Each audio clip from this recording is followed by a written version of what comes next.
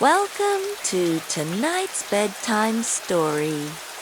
Close your eyes, take a deep breath, and let the gentle rain guide you to sleep. Tonight, we journey into the magical world and let the story begin.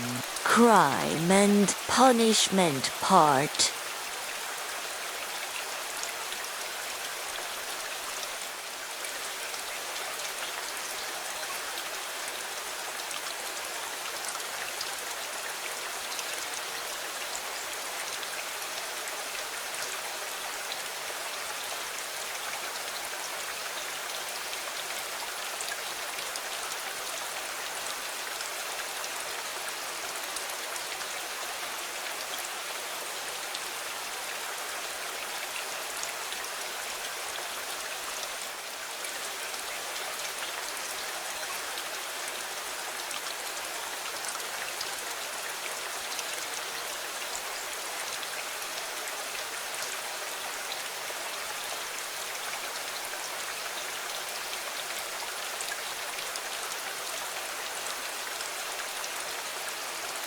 An exceptionally hot evening early in July, a young man came out of the garret in which he lodged in S Place and walked slowly, as though in hesitation, towards Cambridge. He had successfully avoided meeting his landlady on the staircase. His garret was under the roof of a high 5-storied house and was more like a cupboard than a room. The landlady, who provided him with garret dinners and attendance, lived on the floor below, and every time he went out he was obliged to pass her kitchen, the door of which invariably stood open, and each time he passed, the young man had a sick, frightened feeling, which made him scowl and feel ashamed. He was hopelessly in debt to his landlady, and was afraid of meeting her. This was not because he was cowardly and abject, quite the contrary, but for some time past he had been in an overstrained, irritable condition, verging on hypochondria. He had become so completely absorbed in himself and isolated from his fellows that he dreaded meeting not only his landlady, but anyone at all. He was crushed by poverty, but the anxieties of his position had of late ceased to weigh upon him. He had given up attending to matters of practical importance. He had lost all desire to do so. Nothing that any landlady could do had a real terror for him, but to be stopped on the stairs, to be forced to listen to her trivial, irrelevant gossip, to pestering demands for payment, threats, and complaint, and to rack his brains for excuses, to prevaricate, to lie low. Rather than that, he would creep down the stairs like a cat and slip out unseen. This evening, however, on coming out into the street, he became acutely aware of his fears. I want to attempt a thing like that, and I'm frightened by these trifles, he thought with an odd smile. Yes, all is in a man's hands, and he lets it all slip from cowardice. That's an axiom. It would be interesting to know what it is men are most afraid of. Taking a new step, uttering a new word is what they fear most. ... But I am talking too much. It's because I chatter that I do nothing. Or perhaps it is that I chatter because I do nothing. I've learned to chatter this last month, lying 4 days together in my den thinking of Jack, the giant killer. Why am I going there now? Am I capable of that? Is that serious? It is not serious at all. It's simply a fantasy to amuse myself. A plaything. Yes, maybe it is a plaything. The heat in the street was terrible, and the air, the bustle and the plaster, scaffolding, bricks, and dust all about him. And that special Petersburg stench, so familiar to all who are unable to get out of town in Summerall, worked painfully upon the young man's already overwrought nerves. The insufferable stench from the pot houses, which are particularly numerous in that part of the town, and the drunken men whom he met continually, although it was a working day, completed the revolting misery of the picture. An expression of the profoundest disgust gleamed for a moment in the young man's refined face. He was, by the way, exceptionally handsome, above the average in height. Slim, well-built, with beautiful dark eyes and dark brown hair. Soon he sank into deep thought, or more accurately speaking, into a complete blankness of mind. He walked along, not observing what was about him, and not caring to observe it. From time to time, he would mutter something, from the habit of talking to himself, to which he had just confessed. At these moments, he would become conscious that his ideas were sometimes in a tangle and that he was very weak. For 2 days, he had scarcely tasted food.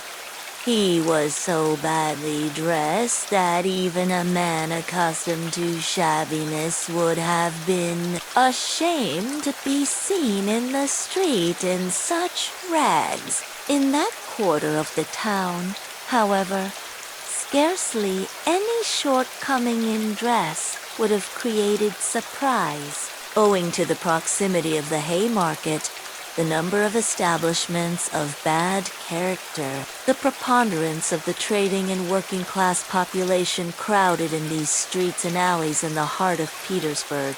Types so various were to be seen in the streets that no figure, however queer, would have caused surprise. But there was such accumulated bitterness and contempt in the young man's heart that, in spite of all the fastidiousness of youth, he minded his rags least of all in the street.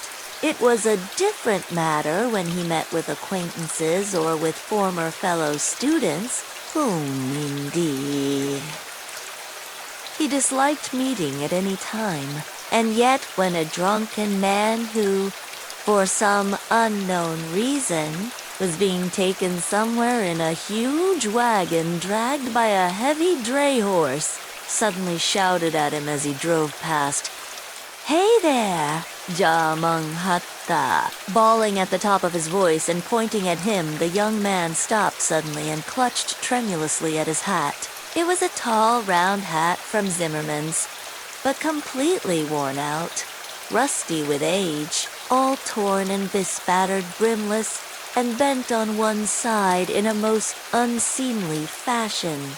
Not shame, however, but quite another feeling akin to terror had overtaken him. "I knew it," he muttered in confusion. "I thought so. That's the worst of all. Why? A stupid thing like this, the most trivial detail might spoil the whole plan. Yes, my hat is too noticeable. Dot, dot, dot. It looks absurd and that makes it noticeable. Dot, dot. With my rags, I ought to wear a cap.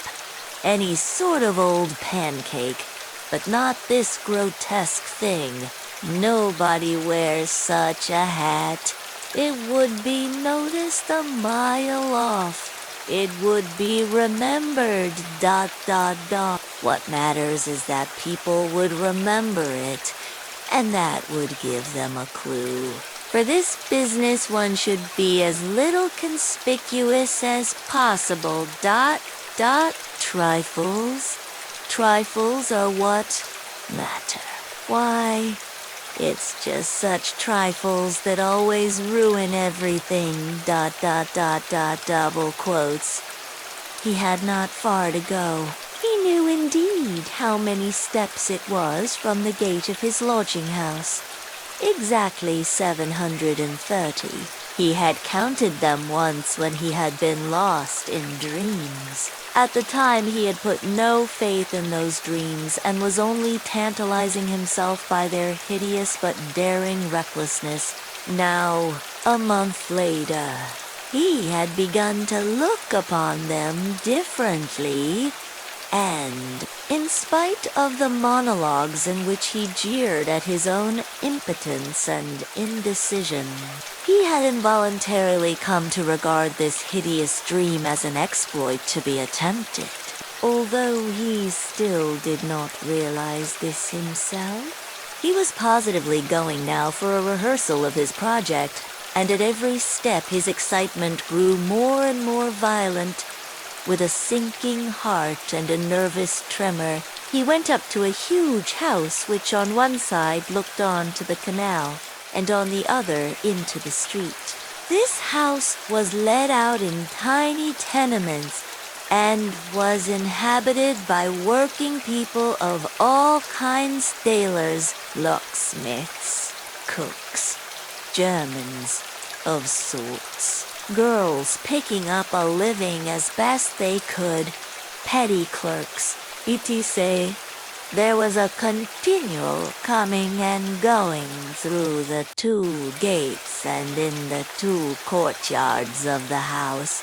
3 or 4 doorkeepers were employed on the building. The young man was very glad to meet none of them, and at once slipped unnoticed through the door on the right, and up the staircase. It was a back staircase, dark and narrow, but he was familiar with it already, and knew his way, and he liked all these surroundings. In such darkness, even the most inquisitive eyes were not to be dreaded.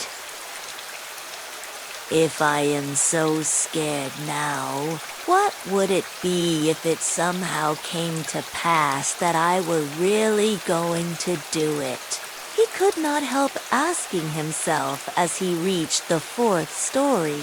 There his progress was barred by some porters who were engaged in moving furniture out of a flat. He knew that the flat had been occupied by a German clerk in the civil service and his family. This German was moving out then, and so the 4th floor on this staircase would be untenanted except by the old woman.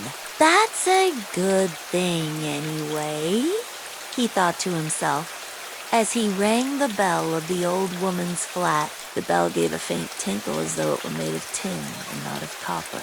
The little flats in such houses always have bells that ring like that.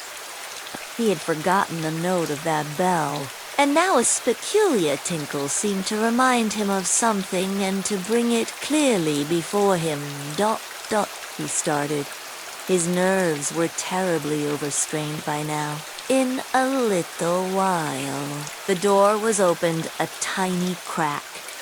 The old woman eyed her visitor with evident distrust through the crack, and nothing could be seen but her little eyes glittering in the darkness. But, seeing a number of people on the landing, she grew bolder and opened the door wide. The young man stepped into the dark entry, which was partitioned off from the tiny kitchen. The old woman stood facing him in silence and looking inquiringly at him. She was a diminutive, withered-up old woman of 60, with sharp, malignant eyes and a sharp little nose. Her colorless, somewhat grizzled hair was thickly smeared with oil, and she wore no kerchief over it. round her thin, long neck, which looked like a hen's leg, was knotted some sort of flannel rag, and in spite of the heat, there hung flapping on her shoulders a mangy fur cape, yellow with age. The old woman coughed and groaned at every instant. The young man must have looked at her with a rather peculiar expression, for a gleam of mistrust came into her eyes again. Raskolnikov. A student. I came here a month ago, the young man made haste to mutter, with a half-bow, remembering that he ought to be more polite. I remember, my good sir. I remember quite well your coming here, the old woman said distinctly, still keeping her inquiring eyes on his face. And here I am again on the same errand, Raskolnikov continued, a little disconcerted and surprised at the old woman's mistrust. Perhaps she is always like that, though. Only I did not notice it the other time, he thought with an uneasy feeling. The old woman paused, as though hesitating, then stepped on one side, and pointing to the door of the room, she said, letting her visitor pass in front of her, "Step in, my good sir." The little room into which the young man walked, with yellow paper on the walls, geraniums and muslin curtains in the windows, was brightly lighted up at that moment by the setting sun. So the sun will shine like this then too, flashed as it were by chance through Raskolnikov's mind, and with a rapid glance he scanned everything in the room, trying as far as possible to notice and remember its arrangement.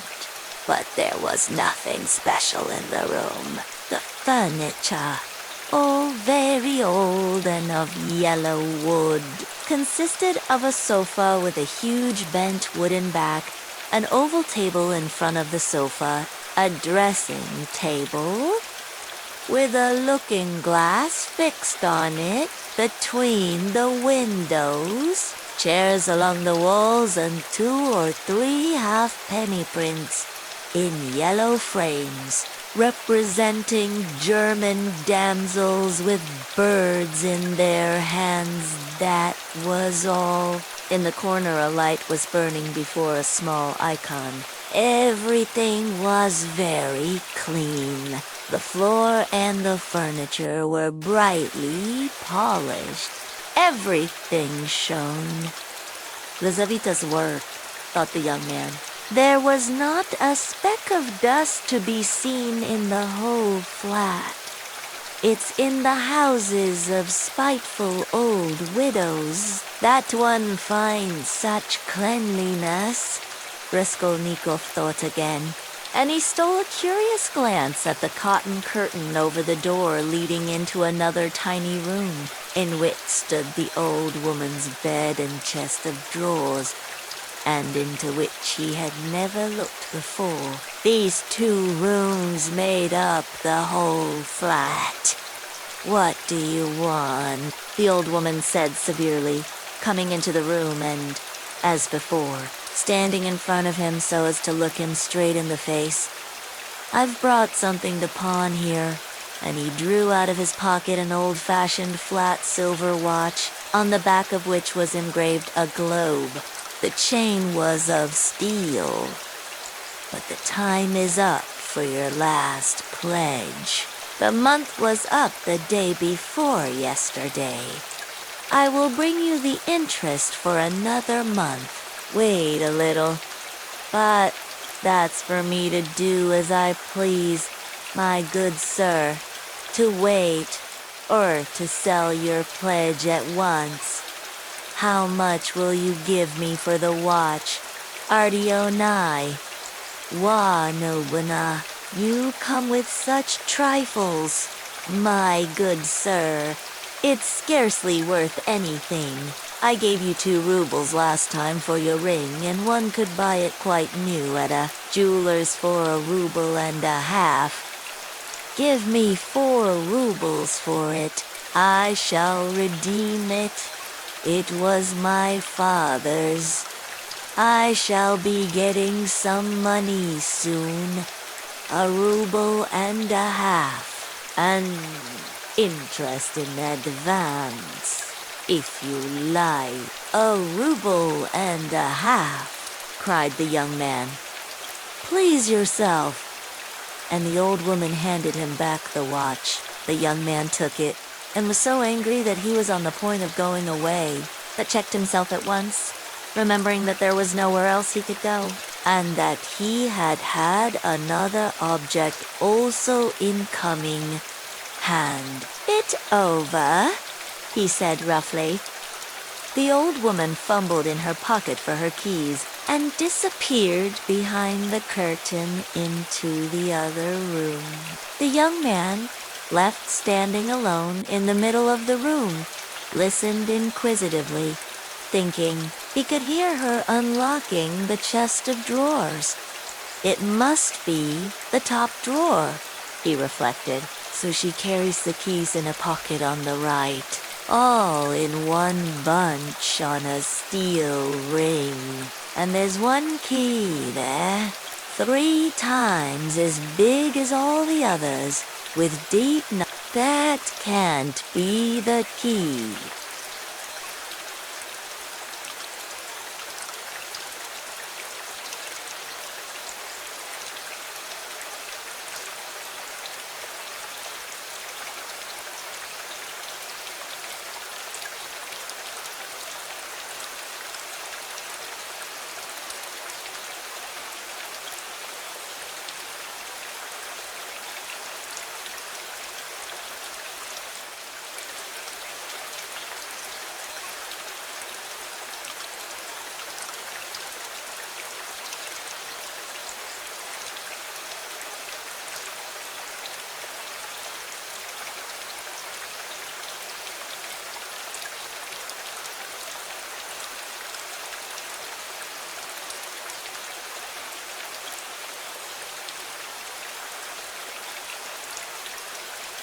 Then there must be some other chest or strong dash box. That's worth knowing.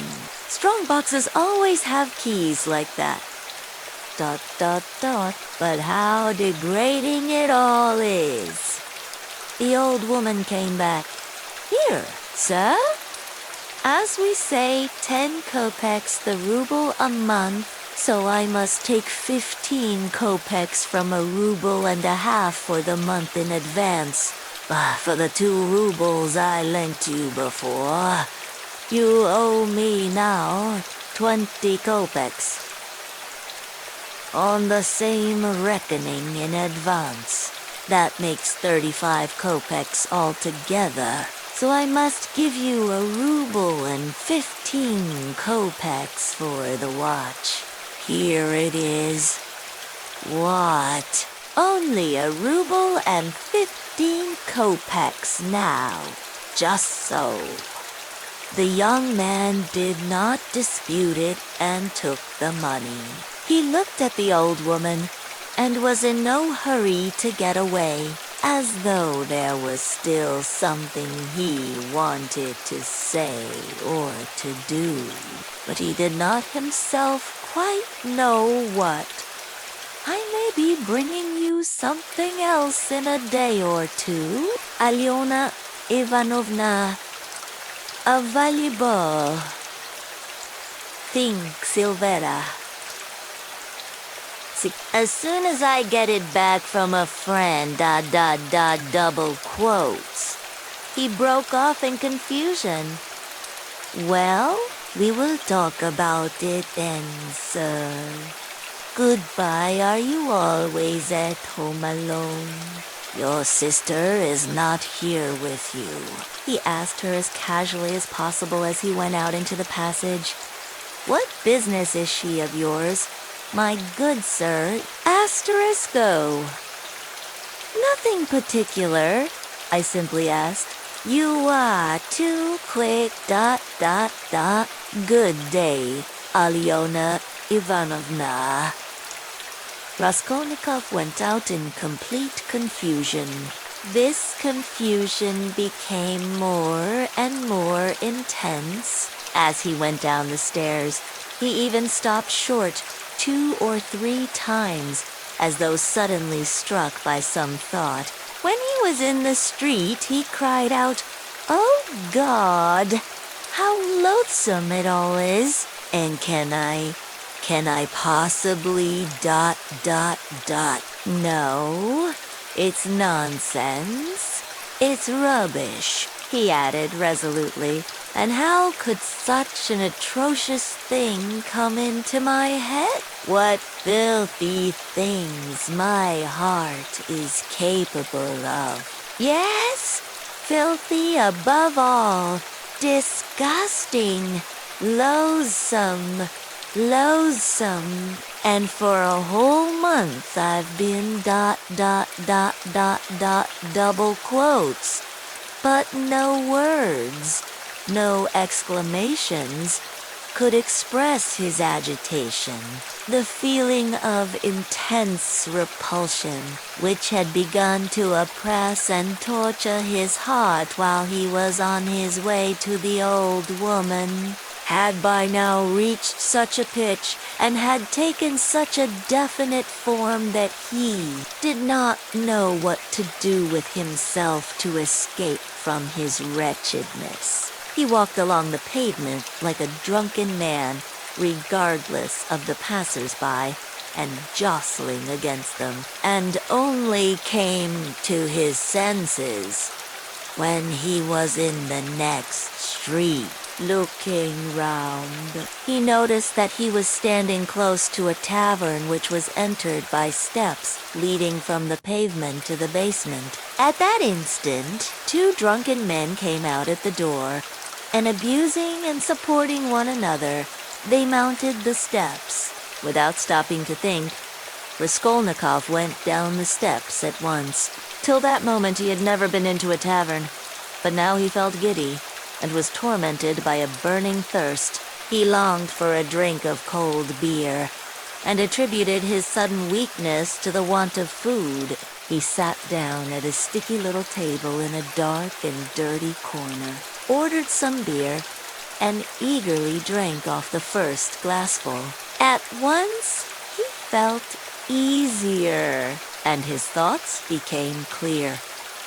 "All that's nonsense," he said hopefully, "and there is nothing in it all to worry about. It's simply physical derangement. Just a glass of beer, a piece of dry bread.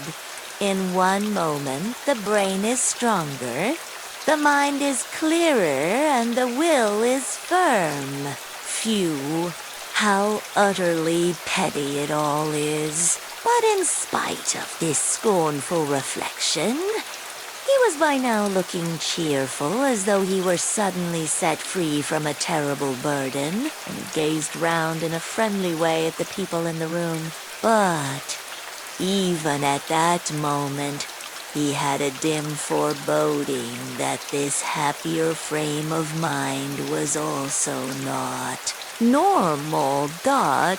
There were few people at the time in the tavern, besides the 2 drunken men he had met on the steps. A group consisting of about 5 men and a girl with a concertina had gone out at the same time.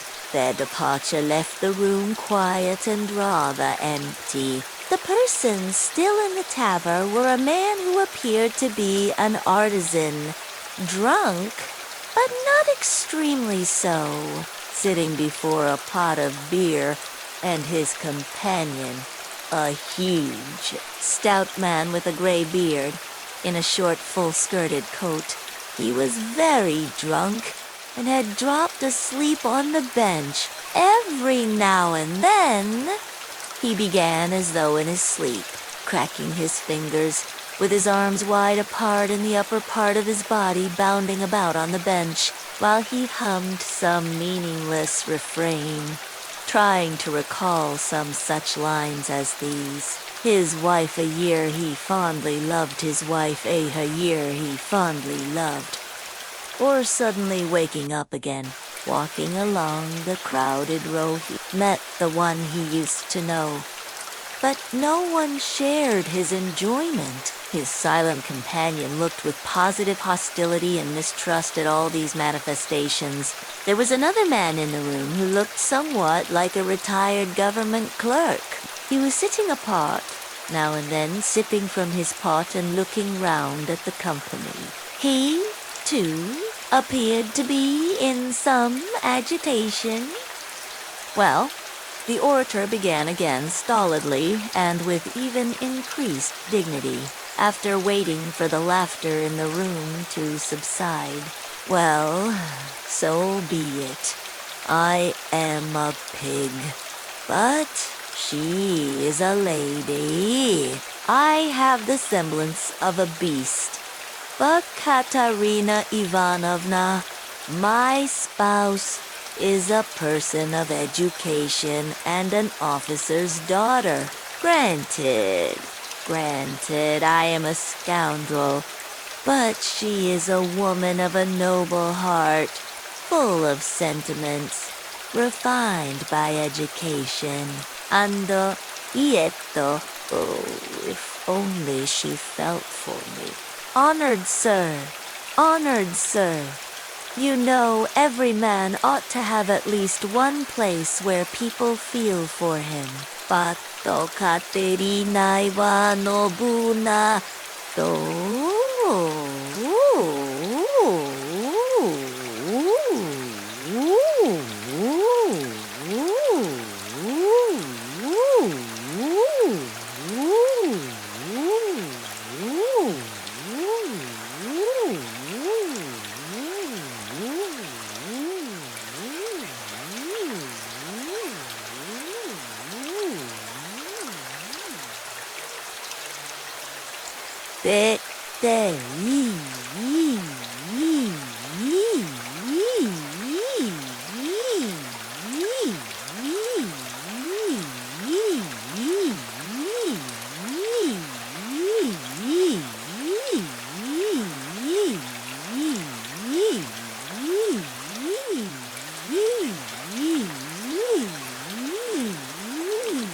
And yet, although I realize that when she pulls my hair, she only does it out of pity for, I repeat without being ashamed, she pulls my hair. Young man, he declared with redoubled dignity, hearing the sniggering again, but, my God, if she would but once, but no, it's all in vain, and it's no use talking, for more than once, my wish did come true, and more than once she has felt for me, but such is my fate, and I am a beast by nature. Rather, assented the innkeeper, yawning. Marmeladov struck his fist resolutely on the table. Such is my fate. Do you know, sir? Do you know? I have sold her very stockings for drink. Not her shoes, that would be more or less in the order of things, but her stockings. Her stockings I have sold for drink. Her mohair shawl I sold for drink. A present to her long ago. Her own property, not mine. And we live in a cold room, and she caught cold this winter, and has begun coughing and spitting blood too. We have 3 little children, and Katerina Ivanovna is at work from morning till night. She is scrubbing and cleaning and washing the children, for she's been used to cleanliness from a child. but her chest is weak and she has a tendency to consumption, and I feel it. Do you suppose I don't feel it? And the more I drink, the more I feel it. That's why I drink too. I try to find sympathy and feeling in drink. ... I drink so that I may suffer twice as much. And as though in despair, he laid his head down on the table. Young man, he went on, raising his head again. In your face, I seem to read some trouble of mind. When you came in, I read it. And that was why I addressed you at once. For, in unfolding to you the story of my life, I do not wish to make myself a laughingstock before these idle listeners, who indeed know all about it already. But I am looking for a man of feeling and education. Know then that my wife was educated in a high-class school for the daughters of noblemen, and on leaving she danced the show dance before the governor and other personages, for which she was presented with a gold medal and a certificate of merit. Same daru. Well, the medal, of course, was sold long ago. H.M. But the certificate of merit is in her trunk still, and not long ago she showed it to our landlady. And although she is most continually on bad terms with the landlady, yet she wanted to tell someone or other of her past honors, and of the happy days that are gone. I don't condemn her for it. I don't blame her, for the one thing left her is recollection of the past, and all the rest is dust and ashes. Yes, she is a lady of spirit, proud and determined. She scrubs the floors herself and has nothing but black bread to eat, but won't allow herself to be treated with disrespect. That's why she would not overlook Mr. Lebeziatnikov's rudeness to her. And so, when he gave her a beating for it, she took to her bed more from the hurt to her feelings than from the blows. She was a widow when I married her, with 3 children. One smaller than the other. She married her first husband, an infantry officer, for love, and ran away with him from her father's house. She was exceedingly fond of her husband, but he gave way to cards, got into trouble, and with that he died. He used to beat her at the end, and although she paid him back, of which I have authentic documentary evidence, to this day she speaks of him with tears, and she throws him up to me, and I am glad that, though only in imagination, she should think of herself as having once been happy, ... And she was left at his death with 3 children in a wild and remote district where I happened to be at the time. And she was left in such hopeless poverty that, although I have seen many ups and downs of all sorts, I don't feel equal to describing it. Even her relations had all thrown her off. And she was proud, too, excessively proud, ... And then, honored, sir. And then, being at the time a widower, with a daughter of 14, left me by my first wife, offered her my hand, for I could not bear the sight of such suffering. You can judge the extremity of her calamities.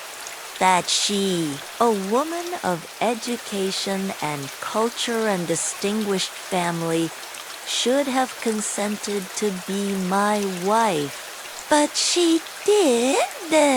Weeping and sobbing and wringing her hands, she married me, for she had nowhere to turn.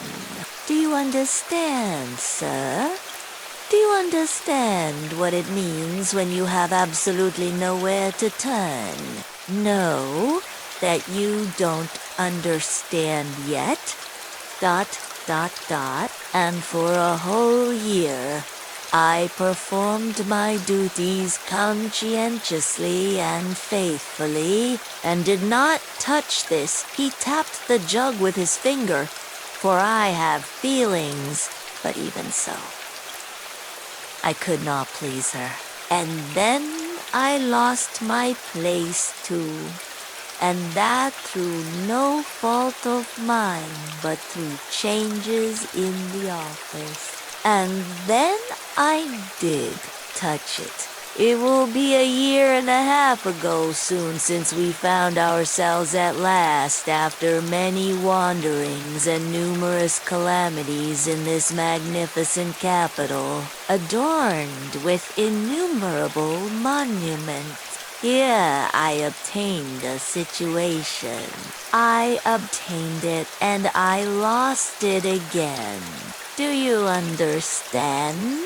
This time it was through my own fault I lost it, for my weakness had come out, ... We have now part of a room at Amalia Fyodorovna Lipovek, and what we live upon and what we pay our rent with, I could not say. There are a lot of people living there besides ourselves. Dirt and disorder, a perfect bedlam, ... HM ... yes ...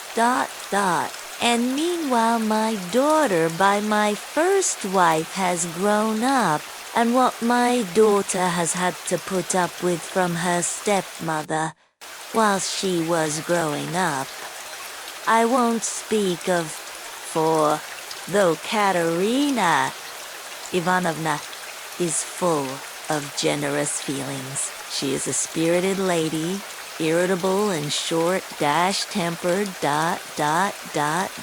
yes, but it's no use going over that. Sonia, as you may well fancy, has had no education.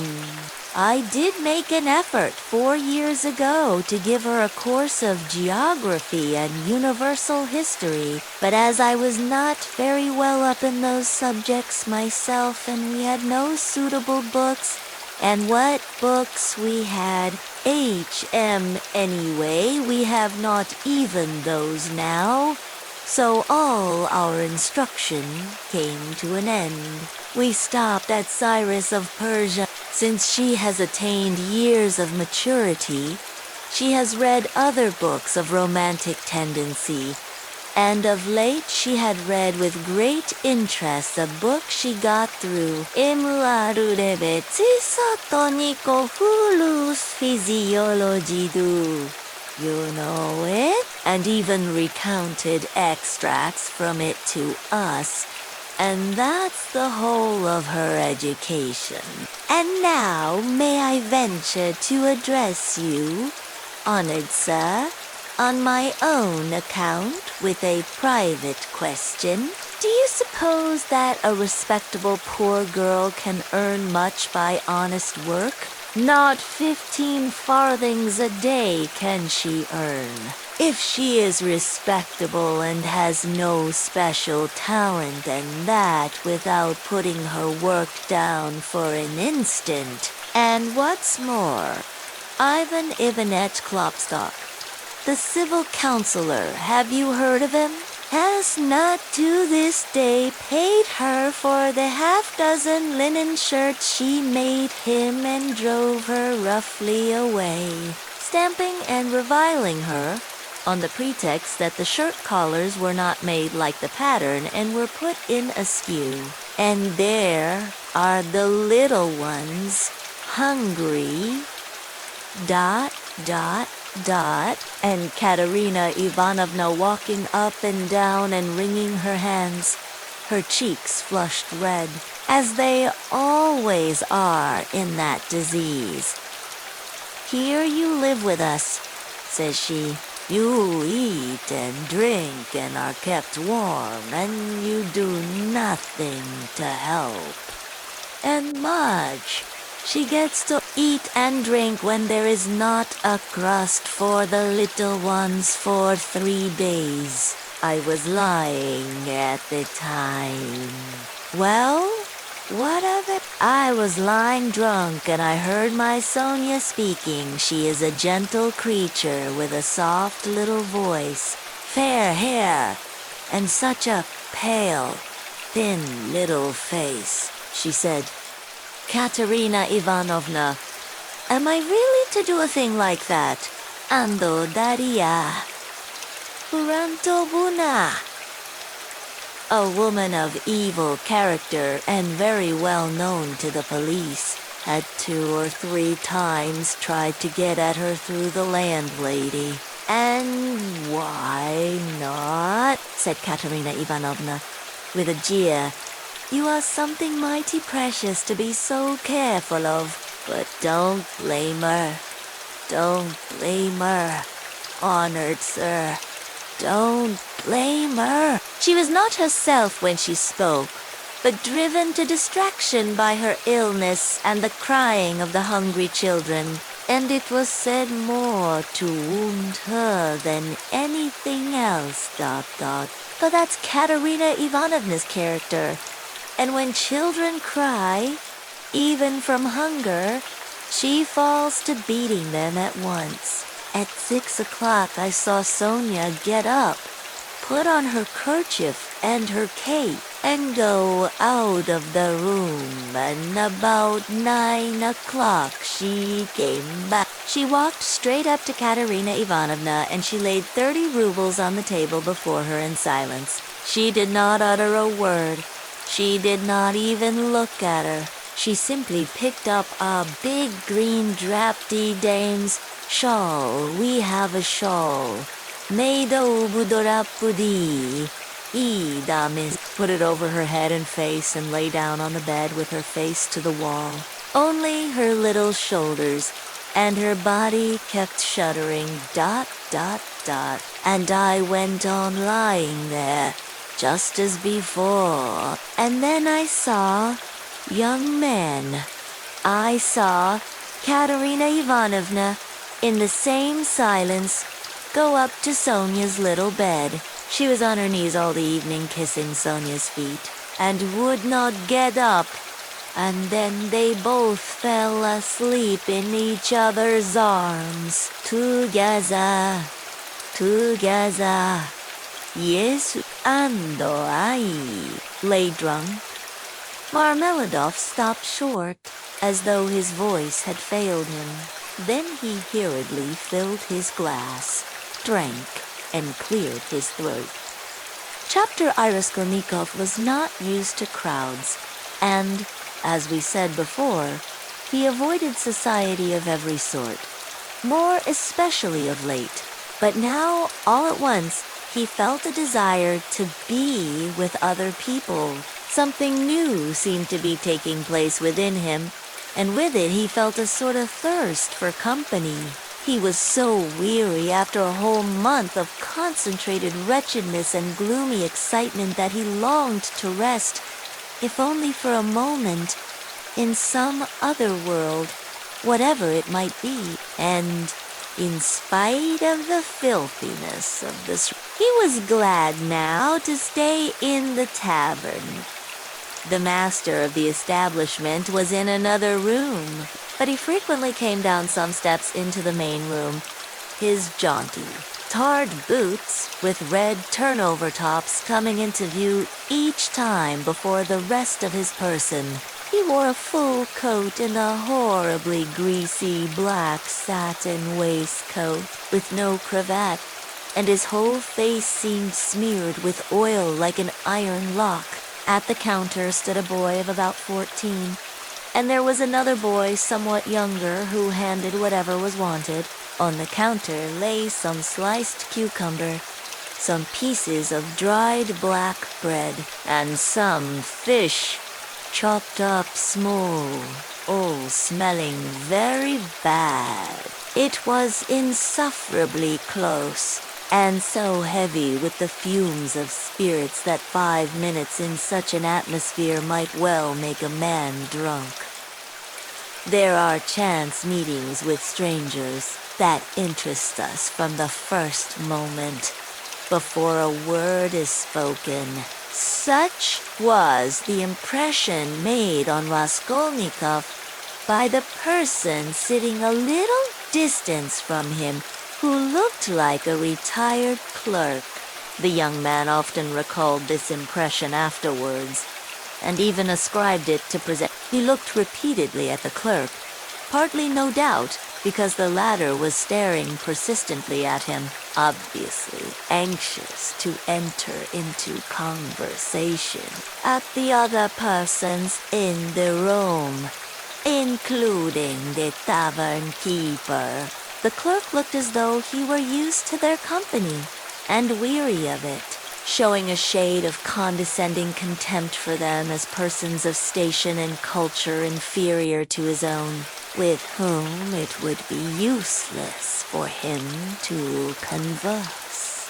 He was a man over 50, bald and grizzled, of medium height, and stoutly built. His face, bloated from continual drinking, was of a yellow, even greenish tinge, with swollen eyelids out of which keen reddish eyes gleamed like little chinks. But there was something very strange in him.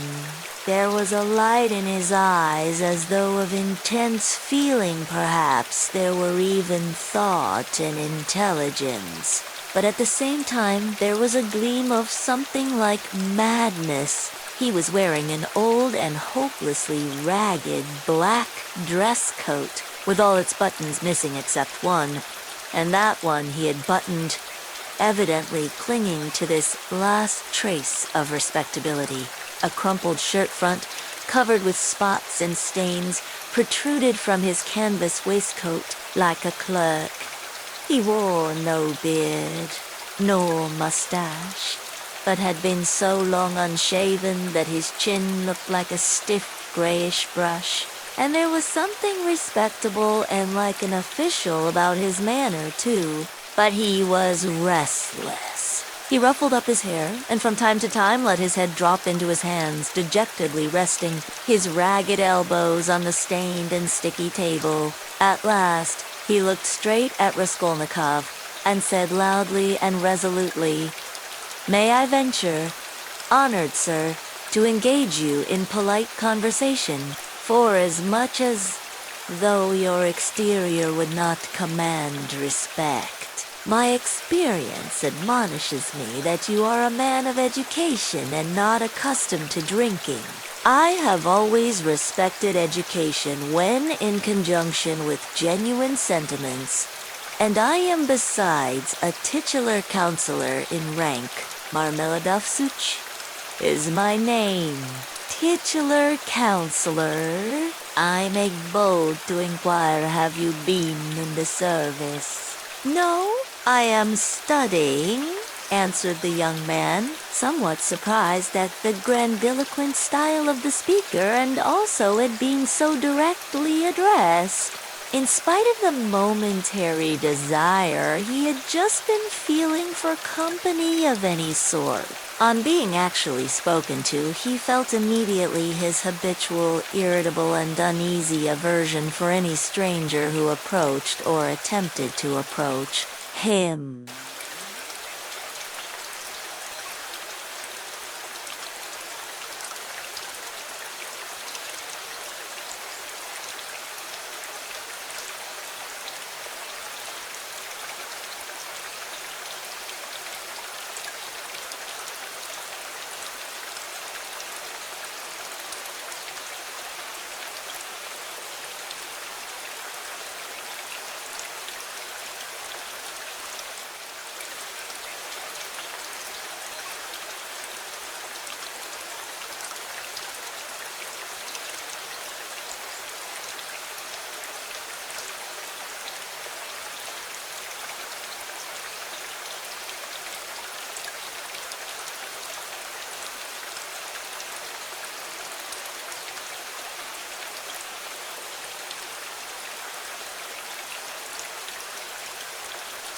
or formerly a student? Cried the clerk. Just what I thought. I'm a man of experience. Immense experience, sir. And he tapped his forehead with his fingers in self-approval. You've been a student or have attended some learned institution, but allow me. ... He got up, staggered, took up his jug and glass, and sat down beside the young man, facing him a little sideways. He was drunk, but spoke fluently and boldly, only occasionally losing the thread of his sentences and drawling his words. He pounced upon Raskolnikov as greedily as though he too had not spoken to a soul for a month. Honored sir, he began almost with solemnity, poverty is not a vice. That's a true saying, yet I know too that drunkenness is not a virtue, and that that's even truer. But beggary, honored sir, beggary is a vice. In poverty you may still retain your innate nobility of soul, but in beggary never know one. For beggary a man is not chased out of human society with a stick. He is swept out with a broom, so as to make it as humiliating as possible, and quite right, too. Forasmuch as in beggary, I am ready to be the first to humiliate myself. Hence, the pot house, honored sir. A month ago, Mr. Lebeziatnikov gave my wife a beating, and my wife is a very different matter from me. Do you understand? Allow me to ask you another question out of simple curiosity. Have you ever spent a night on a hay barge on the Neva? No, I have not happened to, answered Raskolnikov. What do you mean? Well, I've just come from one, and it's the 5th night. I've slept so. ... He filled his glass, emptied it, and paused. Bits of hay were in fact clinging to his clothes and sticking to his hair. It seemed quite probable that he had not undressed or washed for the last 5 days. His hands, particularly, were filthy. They were fat and red, with black nails. His conversation seemed to excite a general though languid interest. The boys at the counter fell to sniggering. The innkeeper came down from the upper room, apparently on purpose to listen to the funny fellow, and sat down at a little distance, yawning lazily, but with dignity. Evidently Marmeladov was a familiar figure here, and he had most likely acquired his weakness for speeches from the habit of frequently entering into conversation with strangers of all sorts in the tavern. This habit develops into a necessity in some drunkards, and especially in those who are looked after sharply and kept in order at home. Hence, in the company of other drinkers, they try to justify themselves and even, if possible, obtain consideration. Funny fellow, pronounced the innkeeper. And why don't you work? Why aren't you at your duty? If you are in the service, why am I not at my duty? Honored sir, Marmeladov went on, addressing himself exclusively to Raskolnikov, as though it had been he who put that question to him. Why am I not at my duty? Does not my heart ache to think what a useless worm I am?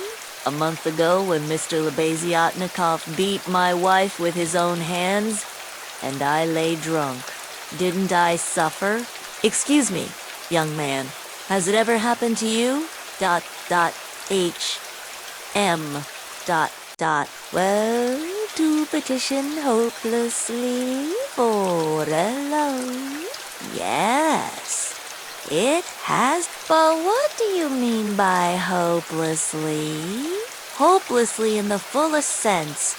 When you know beforehand that you will get nothing by it, you know. For instance, beforehand, with positive certainty, that this man, this most reputable and exemplary citizen, will on no consideration give you money. And indeed I ask you, why should he? For he knows, of course, that I shan't pay it back from compassion. But Mr. Labizier, who keeps up with modern ideas, explained the other day that compassion is forbidden nowadays by science itself. And that's what is done now in England, where there is political economy. Why, I ask you, should he give it to me? And yet, though I know beforehand that he won't, I set off to him and dot dot dot. Why do you go? Putto. Indasco. Dinikofuel. When one has no one, nowhere else one can go. For every man must have somewhere to go, since there are times when one absolutely must go somewhere. When my own daughter first went out with a yellow ticket, then I had to go, for my daughter has a yellow passport, he added in parenthesis, looking with a certain uneasiness at the young man. No matter, sir, no matter, he went on hurriedly and with apparent composure when both the boys at the counter guffawed and even the innkeeper smiled. No matter, I am not confounded by the wagging of their heads, for everyone knows everything about it already, and all that is secret is made open, and I accept it all. Not with contempt, but with humility. So behold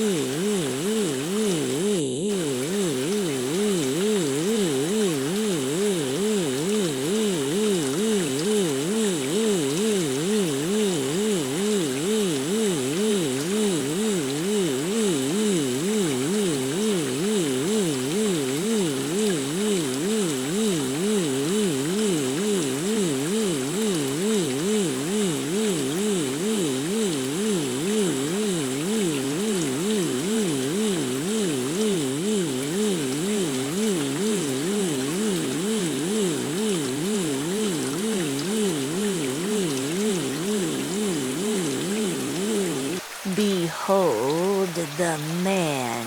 Excuse me, young man, can you? Dot dot dot? No. To put it more strongly and more distinctly, not can you, but dare you, looking upon me, assert that I am not a pig. The young man did not answer a word.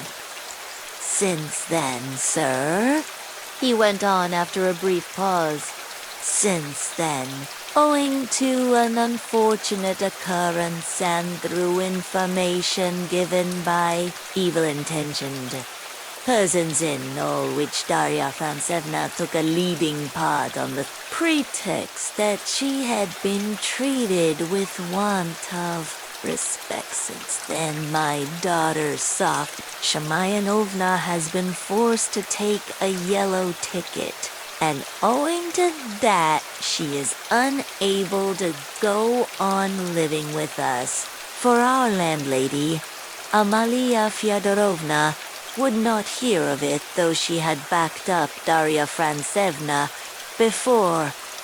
And Mr. Lebezia, 2 dot dot dot HM dot dot. All the trouble between him and Katerina Ivanovna was on Sonia's account. At first he was for making up to Sonia himself, and then all of a sudden he stood on his dignity. "How," said he, "can a highly educated man like me live in the same rooms with a girl like that?" And Katerina Ivanovna would not let it pass. She stood up for her, and so that's how it happened. And Sonia comes to us now, mostly after dark. She comforts Katerina Ivanovna and gives her all she can, dot, dot. She has a room at the Kapanumovs, the tailors. She lodges with them. Kapanumov is a lame man with a cleft palate, and all of his numerous family have cleft palates too, and his wife, too, has a cleft palate. They all live in one room, but Sonia has her own, partitioned off, dot, dot, dot, HM, yes, dot, dot. Very poor people and all with cleft palates, dot, dot, dot, yes. Then I got up in the morning and put on my rags, lifted up my hands to heaven, and set off to His Excellency Ivan Afanasievich. Do you know him? No? Well, then, it's a man of God you don't know. He is wax before the face of the Lord. Even as wax melt, his eyes were dim when he heard my story. Marmeladov, once already you have deceived my expectations. I'll take you once more on my own responsibility. That's what he said. Remember? He said, and now you can go.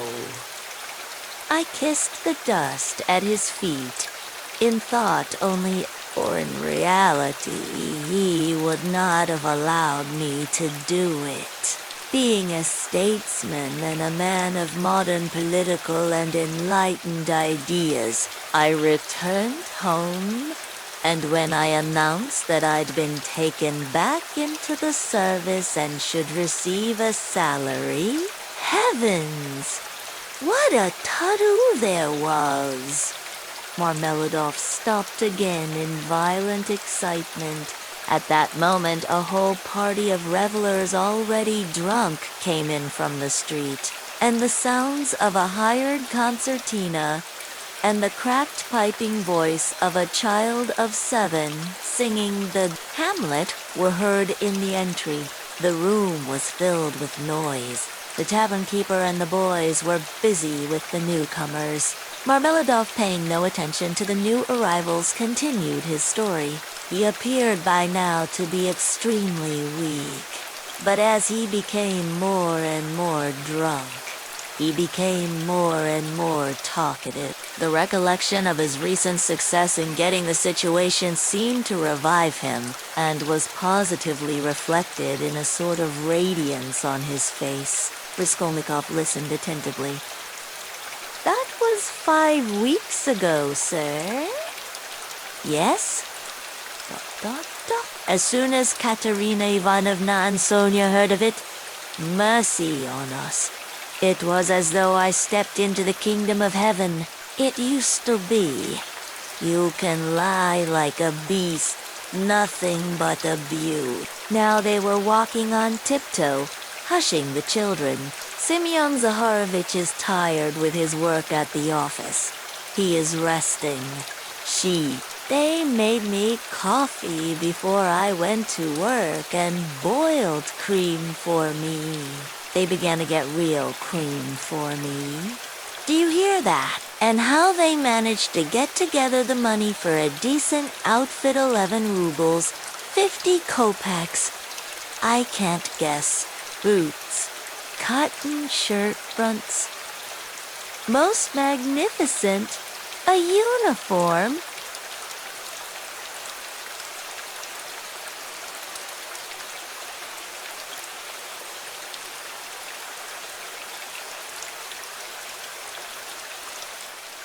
They got up all in splendid style.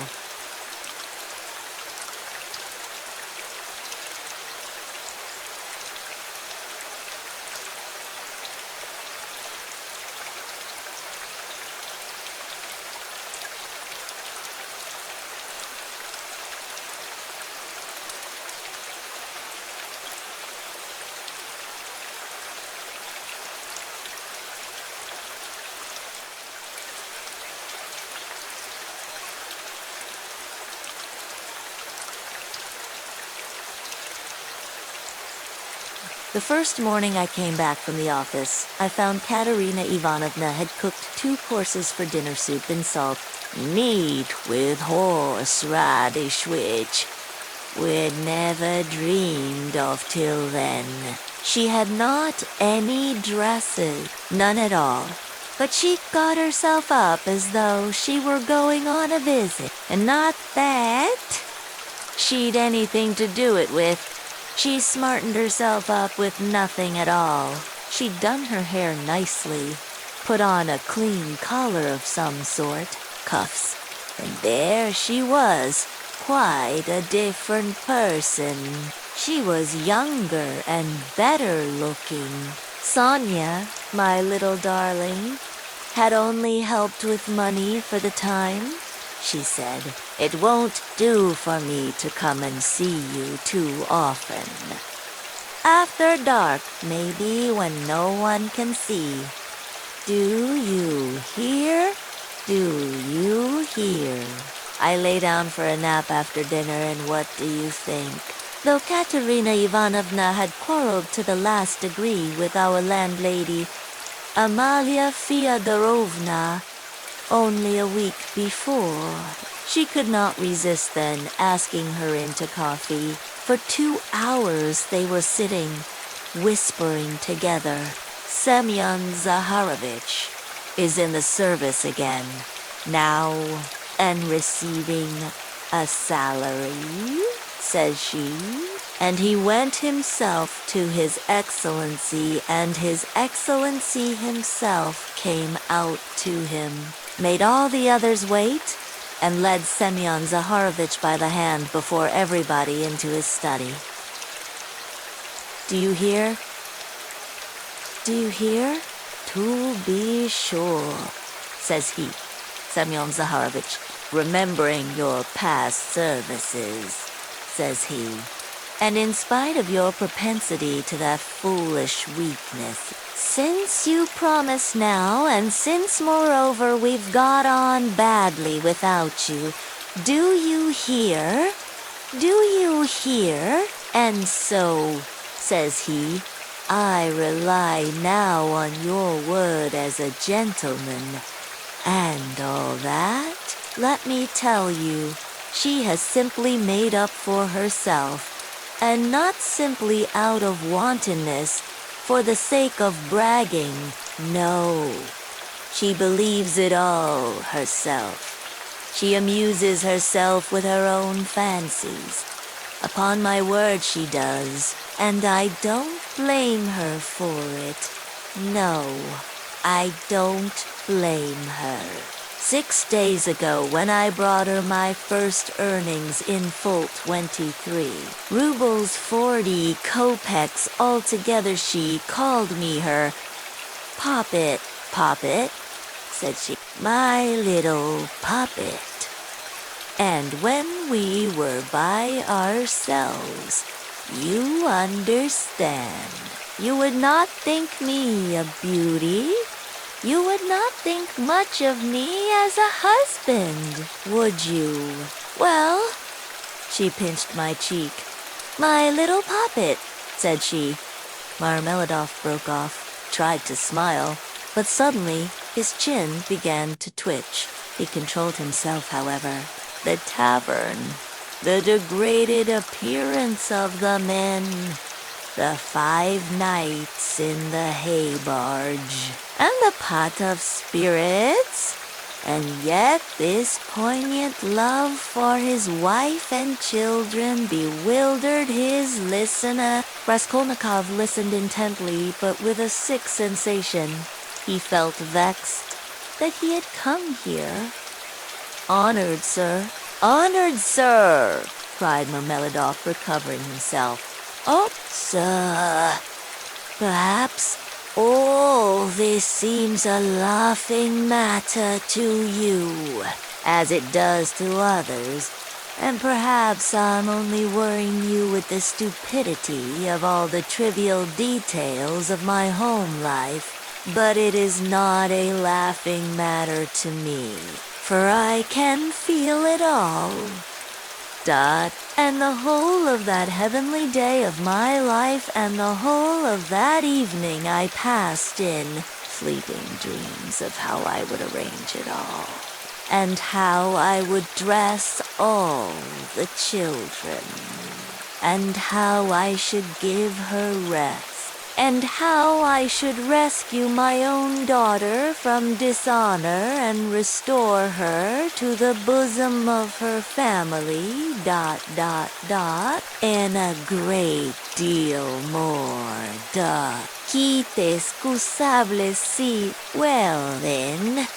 Marmeladov suddenly gave a sort of start, raised his head and gazed intently at his listener. Well, on the very next day after all those dreams, that is to say, exactly 5 days ago, in the evening, by a cunning trick, like a thief in the night, I stole from Katerina Ivanovna the key of her box, took out what was left of my earnings. How much it was I have forgotten. And now look at me, all of you. It's the 5th day since I left home, and they are looking for me there, and it's the end of my employment, and my uniform is lying in a tavern on the Egyptian bridge. I exchanged it for the garments I have on, and it's the end of everything. Chapter I waked up late next day after a broken sleep, but his sleep had not refreshed him. He waked up bilious, irritable, ill-tempered, and looked with hatred at his room. It was a tiny cupboard of a room about 6 paces in length. It had a poverty-stricken appearance with its dusty yellow paper peeling off the walls, and it was so low-pitched that a man of more than average height was ill at ease in it and felt every moment that he would knock his head against the ceiling. The furniture was in keeping with the room. There were 3 old chairs, rather rickety, a painted table in the corner on which lay a few manuscripts and books. The dust that lay thick upon them showed that they had been long untouched. A big, clumsy sofa occupied almost the whole of one wall and half the floor space of the room. It was once covered with chintz, but was now in rags, and served Raskolnikov as a bed. Often he went to sleep on it, as he was, without undressing, without sheets, wrapped in his old student's overcoat, with his head on one little pillow, under which he heaped up all the linen he had, clean and dirty, by way of a bolster. A little table stood in front of the sofa. It would have been difficult to sink to a lower ebb of disorder, but to Raskolnikov, in his present state of mind, this was positively agreeable. He had got completely away from everyone, like a tortoise in its shell, and even the sight of a servant girl who had to wait upon him and looked sometimes into his room made him writhe with nervous irritation. He was in the condition that overtakes some monomaniacs entirely concentrated upon one thing. His landlady had, for the last fortnight, given up sending him in meals, and he had not yet thought of expostulating with her, though he went without his dinner. Nastasia, the cook and only servant, was rather pleased at the lodger's mood and had entirely given up sweeping and doing his room. Only once a week or so she would stray into his room with a broom. She waked him up that day. "Get up. Why are you asleep?" she called to him. "It's past 9. I have brought you some tea. Will you have a cup? I should think you're fairly starving." Raskolnikov opened his eyes, started, and recognized Nastasia. "From the landlady, he asked, slowly and with a sickly face, sitting up on the sofa. "From the landlady? Indeed." She set before him her own cracked teapot full of weak and stale tea, and laid 2 yellow lumps of sugar by the side of it. "Nastasia, take it, please," he said, fumbling in his pocket where he had slept in his clothes and taking out a handful of coppers. "Run and buy me a loaf, and get me a little sausage, the cheapest at the pork butcher's. The loaf I'll fetch you this very minute. But wouldn't you rather have some cabbage soup instead of sausage? It's capital soup. Yesterday's. I saved it for you yesterday, but you came in late. It's fine soup." When the soup had been brought, and he had begun upon it, Nastasia sat down beside him on the sofa and began chatting. She was a country peasant woman, and a very talkative one. "Praskovia Pavlovna means to complain to the police about you," she said. He scowled. "To the police? What does she want?" "You don't pay her money and you won't turn out of the room. That's what she wants, to be sure. The devil, that's the last straw," he muttered, grinding his teeth. "No, that would not suit me, ... Just now. She is a fool," he added aloud. "I'll go and talk to her today. Fool she is, and no mistake, just as I am. But why, if you are so clever, do you lie here like a sack and have nothing to show for it? One time you used to go out, you say, to teach children. But why is it you do nothing now? I am doing ... double quotes." Raskolnikov began sullenly and reluctantly. "What are you doing? Work? ... What sort of work?" "I am thinking," he answered seriously after a pause. Nastasia was overcome with a fit of laughter. She was given to laughter, and when anything amused her, she laughed inaudibly, quivering and shaking all over till she felt ill. "And have you made much money by your thinking?" she managed to articulate at last. "One can't go out to give lessons without boots, and I'm sick of it. Don't quarrel with your bread and butter. They pay so little for lesson. What's the use of a few coppers?" he answered, reluctantly, as though replying to his own thought. "And you want to get a fortune all at once?" He looked at her strangely. "Do quotes? Yes, I want a fortune. he answered firmly, after a brief pause. "Don't be in such a hurry. You quite frighten me. Shall I get you the loaf or not?" "As you please." I forgot. A letter came for you yesterday when you were out." "A letter for me? From whom? I can't see." "I gave 3 kopecks of my own to the postman for it. Will you pay me back? Then bring it to me. For God's sake, bring it!" cried Raskolnikov, greatly excited. Good God! A minute later, the letter was brought him. That was it. From his mother, from the province of R. He turned pale when he took it. It was a long while since he had received a letter, but another feeling also suddenly stabbed his heart. "Nastasia, leave me alone. For goodness sake, here are your 3 kopecks. But for goodness sake, make haste and go." "Ah!" she cried out in a frenzy. "He has come back. The criminal. The monster.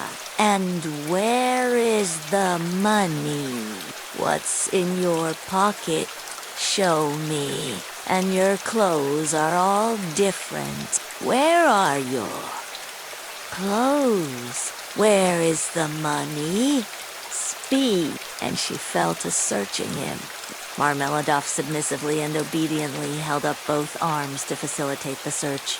Not a farthing was there.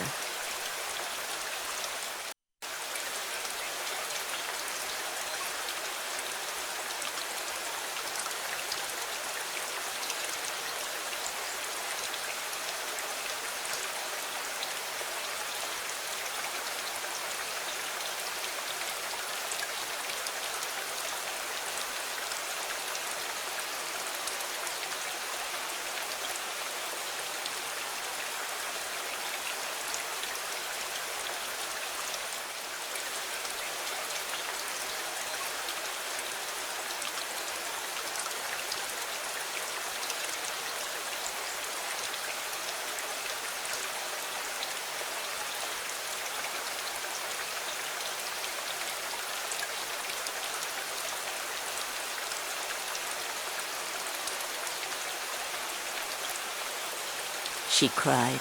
"Mercy on us! Can he have drunk it all?"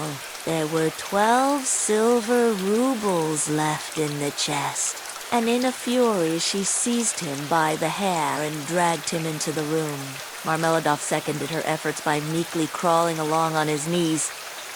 "And this is a consolation to me. This does not hurt me, but is a positive consolate to—" "Honorad, sir!" he called out, shaken to and fro by his hair, and even once striking the ground with his forehead. The child asleep on the floor woke up and began to cry.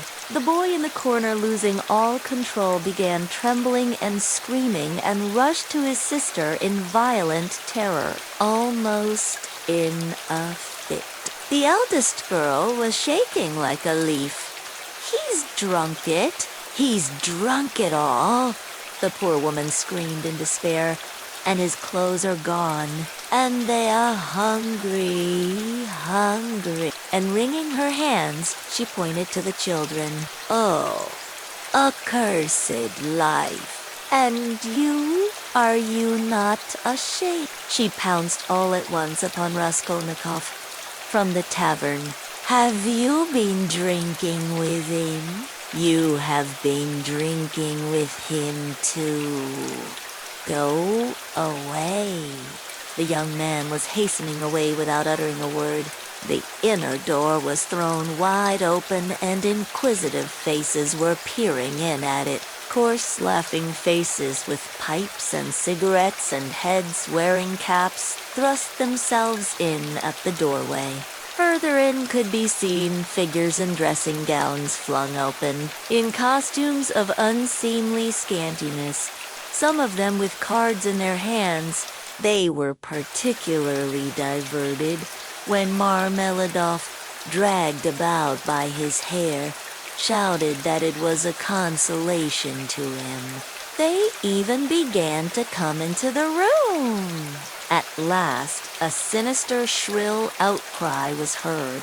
This came from Amalia Lipovica, herself pushing her way amongst them and trying to restore order after her own fashion. And for the 100th time to frighten the poor woman by ordering her with coarse abuse to clear out of the room next day. As he went out, Raskolnikov had time to put his hand into his pocket to snatch up the coppers he had received in exchange for his ruble in the tavern and to lay them unnoticed on the window. Afterwards, on the stairs, he changed his mind and would have gone back. What a stupid thing I've done, he thought to himself. They have Sonia, and I want it myself. But reflecting that it would be impossible to take it back now, and that in any case he would not have taken it, he dismissed it with a wave of his hand and went back to his lodging. Sonia wants pomatum too, he said as he walked along the street, and he laughed malignantly. Such smartness costs money, ... A.M. And maybe Sonia herself will be bankrupt today, for there is always a risk. Hunting big game, digging for gold. Then they would all be without a crust tomorrow, except for my money. Hurrah! For Sonia. What a mine they've dug there, and they're making the most of it. Yes, they are making the most of it. They've wept over it and grown used to it. Man grows used to everything. The scoundrel. He sank into thought. And what if I am wrong? He cried suddenly after a moment's thought. What if man is not really a scoundrel? Men in general. I mean, the whole race of mankind and all the rest is prejudice, simply artificial terrors. And there are no barriers, and it's all as it should be. Showed and read to everyone the letter in Dunya's own handwriting to Mr. Svidrigailov, and even allowed them to take copies of it, which I must say I think was superfluous.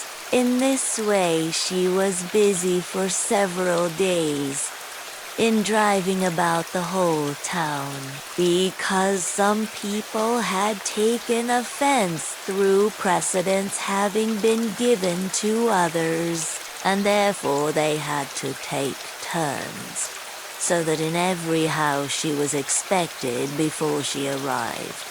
And everyone knew that on such and such a day, Marfa Petrovna would be reading the letter in such and such a place, and people assembled for every reading of it, even many who had heard it several times already, both in their own houses and in other people's. In my opinion, a great deal. A very great deal of all this was unnecessary, but that's Marfa Petrovna's character.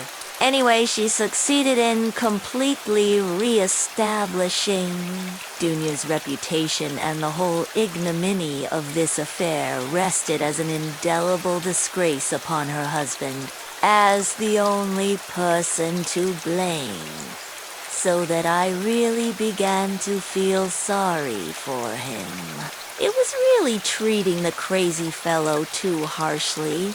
Dunia was at once asked to give lessons in several families, but she refused. All of a sudden, everyone began to treat her with marked respect, and all this did much to bring about the event by which one may say our whole fortunes are now transformed. You must know, dear Radia, that Dunya has a suitor, and that she has already consented to marry him. I hasten to tell you all about the matter, and though it has been arranged without asking your consent, I think you will not be aggrieved with me or with your sister on that account. For you will see that we could not wait and put off our decision till we heard from you, and you could not have judged all the facts without being on the spot. This was how it happened. He is already of the rank of a counselor, Piotr Petrobitiru Shin, and is distantly related to Marfa Pet, who has been very active in bringing the match about. It began with his expressing through her his desire to make our acquaintance. He was properly received, drank coffee with us, and the very next day he sent us a letter in which he very courteously made an offer, begged for a speedy and decided answer. He is a very busy man and is in a great hurry to get to Petersburg, so that every moment is precious to him. At first, of course, we were greatly surprised, as it had all happened so quickly and unexpectedly. We thought and talked it over the whole day. He is a well-to-do man, to be depended upon. He has 2 posts in the government and has already made his fortune. It is true that he is 45 years old, but he is of a fairly prepossessing appearance and might still be thought attractive by women. And he is altogether a very respectable and presentable man.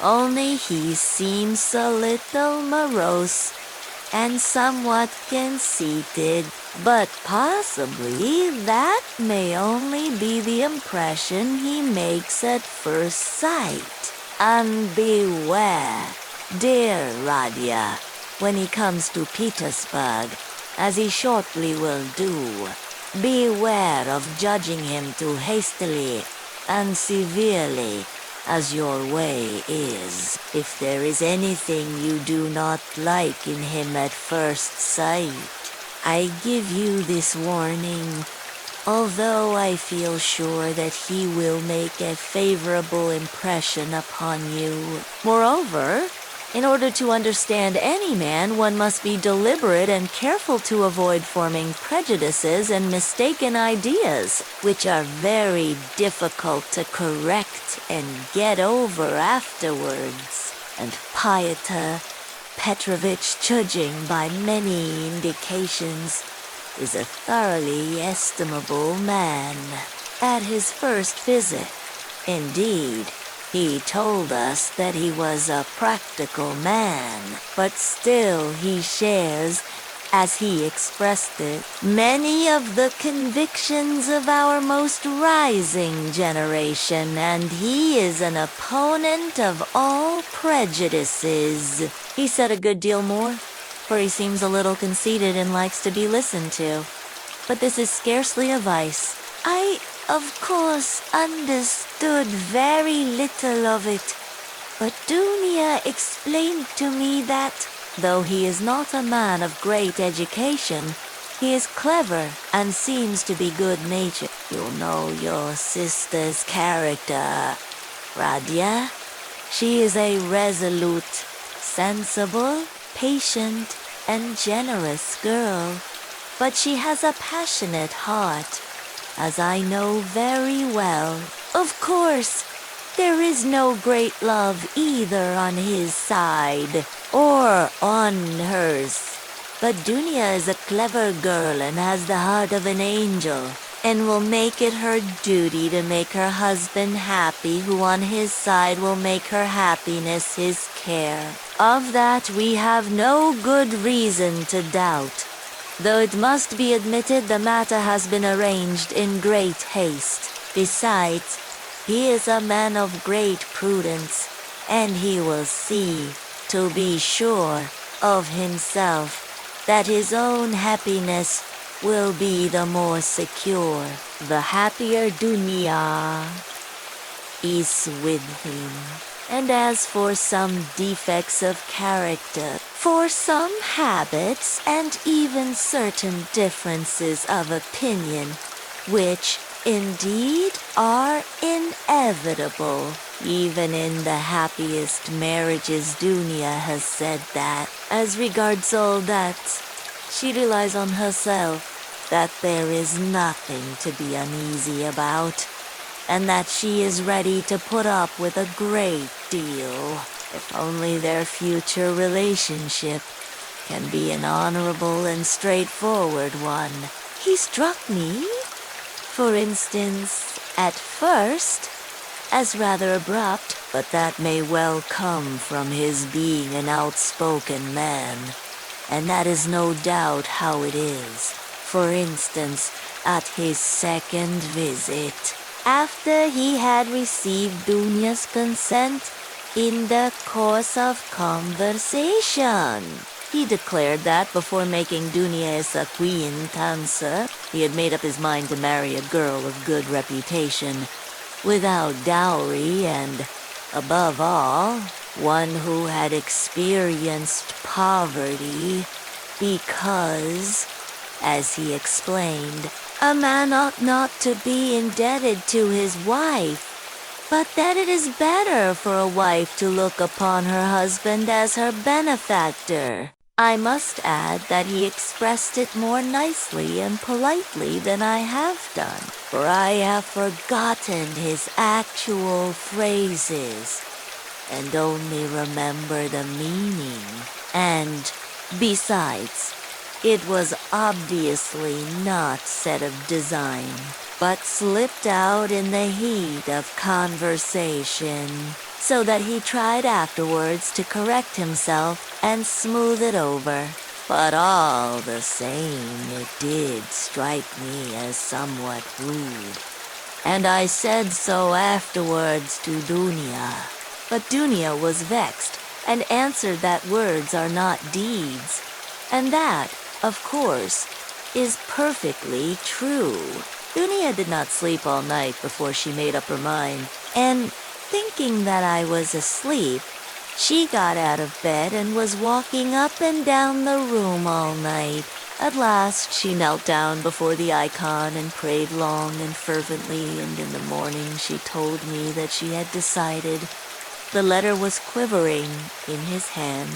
He did not want to open it in her presence. He wanted to be left alone with this letter. When Nastasia had gone out, he lifted it quickly to his lips and kissed it. Then he gazed intently at the address, the small, sloping handwriting, so dear and familiar, of the mother who had once taught him to read and write. He delayed. He seemed almost afraid of something. At last he opened it. It was a thick, heavy letter, weighing over 2 ounces. 2 large sheets of notepaper were covered with very small handwriting. "My dear Radia," wrote his mother, "it's 2 months since I last had a talk with you by letter, which has distressed me and even kept me awake at night thinking. But I'm sure you will not blame me for my inevitable silence. You know how I love you. You are all we have to look to, Dunya and I. You are our all, our one hope. one stay. What a grief it was to me when I heard that you had given up the university some months ago, for want of means to keep yourself, and that you had lost your lessons and your other work. How could I help you out of my 120 rubles a year pension, the 15 rubles I sent you 4 months ago I borrowed, as you know, on security of my pension from Vasily Ivanovich Barashin, a merchant of this town. He is a kind-hearted man and was a friend of your father's too. By having given him the right to receive the pension, I had to wait till the debt was paid off, and that is only just done, so that I've been unable to send you anything all this time. But now, thank God, I believe I shall be able to send you something more. And in fact, we may congratulate ourselves on our good fortune now, of which I hasten to inform you. In the first place, would you have guessed, dear Radia, that your sister has been living with me for the last 6 weeks, and we shall not be separated in the future. Thank God, her sufferings are all.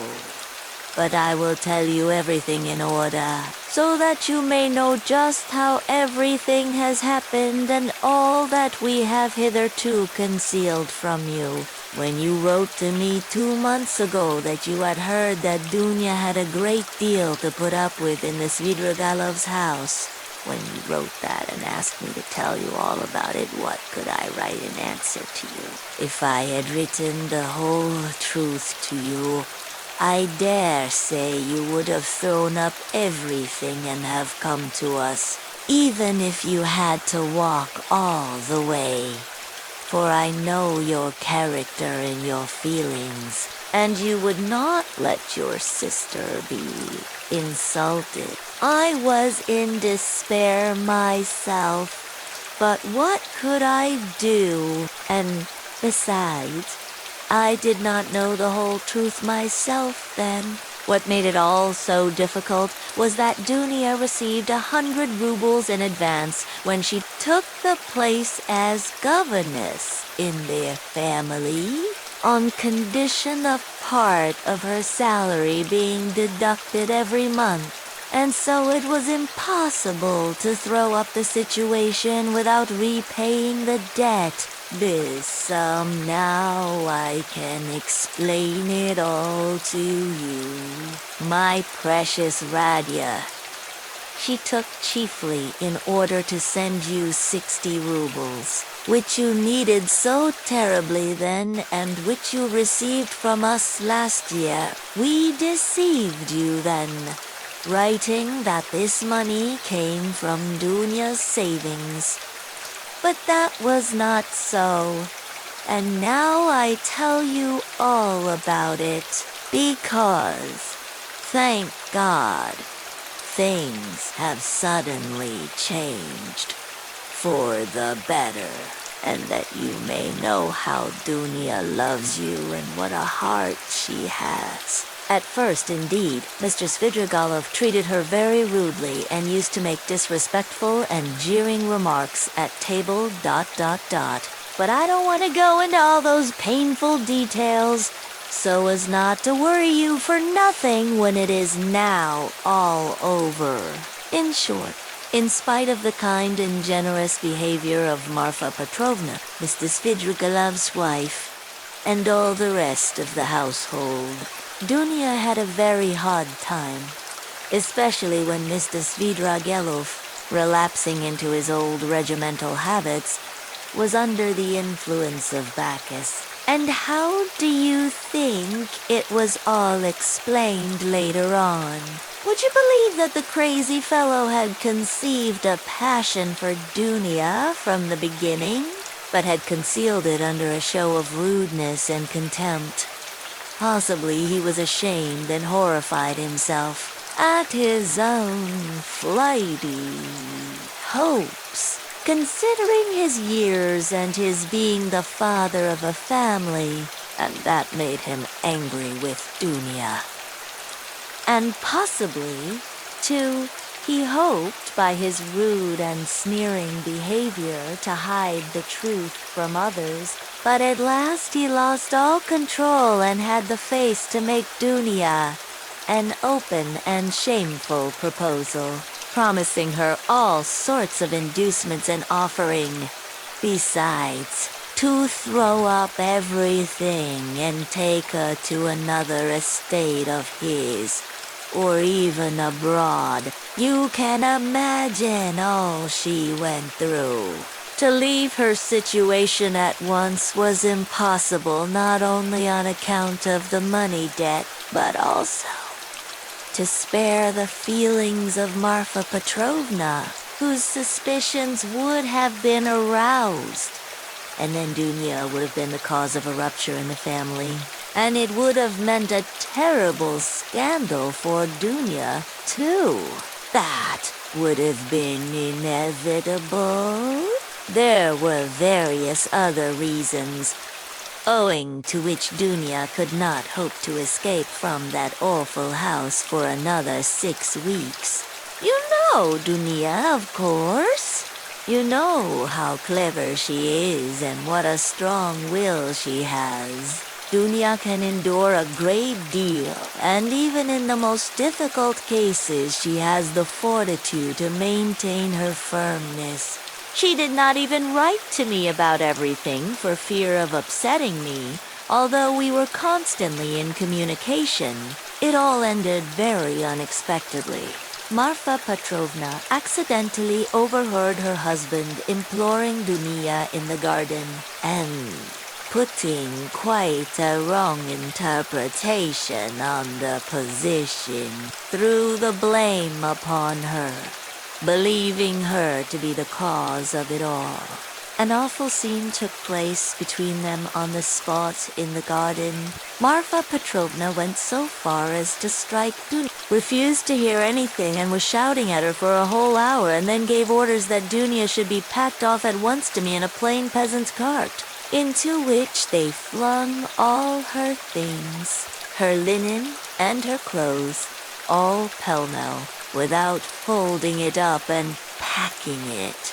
And a heavy shower of rain came on, too, and Dunya, insulted and put to shame, had to drive with a peasant in an open cart all the 17 verses into town. Only think now, what answer could I have sent to the letter I received from you 2 months ago, and what could I have written? I was in despair. I dared not write to you the truth, because you would have been very unhappy, mortified and indignant. And yet, what could you do? You could only perhaps ruin yourself. And besides, Dunya would not allow it, and fill up my letter with trifles when my heart was so full of sorrow I could not. For a whole month the town was full of gossip about this scandal, and it came to such a pass that Dunya and I dared not even go to church on account of the contemptuous looks, whispers, and even remarks made aloud about us. All our acquaintances avoided us. Nobody even bowed to us in the street, and I learnt that some shopmen and clerks were intending to insult us in a shameful way, smearing the gates of our house with pitch, so that the landlord began to tell us we must leave. All this was set going by Marfa Petrovna, who managed to slander Dunya and throw dirt at her in every family. She knows everyone in the neighborhood, and that month she was continually coming into the town. And as she is rather talkative and fond of gossiping about her family affairs, and particularly of complaining to all and each of her husband, which is not at all.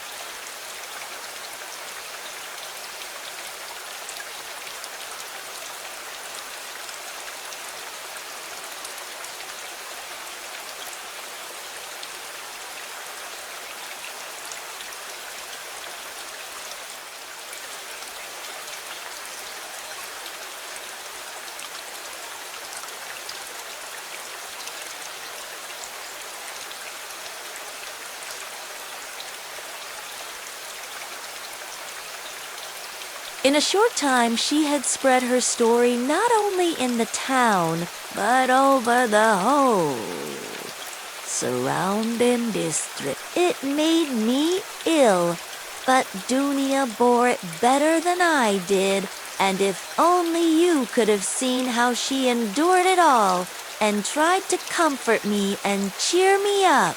She is an angel, but by God's mercy, our sufferings were cut short. Mr. Svidrigailov returned to his senses and repented, probably feeling sorry for Dunia. He laid before Marfa Petrovna a complete and unmistakable proof of Dunia's innocence, in the form of a letter Dunia had been forced to write and give to him, before Marfa Petrovna came upon them in the garden. This letter, which remained in Mr. Svidrigailov's hands after her departure, she had written to refuse personal explanations and secret interviews, for which he was entreating her. In that letter she reproached him with great heat and indignation for the baseness of his behavior in regard to Marfa Petrovna, reminding him that he was the father and head of a family and telling him how infamous it was of him to torment and make unhappy a defenseless girl. Unhappy enough already. Indeed, dear Radia. The letter was so nobly and touchingly written that I sobbed when I read it, and to this day I cannot read it without tears. Moreover, the evidence of the servants, too, cleared Dunia's reputation. They had seen and known a great deal more than Mr. Svidrigailov had himself supposed us.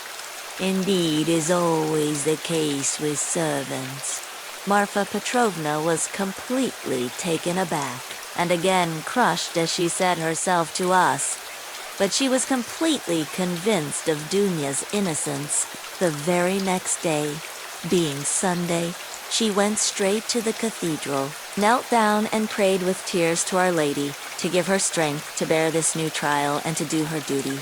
Then she came straight from the cathedral to us, told us the whole story, wept bitterly, and, fully penitent, she embraced Dunia and besought her to forgive her.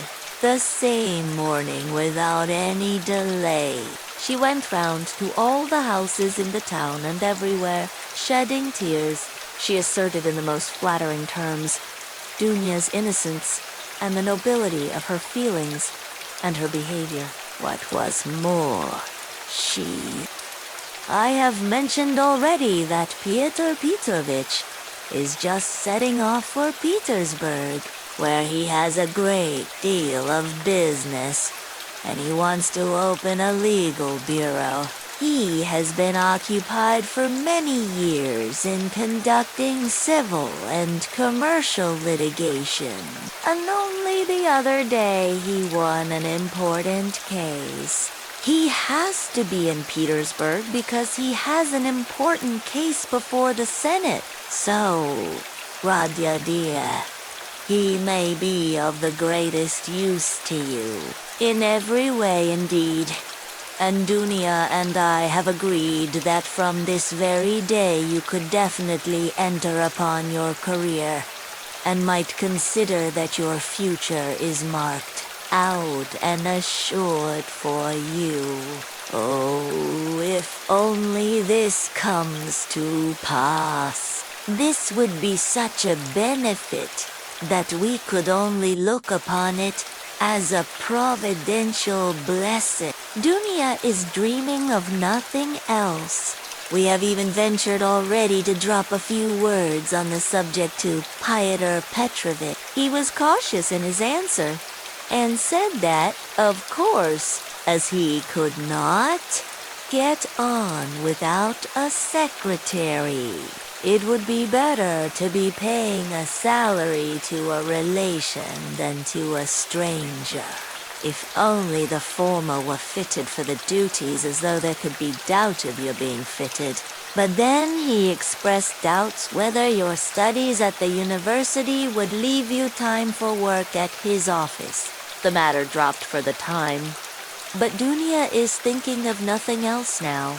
She has been in a sort of fever for the last few days, and has already made a regular plan for your becoming in the end an associate, and even a partner in Pyotr Petrovich's business, which might well be, seeing that you are a student of law. I am in complete agreement with her, Radia, and share all her plans and hopes, and think there is every probability of realizing them, and in spite of Pyotr Petrovich's evasiveness, very natural at present since he does not know you. Dunia is firmly persuaded that she will gain everything by her good influence over her future husband. This she is reckoning upon. Of course, we are careful not to talk of any of these more remote plans to Pyotr Petrovich, especially of your becoming his partner. He is a practical man and might take this very coldly. It might all seem to him simply a daydream. Nor has either Dunia or I breathed a word to him of the great hopes we have of his helping us to pay for your university studies. We have not spoken of it in the first place, because it will come to pass of itself later on, and he will no doubt, without wasting words, offer to do it of himself, as though he could refuse Dunia that the more readily, since you may by your own efforts become his right hand in the office, and receive this assistance not as a charity, but as a salary earned by your own work. Dunia wants to arrange it all like this, and I quite agree with her. And we have not spoken of our plans for another reason. That is, because I particularly wanted you to feel on an equal footing when you first meet him. When Dunia spoke to him with enthusiasm about you, he answered that one could never judge of a man without seeing him close for oneself, and that he looked forward to forming his own opinion when he makes your acquaintance. Do you know, my precious Radia? I think that perhaps for some reasons nothing to do with Pyotr Petrovich, though simply for my own personal, perhaps old womanish fancies, I should do better to go on living by myself, apart than with them after the wedding. I am convinced that he will be generous and delicate enough to invite me and to urge me to remain with my daughter for the future. And if he has said nothing about it hitherto, it is simply because it has been taken for granted. But I shall refuse. I have noticed more than once in my life that husbands don't quite get on with their mothers, and I don't want to be the least bit in anyone's way. And for my own sake, too, would rather be quite independent so long as I have a crust of bread of my own, and such children as you and Dunia. If possible, I would settle somewhere near you for the most joyful piece of news, dear Radya, I have kept for the end of my letter.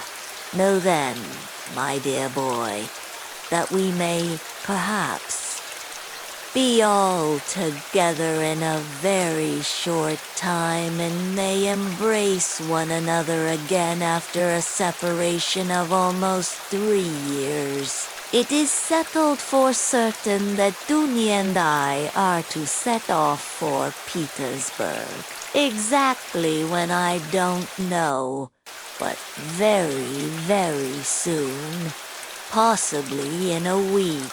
It all depends on Pyotr Petrovich, who will let us know when he has had time to look round him in Petersburg to suit his own arrangements. He is anxious to have the ceremony as soon as possible, even before the fast of Our Lady. If it could be managed, or if that is too soon to be ready, immediately after. Oh, with what happiness I shall press you to my heart. Dunya is all excitement at the joyful thought of seeing you. She said one day in joke that she would be ready to marry Pyotr Petrovich for that alone. She is an angel. She is not writing anything to you now, and has only told me to write that she has so much to tell you that she is not going to take up her pen now. For a few lines would tell you nothing, and it would only mean upsetting herself. She bids me send you her love and innumerable kisses. But although we shall be meeting so soon, perhaps I shall send you as much money as I can in a day or two. Now that everyone has heard that Dunya is to marry Pyotr my credit has suddenly improved, and I know that Afanasy Ivanovich will trust me now even to rubles on the security of my pension, so that perhaps I shall be able to send you 25 or even 30 rubles. I would send you more, but I am uneasy about our traveling expenses, for though Pyotr Petrovich has been so kind as to undertake part of the expenses of the journey, that is to say, he has taken upon himself the conveyance of our bags and big trunk, which will be conveyed through some acquaintances of his. We must reckon upon some expense on our arrival in Petersburg, where we can't be left without a hayme, at least for the first few days. But we have calculated it all, Dunya and I, to the last penny, and we see that the journey will not cost very much. It is only 90 versts from us to the railway, and we have come to an agreement with a driver we know, so as to be in readiness. And from there, Dunya and I can travel quite comfortably 3rd class. so that I may very likely be able to send to you not 25, but 30 rubles. But enough. I have covered 2 sheets already, and there is no space left for more. Our whole history, but so many events have happened. And now, my precious Radia, I embrace you and send you a mother's blessing till we meet. Love, Dunya, your sister Radia. Love her as she loves you, and understand that she loves you beyond everything, more than herself. She is an angel, and you, Radia, you are everything to us, our one hope, our one consolation. If only you are happy, we shall be happy. Do you still say your prayers, Radia, and believe in the mercy of our Creator and our Redeemer? I am afraid in my heart that you may have been visited by the new spirit of infidelity that is abroad today. If it is so, I pray for you. Remember, dear boy, how in your childhood, when your father was living, you used to lisp your prayers at my knee, and how happy we all were in those days. Goodbye. Till we meet, then I embrace you warmly, warmly, with many kisses. Yours till death, Urukeri. Raskolnikov, almost from the first. While he read the letter, Raskolnikov's face was wet with tears. But when he finished it, his face was pale and distorted, and a bitter, wrathful and malignant smile was on his lips. He laid his head down on his threadbare, dirty pillow and pondered a long time. His heart was beating violently, and his brain was in a turmoil. At last he felt cramped and stifled in the little yellow room that was like a cupboard or a box. His eyes and his mind craved for space. He took up his hat and went out, this time without dread of meeting anyone. He had forgotten his dread. He turned in the direction of the Vasilievsky Ostrov, walking along Vasilevsky Prospect, as though hastening on some business, but he walked, as his habit was, without noticing his way, muttering and even speaking aloud to himself, to the astonishment of the passers-by. Many of them took him to be drunk. Marmeladov struck his forehead with his fist, clenched his teeth, closed his eyes, and leaned heavily with his elbow on the table. But a minute later his face suddenly changed, and with a certain assumed slyness and affectation of bravado, he glanced at Raskolnikov, laughed, and said, "This morning I went to see Sonia. I went to ask her for a pick-me-up. He. You don't say."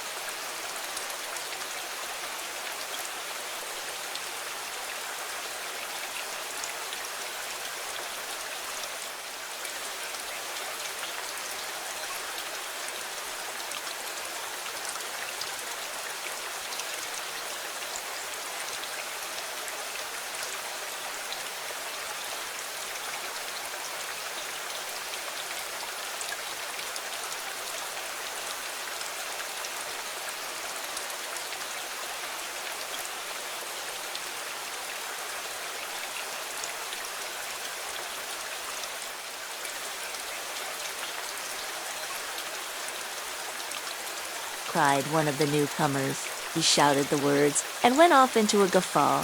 This very court was bought with her money.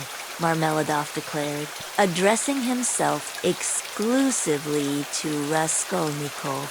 30 kopecks she gave me with her own hands. Her last, all she had. As I saw, ... She said nothing. She only looked at me without a word. Not on earth, but up yonder. They grieve over men. They weep, but they don't blame them. They don't blame them. But it hurts more. It hurts more when they don't blame. 30 kopecks yet, and maybe she needs them now, eh? What do you think, my dear sir? For now, she's got to keep up her appearance. It costs money. That smartness. That special smartness. You know? Do you understand? And this pomatum, too. You see, she must have things. Petticoats, starched ones. Shoes, 2 real jaunty ones, to show off her foot when she has to step over a puddle. Do you understand, sir? Do you understand what all that smartness means? And here I, her own father, here I took 30 kopecks of that money for a drink, and I am drinking it. And I have already drunk it. Come, who will have pity on a man like me? Are you sorry for me, sir, or not? Tell me, sir, are you sorry or not? He would have filled his glass, but there was no drink left. The pot was empty. What are you to be pitied for? Shouted the tavern keeper, who was again near them. Shouts of laughter and even oaths followed. The laughter and the oaths came from those who were listening, and also from those who had heard nothing but were simply looking at the figure of the discharged government clerk. To be pitied. Why am I to be pitied? Marmeladov suddenly declaimed, standing up with his arm outstretched, as though he had been only waiting for that question. Why am I to be pitied? You say? Yes. There's nothing to pity me for. I ought to be crucified. Crucified on a cross. Not pitied. Crucify me, O judge. Crucify me, but pity me. And then I will go of myself to be crucified. For it's not merry-making I seek, but tears and tribulation. Do you suppose, you that sell, that this pint of yours has been sweet to me? It was tribulation I sought at the bottom of it, tears and tribulation, and have found it, and I have tasted it. But he will pity us who has had pity on all men, who has understood all men and all things. He is the one, he too is the judge. He will come in that day, and he will ask, where is the daughter who gave herself for her cross, consumptive stepmother?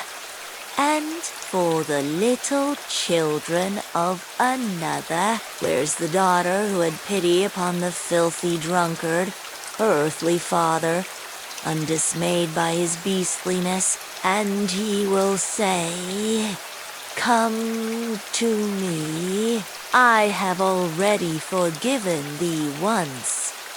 Dodd, I have forgiven thee once. ... Thy sins which are many are forgiven thee, for thou hast loved much... ... Sing well, and he will forgive my Sonia. He will forgive, I know it. I felt it in my heart when I was with her just now. And he will judge and will forgive all, the good and the evil, the wise and the meek, ... And when he has done with all of them, then he will summon us. You too come forth, he will say. Come forth the drunkards. Come forth the weak ones. Come forth the children of shame, and we shall all come forth without shame, and shall stand before him. And he will say unto us, Ye are swine, made in the image of the beast, and with his mark. But come thee also. And the wise ones and those of understanding will say, O Lord, why dost thou receive these men? And he will say, This is why I receive them, O the wise. This is why I receive them, O the of understanding, that not one of them believed himself to be worthy of this. And he will hold out his hands to us, and we shall fall down before him, and we shall weep, and we shall understand all things. Then we shall understand all, and all will understand. Katerina Ivanovna. Eva, she will understand.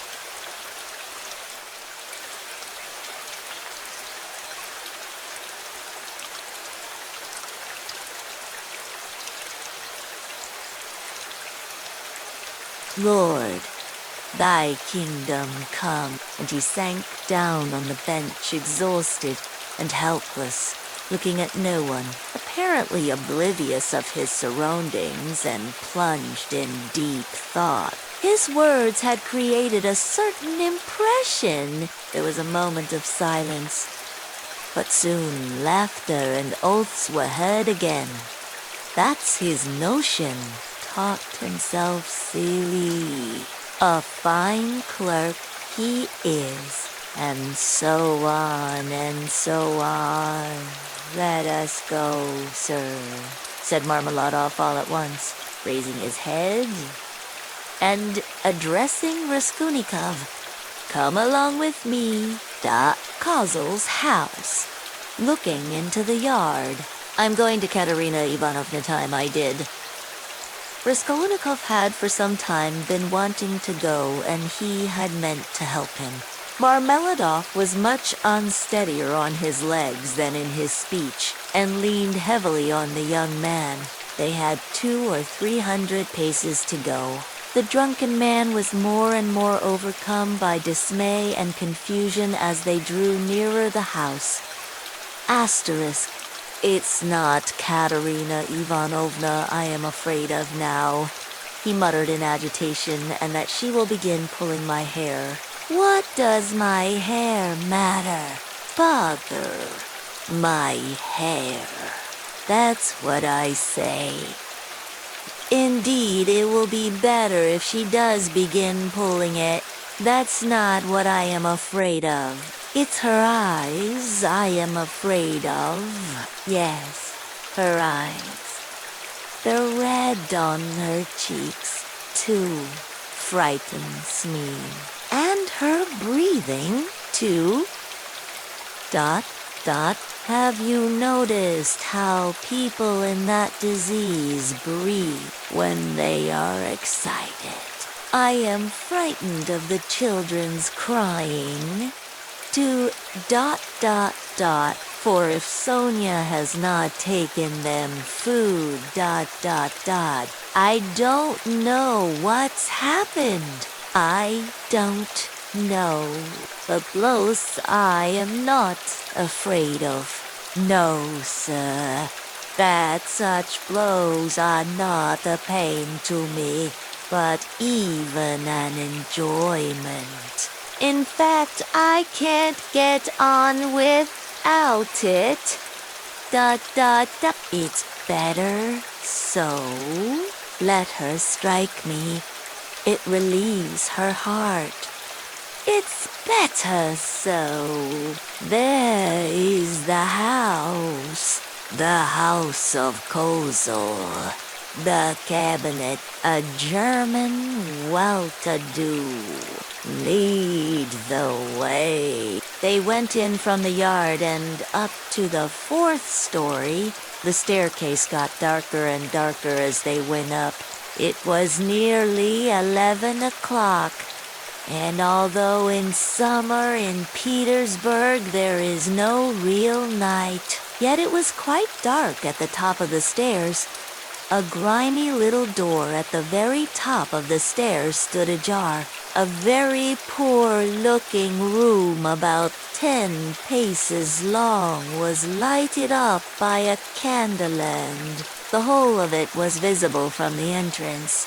It was all in disorder, littered up with rags of all sorts, especially children's garments.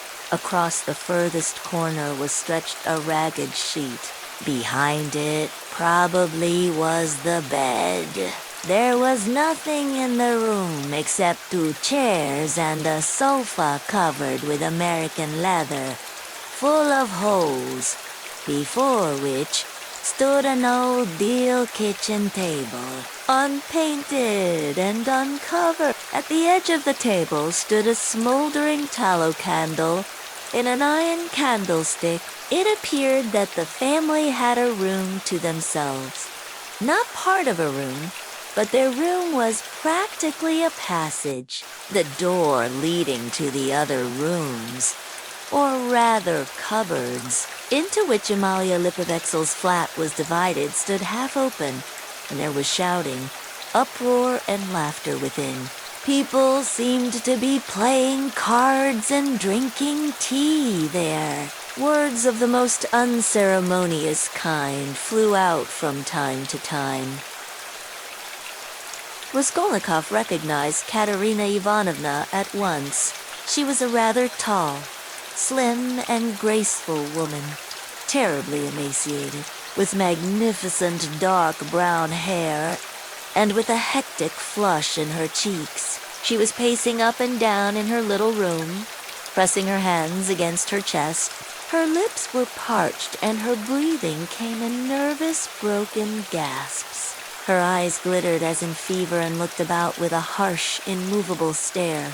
And that consumptive and excited face, with the last flickering light of the candle and playing upon it, made a sickening impression.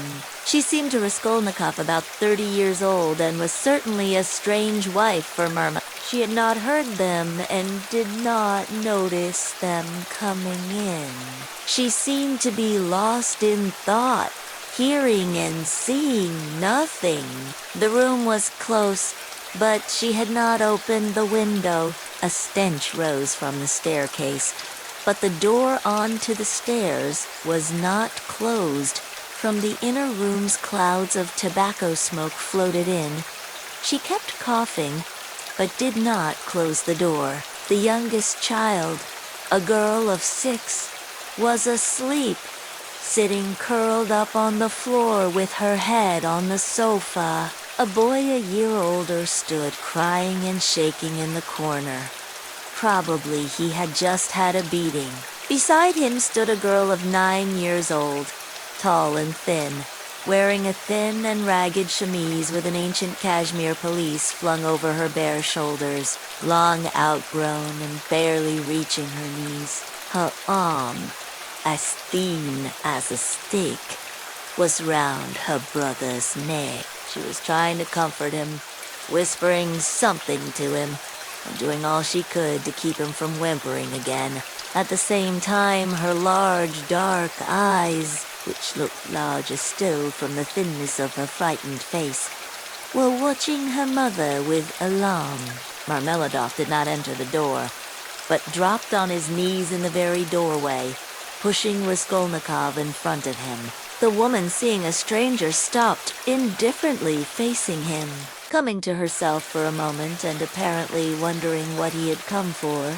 But evidently she decided that he was going into the next room, as he had to pass through hers to get there. Taking no further notice of him, she walked towards the outer door to close it and uttered a sudden scream on seeing her husband on his knees in the doorway. Well, Mother, I don't wonder at it. It's like her. God bless her. But how could Dunya?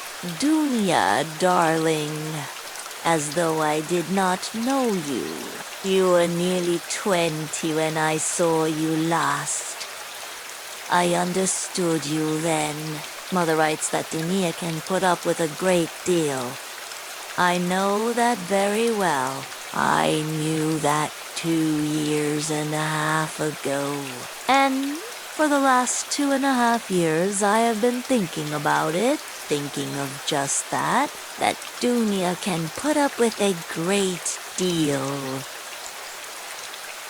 If she could put up with Mr. Svidrigailov and all the rest of it, she certainly can put up with a great deal. And now Mother and she have taken it into their heads that she can put up with Mr. Lushin, who propounds the theory of the superiority of wives raised from destitution and owing everything to their husband's bounty, who propounds it to, almost at the first interview, granted that he let it slip, though he is a sensible man. Yet maybe it was not a slip at all. But he meant to make himself clear as soon as possible. But Dunya, she understands the man, of course. But she will have to live with the man. Why? She'd live on black bread and water. She would not sell her soul. She would not barter her moral freedom for comfort. She would not barter it for all Schleswig-Holstein, much less Mr. Lushin's money. No, Dunya was not that sort when I knew her and Dada. She is still the same, of course. Yes, there's no denying. The Svidrigailovs are a bitter pill. It's a bitter thing to spend one's life a governess in the provinces for 200 rubles. But I know she would rather be a nigger on a plantation or a let with a German master than degrade her soul and her moral dignity by binding herself forever to a man whom she does not respect and with whom she has nothing in common for her own advantage. And if Mr. Lushin had been of unalloyed gold, or one huge diamond, she would never have consented to become his legal concubine. Why is she consenting then? What's the point of it? What's the answer? It's clear enough. For herself, for her comfort, to save her life, she would not sell herself. But for someone else, she is doing it. For one she loves, for one she adores. She will sell herself. That's what it all amounts to. For her brother, for her mother, she will sell herself. She will sell everything. In such cases, We overcome our moral feeling if necessary. Freedom, peace, conscience even. All are brought into the market. Let my life go. If only my dear ones may be happy. More than that, we become casuists. We learn to be Jesuitical, and for a time maybe we can soothe ourselves. We can persuade ourselves that it is one's duty for a good object. That's just like us. It's as clear as daylight. It's clear that Rodion Romanovich Raskolnikov is the central figure in the business, and no one else.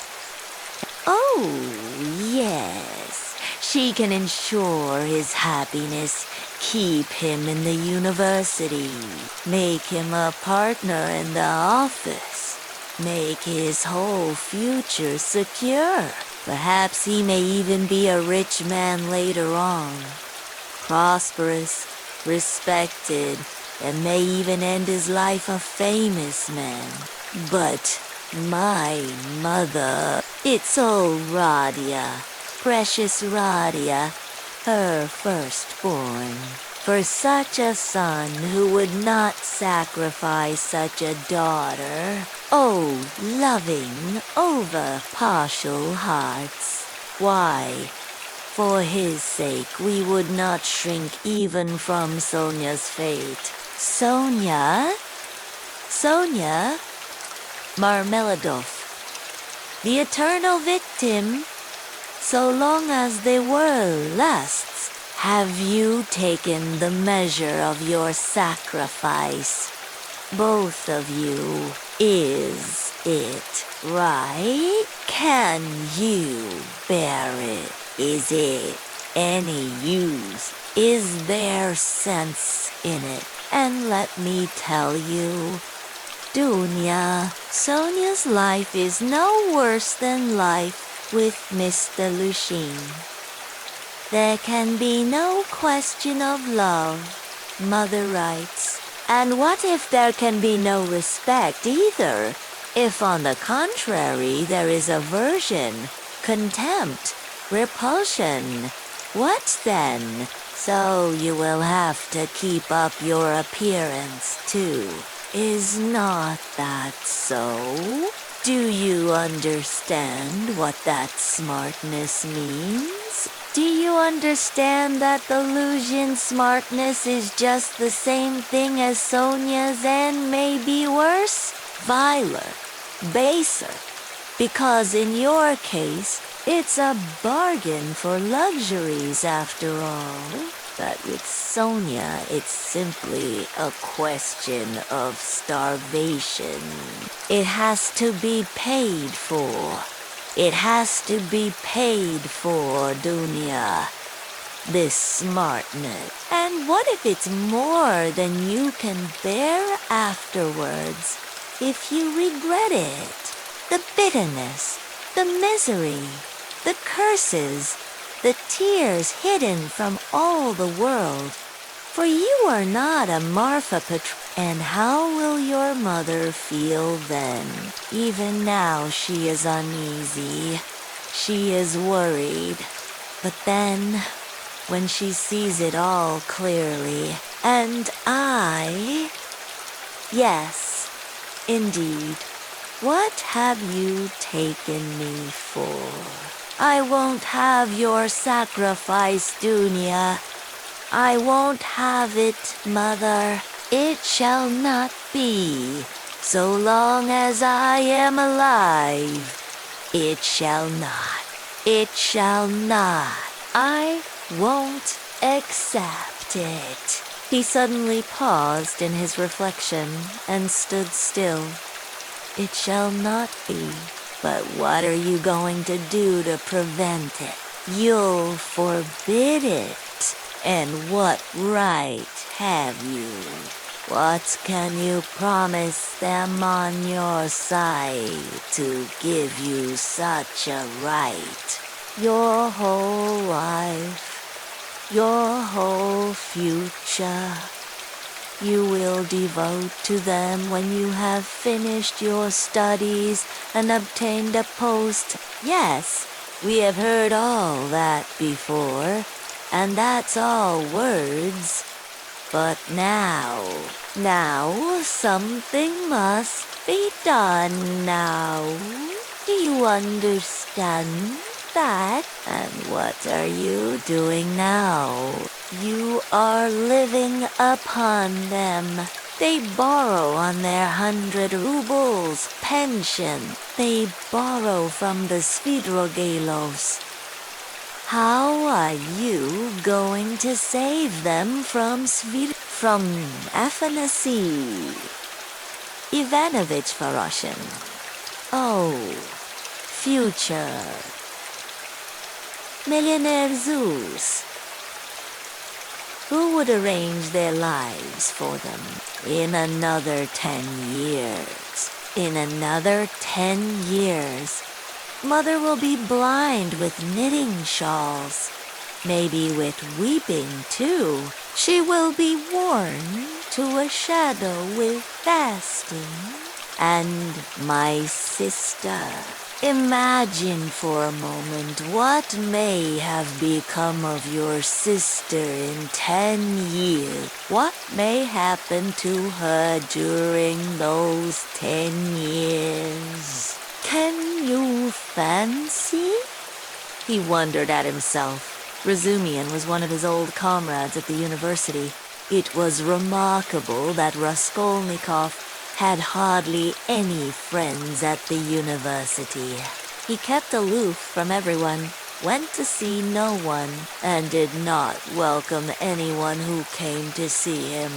And indeed, everyone soon gave him up. He took no part in the students' gatherings, amusements, or conversations. He worked with great intensity without sparing himself, and he was respected for this, but no one liked him. He was very poor, and there was a sort of haughty pride and reserve about him, as though he were keeping something to himself. He seemed to some of his comrades to look down upon them all as children, as though he were superior in development, knowledge, and convictions, as though their beliefs and interests were beneath him. With Razumian he had got on, or at least he was more unreserved and communicative with him. Indeed, it was impossible to be on any other terms with Razumian. He was an exceptionally good-humored and candid youth, good-natured to the point of simplicity, though both depth and dignity lay concealed under that simplicity. The better of his comrades understood this, and all were fond of him. He was extremely intelligent, though he was certainly rather a simpleton at times. He was of striking appearance, tall, thin, black-haired, and always badly shaved. He was sometimes uproarious, and was reputed to be of great physical strength. One night, when out in a festive company, he had with one blow laid a gigantic policeman on his back. There was no limit to his drinking powers, but he could abstain from drink altogether. He sometimes went too far in his pranks, but he could do without pranks altogether. Another thing striking about Razumian, no failure distressed him, and it seemed as though no unfavorable circumstances could crush him. He could lodge anywhere and bear the extremes of cold and hunger. He was very poor, and kept himself entirely on what he could earn by work of one sort or another. He knew of no end of resources by which to earn money. He spent one whole winter without lighting his stove, and used to declare that he liked it better because one slept more soundly in the cold. For the present he, too, had been obliged to give up the university. But it was only for a time, and he was working with all his might to save enough to return to his studies again. Raskolnikov had not been to see him for the last 4 months, and Razumihin did not even know his address. About 2 months before, they had met in the street, but Raskolnikov had turned away and even crossed to the other side that he might not be observed. And though Razumihin noticed him, he passed him by, as he did not want to annoy him. Chapter V. Of course, I've been meaning lately to go to Razumihin's to ask for work. To ask him to get me lessons or something, ... double quotes. Raskolnikov thought, but what help can he be to me now? Suppose he gets me lessons. Suppose he shares his last farthing with me, if he has any farthings, so that I could get some boots and make myself tidy enough to give lessons. Well, and what then? What shall I do with the few coppers I earn? That's not what I want now. It's really absurd for me to go to Razumihin ... double quotes. The question why he was now going to Razumihin agitated him even more than he was himself aware. He kept uneasily seeking for some sinister significance in this apparently ordinary action. Could I have expected to set it all straight and to find a way out by means of Razumihin alone? He asked himself in perplexity. He pondered and rubbed his forehead, and, strange to say, after long musing, suddenly, as if it were spontaneously and by chance, a fantastic thought came into his head. To Razumihin's, he said all at once, calmly, as though he had reached a final determination. I shall go to Razumihin's, of course, but not now. I shall go to him on the next day after it, when it will be over, and everything will begin afresh, ... And suddenly, he realized what he was thinking after it, he shouted, jumping up from the seat. But is it really going to happen? Is it possible it really will happen? He left the seat and went off almost at a run. He meant to turn back, homewards. But the thought of going home suddenly filled him with intense loathing. In that hole, in that awful little cupboard of his, all this had for a month past been growing up in him, and he walked on at random ... His nervous shudder had passed into a fever that made him feel shivering. In spite of the heat, he felt cold. With a kind of effort, he began almost unconsciously, from some inner craving, to stare at all the objects before him, as though looking for something to distract his attention. But he did not succeed, and kept dropping every moment into brooding. When with a start he lifted his head again and looked round. He forgot at once what he had just been thinking about and even where he was going. In this way he walked right across Vasilievsky Ostrov, came out on to the Lesser Neva, crossed the bridge, and turned towards the islands. The greenness and freshness were at first restful to his weary eyes, after the dust of the town and the huge houses that hemmed him in and weighed upon him.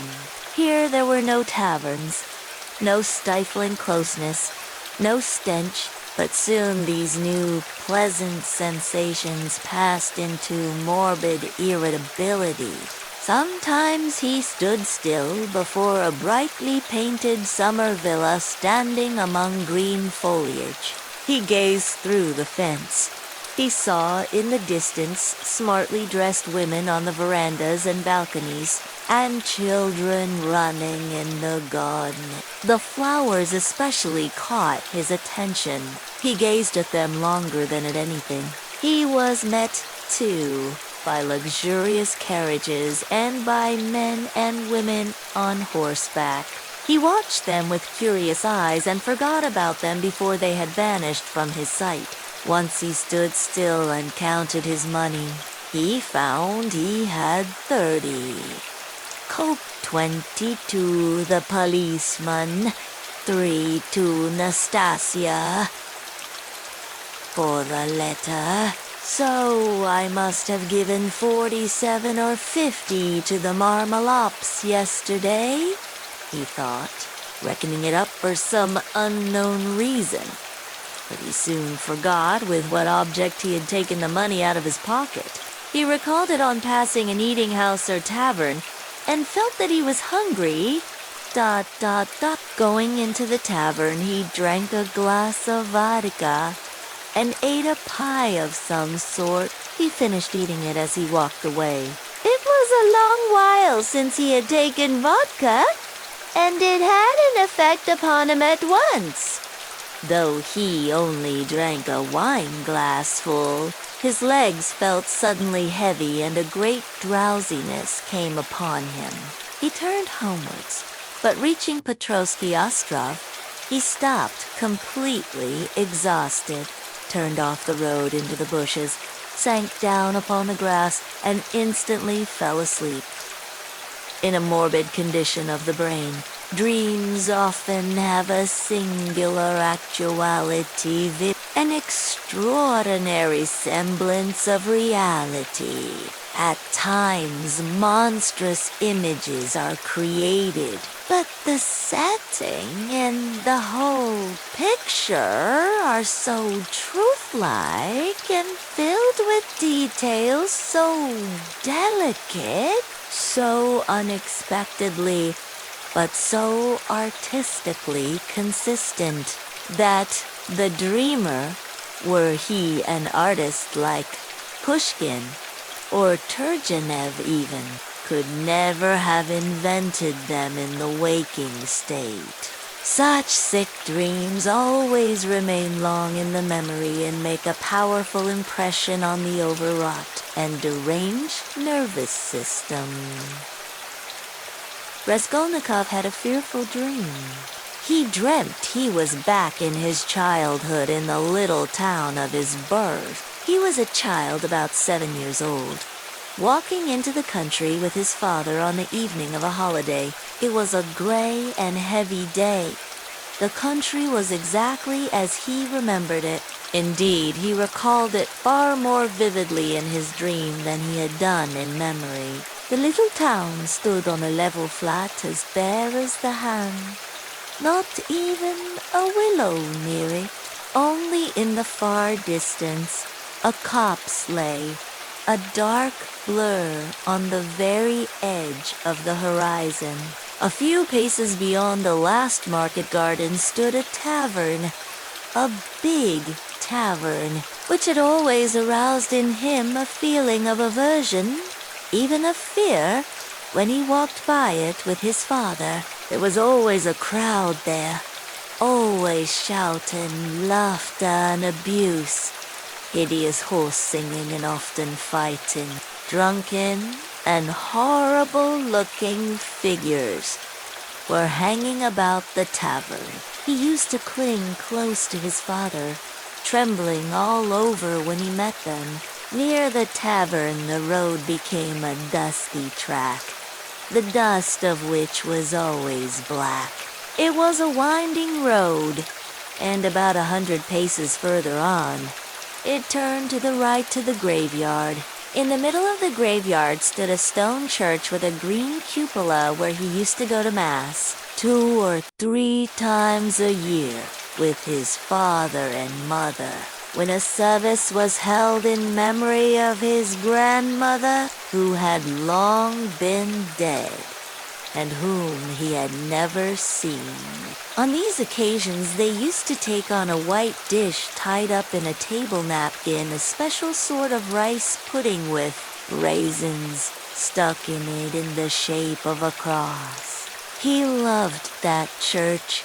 The old-fashioned, unadorned icons and the old priest with the shaking head near his grandmother's grave, which was marked by a stone, was the little grave of his younger brother who had died at 6 months old. He did not remember him at all, but he had been told about his little brother, and whenever he visited the graveyard, he used religiously and reverently to cross himself and to bow down and kiss the little grave. And now he dreamt that he was walking with his father past the tavern on the way to the graveyard. He was holding his father's hand and looking with dread at the tavern. A peculiar circumstance attracted his attention. There seemed to be some kind of festivity going on. There were crowds of gaily dressed townspeople, peasant women, their husbands, and riffraff of all sorts, all singing, and all more or less drunk. Near the entrance of the tavern stood a cart, but a strange cart. It was one of those big carts usually drawn by heavy cart horses and laden with casks of wine or other heavy goods. He always liked looking at those great cart horses with their long manes, thick legs, and slow, even pace, going along a perfect mountain with no appearance of effort, as though it were easier going with a load than without it. But now, strange to say, in the shafts of such a cart he saw a thin little sorrel beast, one of those peasant snags, which he had often seen straining their utmost under a heavy load of wood or hay, especially when the wheels were stuck in the mud or in a rut, and the peasants would beat them so cruelly, sometimes even about the nose and eyes, and he felt so sorry for them, that he almost cried, and his mother always used to take him away from the window. All of a sudden, there was a great uproar of shouting, singing, and the bell, and from the tavern a number of big and very drunken peasants came out, wearing red and blue shirts and coats thrown over their shoulders. "Look here, hopelessly drunk, and she has just come down the boulevard. There is no telling who and what she is.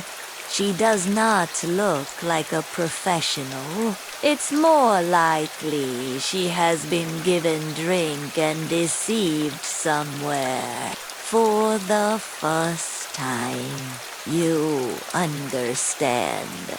And they've put her out into the street like that. Look at the way her dress is torn, and the way it has been put on. She has been dressed by somebody. She has not dressed herself, and dressed by unpracticed hands, by a man's hands, that's evident. And now look there.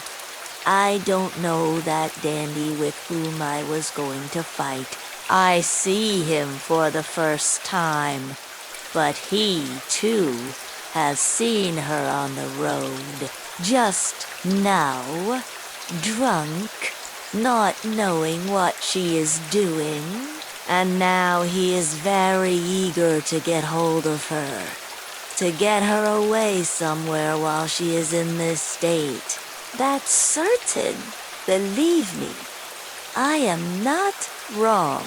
I saw him myself watching her and following her, but I prevented him, and he is just waiting for me to go away.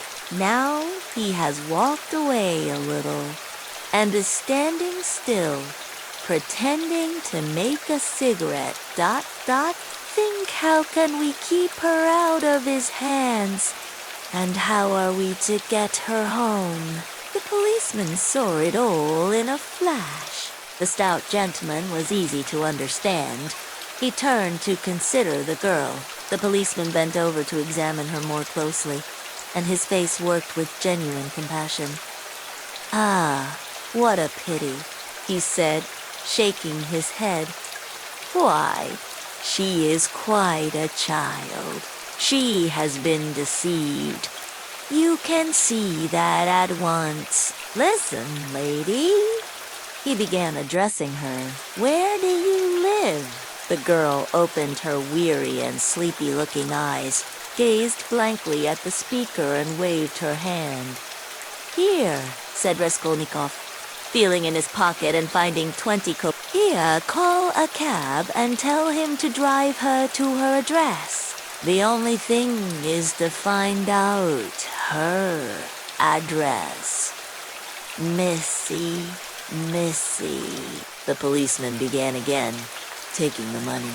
"I'll fetch you a cab and take you home myself. Where shall I take you? Where do you live? Go away. They won't let me alone," the girl muttered, and once more waved her hand. How shocking. It's shameful. Missy, it's a shame." He shook his head again, shocked, sympathetic and indignant. "It's a difficult job," the policeman said to Raskolnikov, and as he did so, he looked him up and down in a rapid glance. He, too, must have seemed a strange figure to him, dressed in rags and handing him money. "Did you meet her far from here?" he asked him. "I tell you, she was walking in front of me, staggering, just here, in the boulevard. She only just reached the seat and sank down on it. The shameful things that are done in the world nowadays. God have mercy on us. An innocent creature like that, drunk already. She has been deceived. That's a sure thing. See how her dress has been torn to ... The vice one sees nowadays, and as likely as not she belongs to gentlefolk too. Poor ones. Maybe ... There are many like that nowadays. She looks refined, too, as though she were a lady, and he bent over her once more. Perhaps he had daughters growing up like that, looking like ladies and refined, with pretensions to gentility and smartness, ... quotes. The chief thing is, Raskolnikov persisted, to keep her out of this scoundrel's hands. Why should he outrage her? It's as clear as day what he is after. The brew. He is not moving off. Raskolnikov spoke aloud and pointed to him. The gentleman heard him and seemed about to fly into a rage again, but thought better of it and confined himself to a contemptuous look. He then walked slowly another 10 paces away and again halted. "Keep her out of his hands, we can," said the constable thoughtfully. "If only she'd tell us where to take her." "But as it is ... Missy. Hey, Missy. He bent over her once more. She opened her eyes fully all of a sudden, looked at him intently, as though realizing something, got up from the seat and walked away in the direction from which she had come. Oh, shameful wretches! They won't let me alone, she said, waving her hand again. She walked quickly, though staggering as before. The dandy followed her, but along another avenue, keeping his eye on her. Don't be anxious. I won't. Let him have her, the policeman said resolutely, and he set off after them. Ah, the vice one sees nowadays, he repeated aloud, sighing. At that moment, something seemed to sting Raskolnikov. In an instant, a complete revulsion of feeling came over him. Hey, here, he shouted after the policeman. The latter turned round. Let them be. What is it to do with you? Let her go. Let him amuse himself. He pointed at the dandy. What is it to do with you? The policeman was bewildered and stared at him. Open-eyed, Raskolnikov laughed. Well, ejaculated the policeman with a gesture of contempt, and he walked after the dandy and the girl, probably taking Raskolnikov for a madman or something even worse. He has carried off my 20, Raskolnikov murmured angrily when he was left alone. Well, let him take as much from the other fellow to allow him to have the girl, and so let it end. And why did I want to interfere? Is it for me to help? Have I any right to help? Let them devour each other alive. What is it to me? How did I dare to give him 20 Well, they mine. In spite of those strange words, he felt very wretched. He sat down on the deserted seat. His thoughts strayed aimlessly.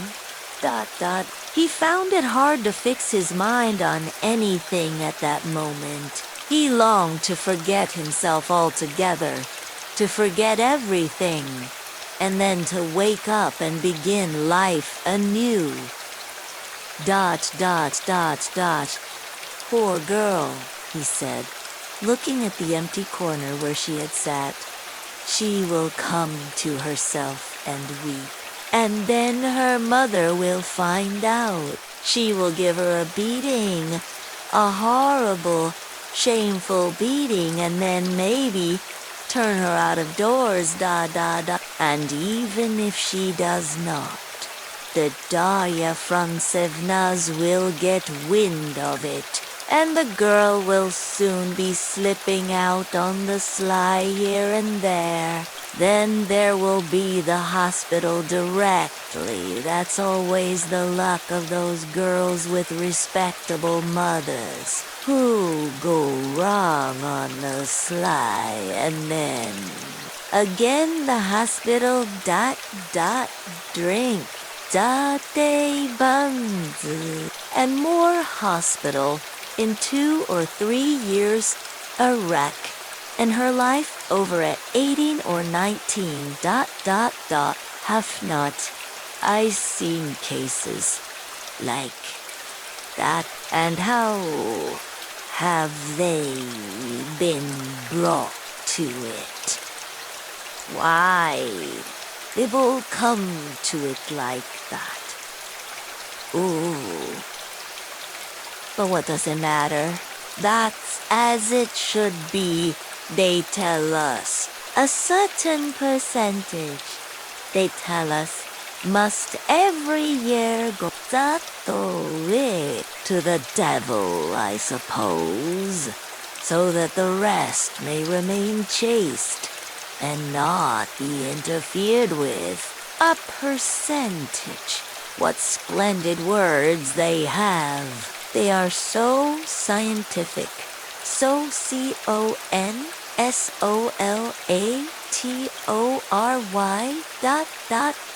Once you've said percentage, there's nothing more to worry about. If we had any other word, maybe we might feel more uneasy. ... But what if Dunya were one of the percentage of another one, if not that one? But where am I going? He thought suddenly. Strange. I came out for something. As soon as I had read the letter, I came out. ... I was going to Vasilievsky Ostrove to Razumian. That's what it was. Now I remember.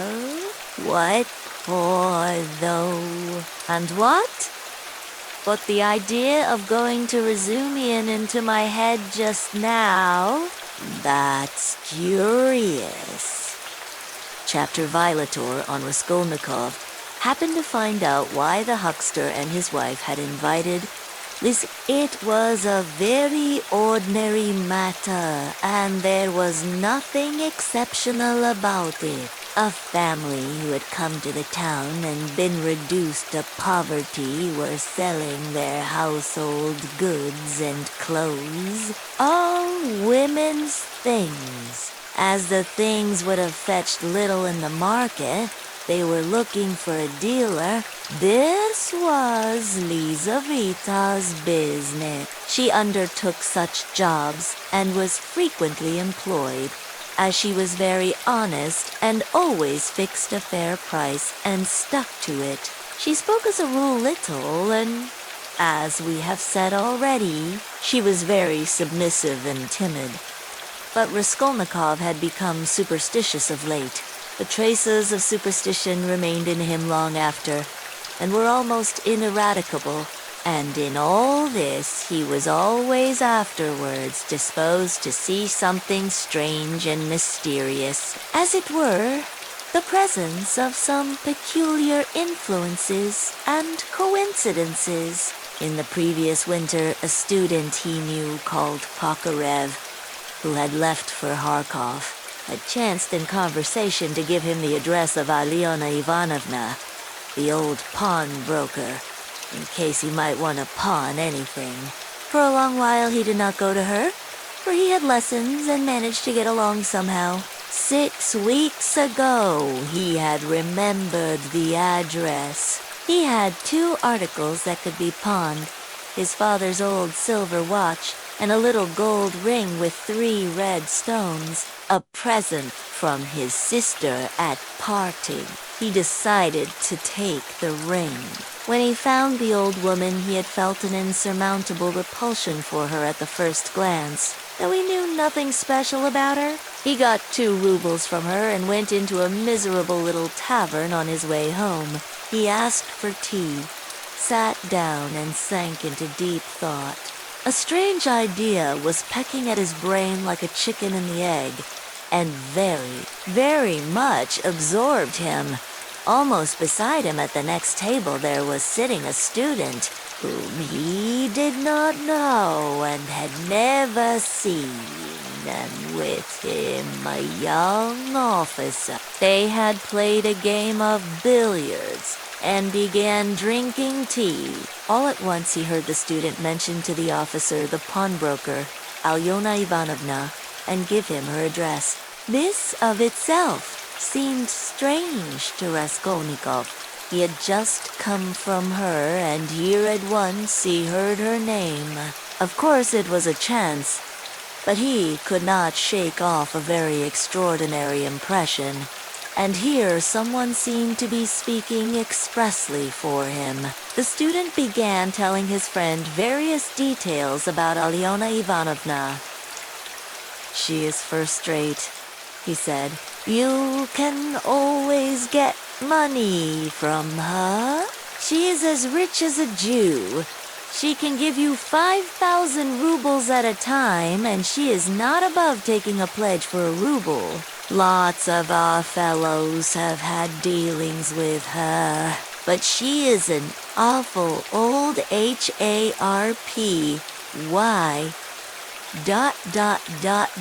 double quotes. And he began describing how spiteful and uncertain she was, how if you were only a day late with your interest, the pledge was lost. How she gave a quarter of the value of an article and took 5 and even 7% a month on it, and so on. The student chattered on, saying that she had a sister, Lizaveta, whom the wretched little creature was continually beating and kept in complete bondage like a small child, though Lizaveta was at least 6 feet high. "There's a phenomenon for you," cried the student, and he laughed. They began talking about Lisa. The student spoke about her with a peculiar relish and was continually laughing, and the officer listened with great interest and asked him to send Lizaveta to do some mending for him. Raskolnikov did not miss a word and learned everything about her. Lizaveta was younger than the old woman and was her half-sister, being the child of a different mother. She was 35. She worked day and night for her sister. And besides doing the cooking and the washing, she did sewing and worked as a charwoman and gave her sister all she earned. She did not dare to accept an order or job of any kind without her sister's permission. The old woman had already made her will, and Lizaveta knew of it, and by this will she would not get a farthing, nothing but the movables, chairs, and so on. All the money was left to a monastery in the province of N, that prayers might be said for her in perpetuity. Lizaveta was of lower rank than her sister, unmarried and awfully uncouth in appearance, remarkably tall with long feet that looked as if they were bent outwards.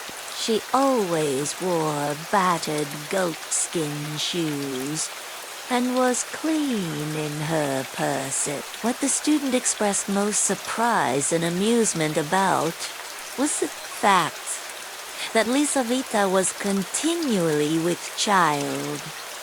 "But you say she is hideous," observed the officer. "Yes, she is so dark-skinned and looks like a soldier dressed up. But you know, she is not at all hideous. She has such a good-natured face and eyes, strikingly so. And the proof of it is that lots of people are attracted by her. She is such a soft, gentle creature, ready to put up with anything, always willing to do anything. And her smile is really very sweet. You seem to find her attractive yourself," laughed the officer from her queerness. "No, I'll tell you what. I could kill that damned old woman and make off with her money, I assure you, without the faintest conscience prick," the student added with warmth.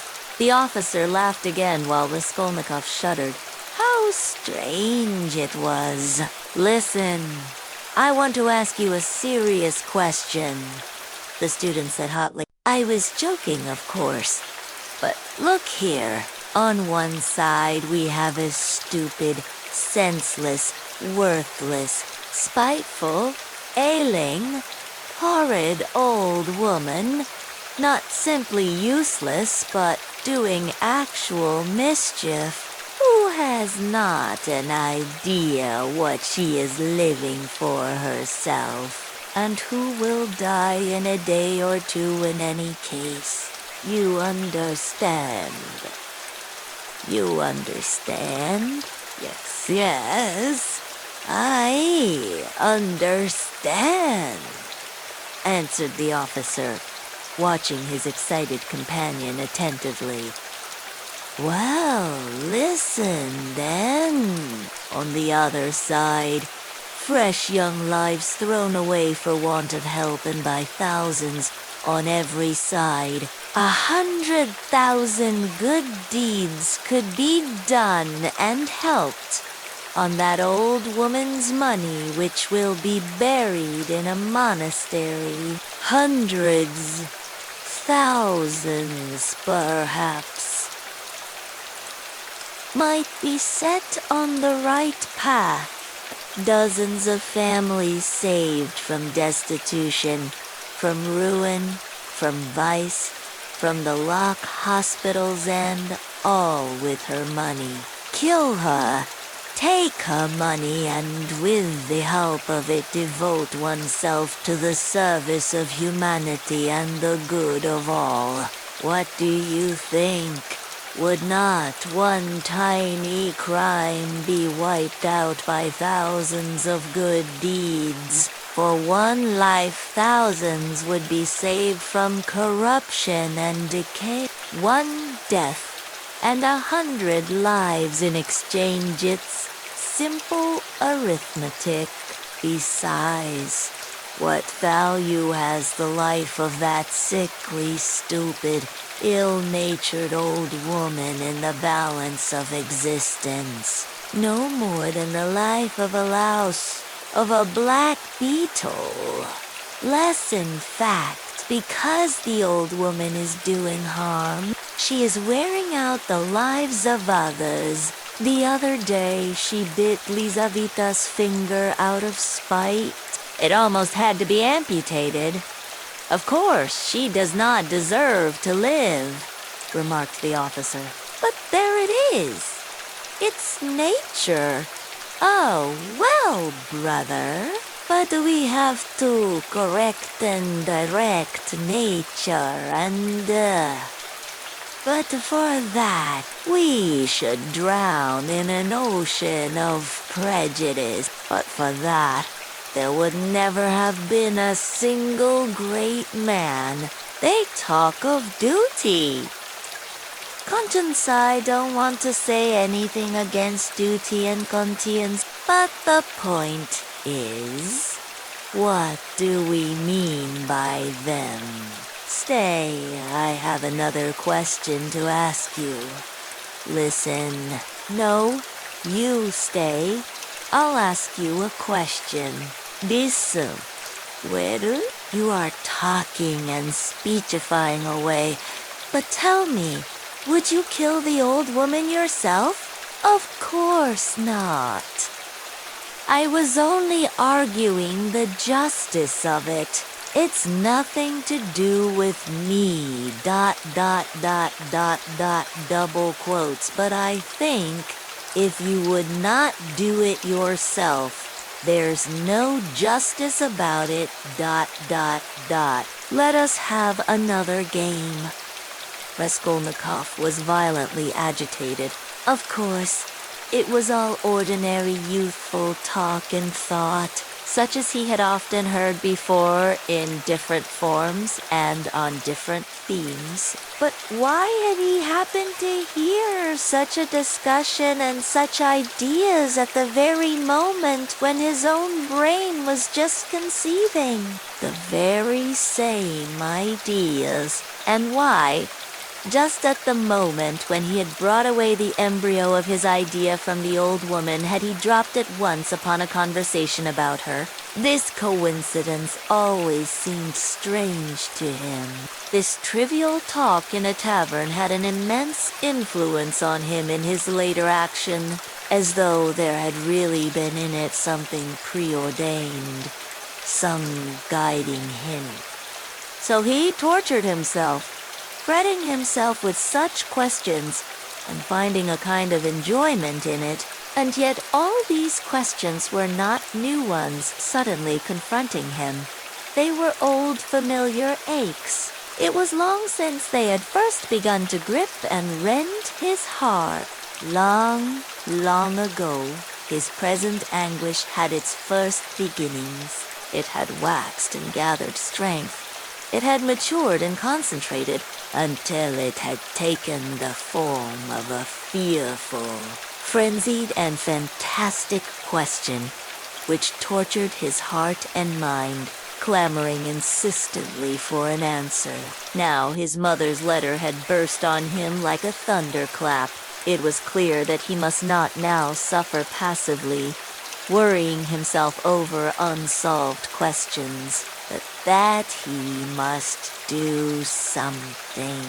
Do it at once, and do it quickly.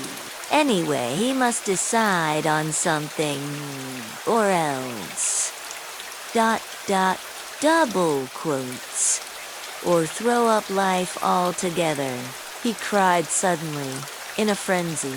Accept one's lot humbly as it is, once for all, and stifle everything in oneself, giving up all claim to activity, life, and love. Do you understand, sir?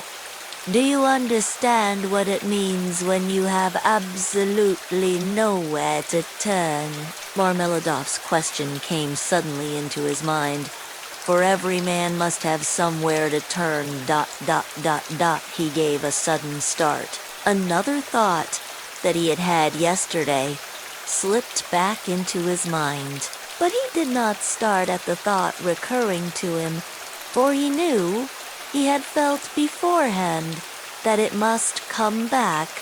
He was expecting it. Besides, it was not only yesterday's thought. The difference was that a month ago, yesterday even, the thought was a mere dream. But now it appeared not a dream at all. It had taken a new menacing and quite unfamiliar shape, and he suddenly became aware of this himself. He felt a hammering in his head, and there was a darkness before his eyes. He looked round hurriedly. He was searching for something. He wanted to sit down and was looking for a seat. He was walking along the Quai Boulevard. There was a seat about 100 paces in front of him. He walked towards it as fast he could, but on the way,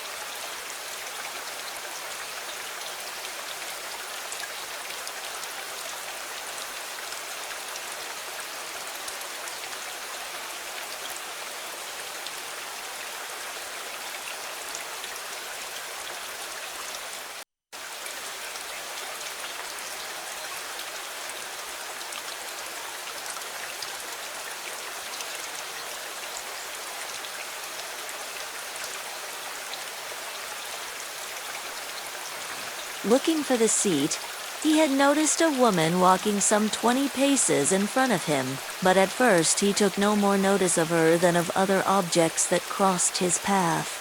It had happened to him many times going home not to notice the road by which he was going, and he was accustomed to walk like that. But there was at first sight something so strange about the woman in front of him that gradually his attention was riveted upon her. At first, reluctantly and, as it were, resentfully, and then more and more intently, he felt a sudden desire to find out what it was that was so strange about the woman. In the first place, she appeared to be a girl quite young, and she was walking in the great heat bareheaded and with no parasol or gloves, waving her arms about in an absurd way. She had on a dress of some light silky material, but put on strangely awry, not properly hooked up, and torn open at the top of the skirt, close to the waist. A great piece was rent and hanging loose. A little kerchief was flung about her bare throat, but lay slanting on one side. The girl was walking unsteadily, too, stumbling and staggering from side to side. She drew Raskolnikov's whole attention at last. He overtook the girl at the seat, but on reaching it, she dropped down on it in the corner. She let her head sink on the back of the seat and closed her eyes, apparently in extreme exhaustion. Looking at her closely, he saw at once that she was completely drunk. It was a strange and shocking sight. He could hardly believe that he was not mistaken. He saw before him the face of a quite young, fair-haired girl, 16, perhaps not more than 15 years old. Pretty little face, but flushed and heavy-looking and, as it were, swollen. The girl seemed hardly to know what she was doing. She crossed one leg over the other, lifting it indecorously, and showed every sign of being unconscious that she was in the street. Raskolnikov did not sit down, but he felt unwilling to leave her and stood facing her in perplexity. This boulevard was never much frequented, and now, at 2 o'clock, in the stifling heat, it was quite deserted. And yet on the further side of the boulevard, about 15 paces away, a gentleman was standing on the edge of the pavement. He, too, would apparently have liked to approach the girl with some object of his own. He, too, had probably seen her in the distance and had followed her, but found Raskolnikov in his way. He looked angrily at him, though he tried to escape his notice, and stood impatiently biding his time till the unwelcome man in rags should have moved away. His intentions were unmistakable.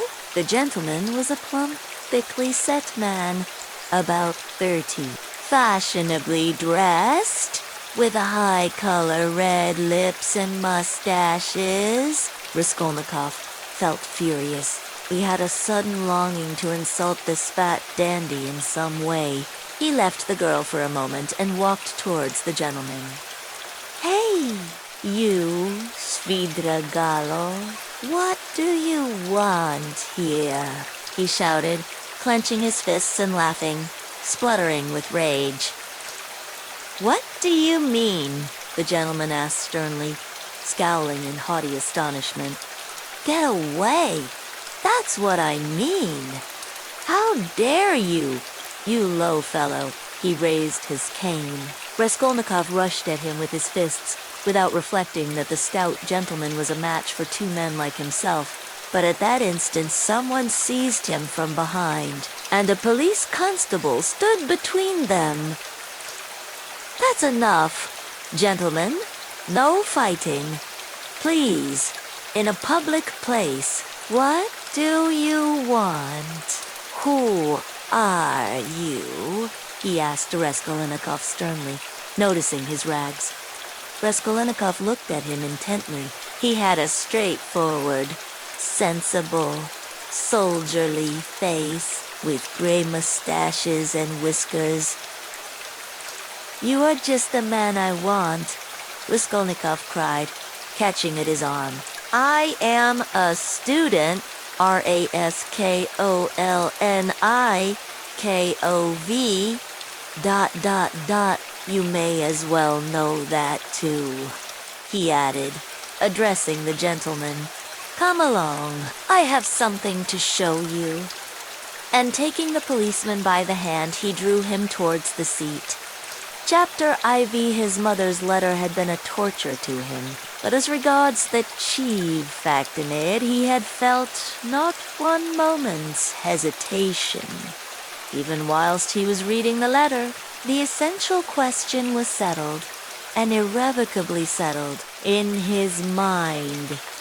Never such a marriage while I am alive and Mr. Luzhin be damned. The thing is perfectly clear, he muttered to himself, with a malignant smile anticipating the triumph of his decision. No, mother, no. Dunia, you won't deceive me. And then they apologize for not asking my advice and for taking the decision without me. I dare say. They imagine it is arranged now and can't be broken off. But we will see whether it can or not. A magnificent excuse. Pyotr Petrovich is such a busy man that even his wedding has to be in post-haste, almost by express. No, Dunia, I see it all and I know what you want to say to me. And I know, too, what you were thinking about when you walked up and down all night, and what your prayers were like before the Holy Mother of Kazan, who stands in Mother's bedroom. Bitter is the assented GOLGOTHA ...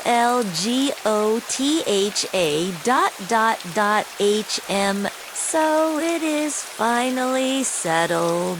You have determined to marry a sensible businessman.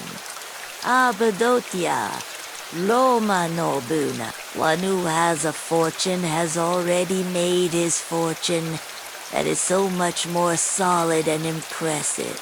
A man who holds 2 government posts and who shares the ideas of our most rising generation, as Mother writes, and who seems to be kind, as Dunia herself observes. That seems beats everything. And that very Dunia, for that very seems, is marrying him. Splendid. Splendid. But I should like to know why Mother has written to me about our most rising generation, simply as a descriptive touch, or with the idea of prepossessing me in favor of Mr. Lu. Oh, the cunning of them. I should like to know one thing more. How far they were open with one another that day and night in all this time since. Was it all put into words? Or did both understand that they had the same thing at heart and in their minds, so that there was no need to speak of it aloud, and better not to speak of it? Most likely it was partly like that. From Mother's letter, it's evident. He struck her as rude a little, and Mother, in her simplicity, took her observations to and she was sure to be vexed and answered her angrily. I should think so. Who would not be angered when it was quite clear without any naive questions, and when it was understood that it was useless to discuss it? And why does she write to me? Love Dunia Radia, and she loves you more than herself. Has she a secret conscience at sacrificing her daughter to her son? You are our one comfort. You are everything to us. Oh, Mother. His bitterness grew more and more intense, and if he had happened to meet Mr. Lugin at the moment, he might have murdered him. Yes, that's true, he continued, pursuing the whirling ideas that chased each other in his brain. It is true that it needs time and care to get to know a man, but there is no mistake about Mr. Lugin. The chief thing is he is a man of business and seems kind. That was something, wasn't it? To send the bags and big box for them. A kind man. No doubt after that. But his bride and her mother are to drive in a peasant's cart covered with sacking, I know. I have been driven in it. No matter. It is only 90 versts. And then they can travel very comfortably, third class, for 1,000 versts. Quite right, too. One must cut one's coat, according to one's cloth. But what about you, Mr. Lucien? She is your bride, and you must be aware that her mother has to raise money on her pension for the journey. To be sure, it's a matter of business, a partnership for mutual benefit, with equal shares and expenses. Food and drink provided, but pay for your tobacco. The businessman has got the better of them, too. The luggage will cost less than their fares and very likely go for nothing. How is it that they don't both see all that? Or is it that they don't want to see? And they are pleased, and to think that this is only the first blossoming, and that the real fruits are to come. But what really matters is not the stinginess, is not the meanness, but the tone of the whole thing. For that will be the tone after marriage. It's a foretaste of it. And mother, too. Why should she be so lavish? What will she have by the time she gets to Petersburg? 3 silver rubles or 2 paper ones, as she says, ... That old woman, ... HM. What does she expect to live upon in Petersburg afterwards? She has her reasons already for guessing that she could not live with Dunya after the marriage, even for the first few months. The good man has no doubt. Let's slip something on that subject also, though mother would deny it. I shall refuse, says she. On whom is she reckoning then? Is she counting on what is left of her 120 rubles of pension, when Afanasy Ivanovitch's debt is paid? She knits woolen shawls and embroiders cuffs, ruining her old eyes, and all her shawls don't add more than 20 rubles a year to her 120. I know that. So she is building all her hopes all the time on Mr. Lucien's generosity. He will offer it of himself. He will press it on me. You may wait a long time for that. That's how it always is with these chivalrous noble hearts. Till the last moment, every goose is a swan with them. Till the last moment, they hope for the best and will see nothing wrong. And although they have an inkling of the other side of the picture, yet they won't face the truth till they are forced to. The very thought of it makes them shiver. They thrust the truth away with both hands, until the man they deck out in false colors puts a fool's cap on them with his own hands. I should like to know whether Mr. Lucien has any orders of merit. I bet he has the honor in his buttonhole, and that he puts it on when he goes to dine with contractors or merchants. He will be sure to have it for his wedding, too. Enough of him. Confound him.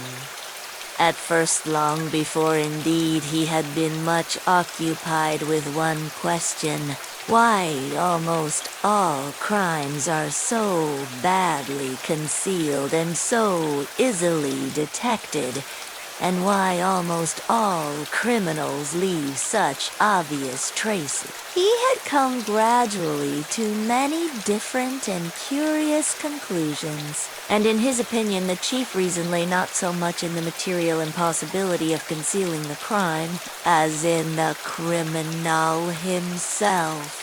Almost every criminal is subject to a failure of will and reasoning power by a childish and phenomenal heat at the very instant when prudence and caution are most essential. It was his conviction that this eclipse of reason and failure of willpower attacked a man like a disease, developed gradually and reached its highest point just before the perpetration of the crime, continued with equal violence at the moment of the crime and for longer or shorter time after, according to the individual case, and then passed off like any other disease. The question whether the disease gives rise to the crime, or whether the crime from its own peculiar nature is always accompanied by something of the nature of disease, he did not yet feel able to decide. When he reached these conclusions, he decided that in his own case there could not be such a morbid reaction, that his reason and will would remain unimpaired at the time of carrying out his design, for the simple reason that his design was not a crime, ... We will omit all the process by means of which he arrived at this last conclusion. We have run too far ahead already. We may add only that the practical, purely material difficulties of the affair occupied a secondary position in his mind. One has but to keep all one's will, power, and reason to deal with them, and they will all be overcome at the time when once one has familiarized oneself with the minutest details of the business, ... But this preparation had never been begun.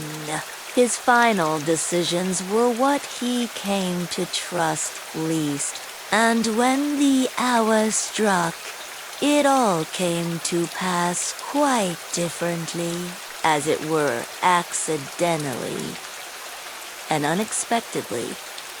One trifling circumstance upset his calculations before he had even left the staircase. When he reached the landlady's kitchen, the door of which was open as usual, he glanced cautiously in to see whether, in Nastasia's absence, the landlady herself was there, or if not, whether the door to her own room was closed, so that she might not peep out when he went in for the axe. But what was his amazement when he suddenly saw that Nastasia was not only at home in the kitchen, but was occupied there, taking linen out of a basket and hanging it on a line. Seeing him, she left off hanging the clothes, turned to him, and stared at him all the time he was passing. He turned away his eyes and walked past as though he noticed nothing. But it was the end of everything. He had not the axe. TWS. Overhelmed. What made me think, he reflected, as he went under the gateway. What made me think that she would be sure not to be at home at that moment? Why? Did I assume this so? Certainly. He was crushed and even humiliated. He could have laughed at himself in his anger, ... A dull animal rage boiled within him.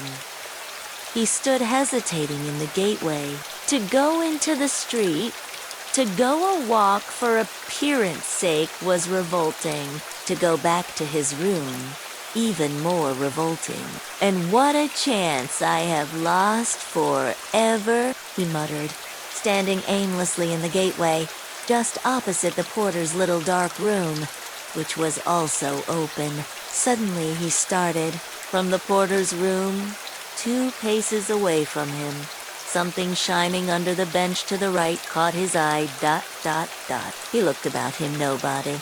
He approached the room on tiptoe, went down 2 steps into it, and in a faint voice called the porter. Yes, not at home. Somewhere near, though, in the yard, for the door is wide open. He dashed to the axe. It was an axe, and pulled it out from under the bench, where it lay between 2 chunks of wood. At once, before going out, he made it fast in the noose. He thrust both hands into his pockets and went out of the room. No one had noticed him. When reason fails, the devil helps, he thought with a strange grin. This chance raised his spirits extraordinarily. He walked along quietly and sedately, without hurry, to avoid awakening suspicion. He scarcely looked at the passers-by, tried to escape looking at their faces at all, and to be as little noticeable as possible. Suddenly he thought of his hat. Good heavens! I had the money the day before yesterday, and did not get a cap to wear instead. A curse rose from the bottom of his soul. Glancing out of the corner of his eye into a shop, he saw by a clock on the wall that it was 10 minutes past 7. He had to make haste and at the same time to go some way round, so as to approach the house from the other side. ... When he had happened to imagine all this beforehand, he had sometimes thought that he would be very much afraid. But he was not very much afraid now, was not afraid at all. Indeed, his mind was even occupied by irrelevant matters, but by nothing for long. As he passed the Yusupov garden, he was deeply absorbed in considering the building of great fountains and the very refreshing effect on the atmosphere in all the squares. By degrees he passed to the conviction that if the summer garden were extended to the field of Mars, and perhaps joined to the garden of the Mihailovsky Palace, it would be a splendid thing and a great benefit to the town. Then he was interested by the question why, in all great towns, men are not simply driven by necessity, but in some peculiar way inclined to live in those parts of the town where there are no gardens nor fountains, where there is most dirt and smell and all sorts of nastiness.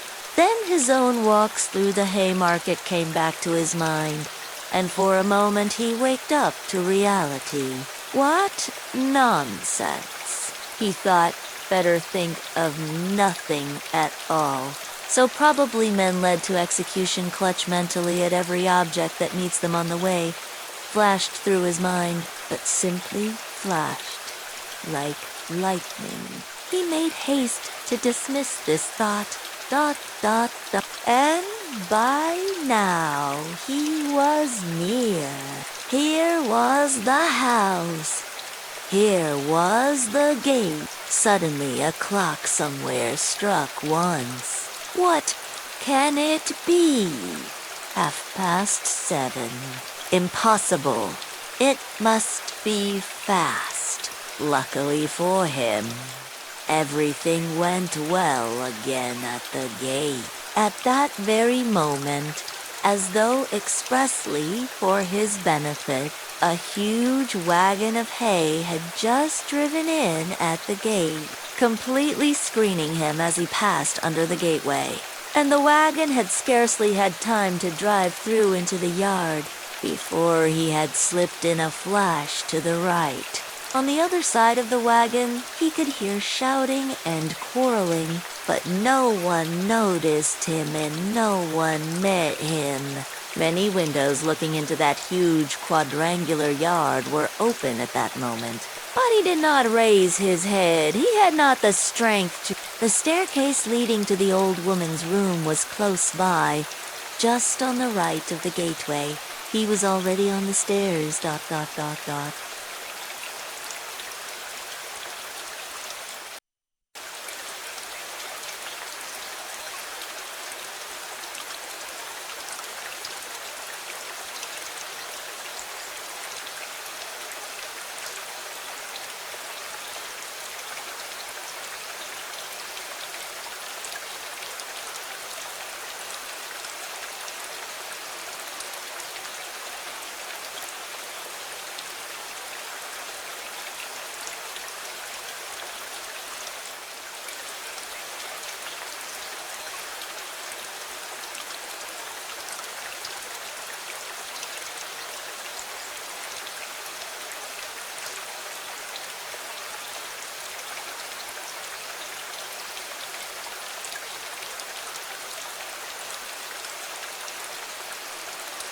pressing his hand against his throbbing heart, and once more feeling for the axe and setting it straight. He began softly and cautiously ascending the stairs, listening every minute. But the stairs, too, were quite deserted. All the doors were shut. He met no one. One flattened gate on the first floor was wide open and painters were at work in it, but they did not glance at him. He stood still, thought a minute, and went on. Of course, it would be better if they had not been here, but it's 2 stories above them, and there was the 4th story. Here was the door. Here was the flat opposite, the empty one. The flat underneath the old woman's was apparently empty also. The visiting card nailed on the door had been torn off. They had gone away. He was out of breath. For one instant, the thought floated through his mind. Shall I go back? But he made no answer and began listening at the old woman's door. A dead silence. Then he listened again on the staircase, listened long and intently, then looked about him for the last time, pulled himself together, drew himself up, and once more tried the axe and the noose. Am I very pale? He wondered. Am I not evidently agitated? She is mistrustful. ... Had I better wait a little longer till my heart leaves off thumping? But his heart did not leave off. On the contrary, as though to spite him, it throbbed more and more violently. He could stand it no longer. He slowly put out his hand to the bell and rang. Half a minute later, he rang again, more loudly. No answer. To go on ringing was useless and out of place. The old woman was, of course, at home, but she was suspicious and alone. He had some knowledge of her habits, and once more he put his ear to the door. Either his senses were peculiarly keen, which it is difficult to suppose, or the sound was really very distinct. Anyway, he suddenly heard something like the cautious touch of a hand on the lock and the rustle of a skirt at the very door. Someone was standing stealthily close to the lock, and just as he was doing on the outside, was secretly listening within, and seemed to have her ear to the door. He moved a little on purpose and muttered something aloud that he might not have the appearance of hiding, then rang a 3rd time, but quietly, soberly and without impatience, recalling it afterwards. That moment stood out in his mind vividly, distinctly, forever. He could not make out how he had had such cunning, for his mind was, as it were, clouded at moments, and he was almost unconscious of his body. An instant later he heard the latch unfastened. On returning from the Haymarket, he flung himself on the sofa and sat for a whole hour without stirring. Meanwhile, it got dark. He had no candle in. Indeed, it did not occur to him to light up. He could never recollect whether he had been thinking about anything at that time. At last, he was conscious of his former fever and shivering, and he realized with relief that he could lie down on the sofa. Soon, heavy, leaden sleep came over him, as it were, crushing him. He slept an extraordinarily long time and without dreaming. Nastasia, coming into his room at 10 o'clock the next morning, had difficulty in rousing him. She brought him in tea and bread. The tea was again the second brew and again in her own teapot. My goodness, how he sleeps, she cried indignantly, and he is always asleep. He got up with an effort. His head ached. He stood up, took a turn in his garret, and sank back on the sofa again. "Going to sleep again," cried Nastasia. "Are you ill,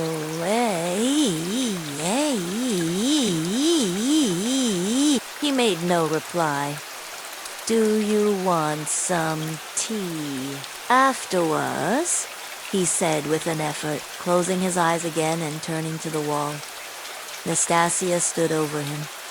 "Perhaps he really is ill," she said, turned and went out. She came in again at 2 o'clock with soup. He was lying as before. The tea stood untouched. Nastasia felt positively offended and began wrathfully rousing him. "Why are you lying like a log?" she shouted, looking at him with repulsion.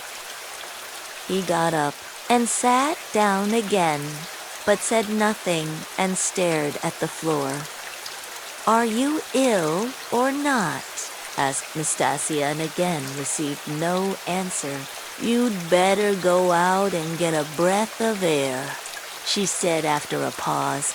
"Will you eat it or not?" "Afterwards," he said weakly. "You can go." And he motioned her out. She remained a little longer, looked at him with compassion, and went out. A few minutes afterwards, he raised his eyes and looked for a long while at the tea and the soup. Then he took the bread, took up a spoon, and began to eat. He ate a little, 3 or 4 spoonfuls, without appetite, as it were mechanically. His head ached less. After his meal, he stretched himself on the sofa again, but now he could not sleep. He lay without stirring, with his face in the pillow. He was haunted by daydreams, and such strange daydreams. In one that kept recurring, he fancied that he was in Africa, in Egypt, in some sort of oasis. The caravan was resting. The camels were peacefully lying down. The palms stood all around in a complete circle. All the party were at dinner, but he was drinking water from a spring which flowed gurgling close by. And it was so cool. It was wonderful. Wonderful blue. Cold water running among the party-colored stones and over the clean sand which glistened here and there like gold. Suddenly, he heard a clock strike. He started, roused himself, raised his head, looked out of the window, and seeing how late it was, suddenly jumped up wide awake as though someone had pulled him off the sofa. He crept on tiptoe to the door, stealthily opened it, and began listening on the staircase. His heart beat terribly, but all was quiet on the stairs as if everyone was asleep. ... It seemed to him strange and monstrous that he could have slept in such forgetfulness from the previous day and had done nothing, had prepared nothing yet. ... And meanwhile, perhaps it had struck 6, and his drowsiness and stupefaction were followed by an extraordinary, feverish, as it were distracted haste. But the preparations to be made were few. He concentrated all his energies on thinking of everything and forgetting nothing, and his heart kept beating and thumping so that he could hardly breathe. First, he had to make a noose and sew it into his overcoat, a work of a moment. He rummaged under his pillow and picked out amongst the linen stuffed away under it a worn-out, old unwashed shirt. From its rags he tore a long strip, a couple of inches wide, and about 16 inches long. He folded this strip in two, took off his wide, strong summer overcoat of some stout cotton material, his only outer garment, and began sewing the 2 ends of the rag on the inside, under the left armhole. His hands shook as he sewed, but he did it successfully so that nothing showed outside when he put the coat on again. The needle and thread he had got ready long before, and they lay on his table in a piece of paper. As for the noose, it was a very ingenious device of his own. The noose was intended for the axe. It was impossible for him to carry the axe through the street in his hands, and if hidden under his coat, he would still have had to support it with his hand, which would have been noticeable. Now he had only to put the head of the axe in the noose, and it would hang quietly under his arm on the inside. Putting his hand in his coat pocket, he could hold the end of the handle all the way, so that it did not swing, and as the coat was very full, a regular sack in fact, it could not be seen from outside that he was holding something with the hand that was in the pocket. This noose, too, he had designed a fortnight before. When he had finished with this, he thrust his hand into a little opening between his sofa and the floor, fumbled in the left corner and drew out the pledge, which he had got ready long before and hidden there. This pledge was, however, only a smoothly planed piece of wood the size and thickness of a silver cigarette case. He picked up this piece of wood in one of his wanderings in a courtyard where there was some sort of a workshop. Afterwards, he had added to the wood a thin, smooth piece of iron, which he had also picked up at the same time in the street. Putting the iron, which was a little the smaller, on the piece of wood, he fastened them very firmly, crossing and recrossing the thread round them, then wrapped them carefully and daintily in clean white paper and tied up the parcel so that it would be very difficult to untie it. This was in order to divert the attention of the old woman for a time, while she was trying to undo the knot, and so to gain a moment. The iron strip was added to give weight, so that the woman might not guess the first minute that the thing was made of wood. All this had been stored by him beforehand under the sofa. He had only just got the pledge out when he heard someone suddenly about in the yard. It struck 6 long ago. Long ago.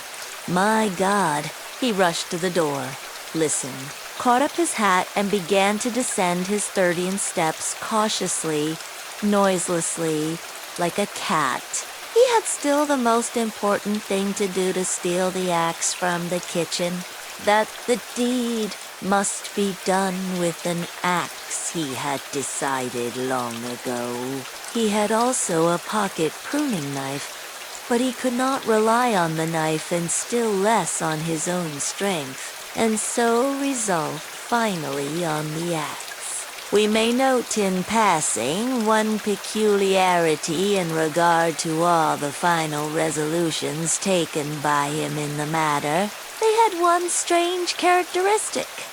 The more final they were, the more hideous, and the more absurd they at once became in his eyes, in spite of all his agonizing inward struggle. He never for a single instant all that time could believe in the carrying out of his plans. And, indeed, if it had ever happened that everything to the least point could have been considered and finally settled, and no uncertainty of any kind had remained, he would, it seems, have renounced it all as something absurd, monstrous, and impossible. But a whole mass of unsettled points and uncertainties remained. As for getting the axe, that trifling business costs him no anxiety, for nothing could be easier. Nastasia was continually out of the house, especially in the evenings. She would run into the neighbors or to a shop, and always left the door ajar. It was the one thing the landlady was always scolding her about. And so, when the time came, he would only have to go quietly into the kitchen and to take the axe, and an hour later, when everything was over, go in and put it back again. But these were doubtful points. Supposing he returned an hour later to put it back, and Nastasia had come back and was on the spot, he would of course have to go by and wait till she went out again. But supposing she were in the meantime to miss the axe, look for it, make an outcry that would mean suspicion, or at least grounds for suspicion. But those were all trifles which he had not even begun to consider. And indeed, he had no time. He was thinking of the chief point, and put off trifling details until he could believe in it all. But that seemed utterly unattainable. So it seemed to himself, at least, he could not imagine, for instance, that he would sometime leave off thinking, get up and simply go there, ... Even his late experiment, i.e., his visit with the object of a final survey of the place, was simply an attempt at an experiment, far from being the real thing, as though one should say, "Come, let us go and try it, why dream about it?" And at once he had broken down and had run away cursing, in a frenzy with himself. Meanwhile, it would seem, as regards the moral question, that his analysis was complete. His casuistry had become keen as a razor, and he could not find rational objections in himself, but in the last resort he simply ceased to believe in himself, and doggedly, slavishly sought arguments in all directions, fumbling for them, as though someone were forcing and drawing him to it. He listened a long time. Somewhere far away, it might be in the gateway, two voices were loudly and shrilly shouting, quarreling and scolding. What are they about? He waited patiently. At last all was still, as though suddenly cut off. They had separated. He was meaning to go out, but suddenly, on the floor below, a door was noisily opened and someone began going downstairs humming a tune. How is it they all make such a noise? Flashed through his mind. Once more he closed the door and waited. At last all was still, not a soul stirring. He was just taking a step towards the stairs when he heard fresh footsteps. The steps sounded very far off, at the very bottom of the stairs. But he remembered quite clearly and distinctly that from the first sound he began for some reason to suspect that this was someone coming there to the 4th floor, to the old woman. Why were the sounds somehow peculiar, significant? The steps were heavy, even and unhurried. Now he had passed the 1st floor. Now he was mounting higher. It was growing more and more distinct. He could hear his heavy breathing. And now the 3rd story had been reached. Coming here. And it seemed to him all at once that he was turned to stone, that it was like a dream in which one is being pursued, nearly caught and will be killed, and is rooted to the spot and cannot even move one's arms. At last, when the unknown was mounting to the 4th floor, he suddenly started, and succeeded in slipping neatly and quickly back into the flat, and closing the door behind him. Then he took the hook and softly, noiselessly, fixed it in the catch. Instinct helped him. When he had done this, he crouched holding his breath by the door. The unknown visitor was by now also at the door. They were now standing opposite one another, as he had just before been standing with the old woman, when the door divided them and he was listening. The visitor panted several times. He must be a big, fat man, thought Raskolnikov, squeezing the axe in his hand. It seemed like a dream indeed. The visitor took hold of the bell and rang it loudly. As soon as the tin bell tinkled, Raskolnikov seemed to be aware of something moving in the room. For some seconds he listened quite seriously. The unknown rang again, waited, and suddenly tugged violently and impatiently at the handle of the door. Raskolnikov gazed in horror at the hook shaking in its fastening, and in blank terror expected every minute that the fastening would be pulled out. It certainly did seem possible. So violently was he shaking it. He was tempted to hold the fastening, but he might be aware of it. A giddiness came over him again. I shall fall down, flashed through his mind, but the unknown began to speak and he recovered himself at once. What's up? Are they asleep or murdered? Damn them, he bawled in a thick voice. Hey, Alyona, Ivanovna, old witch, Lizaveta. Ivanovna, hey.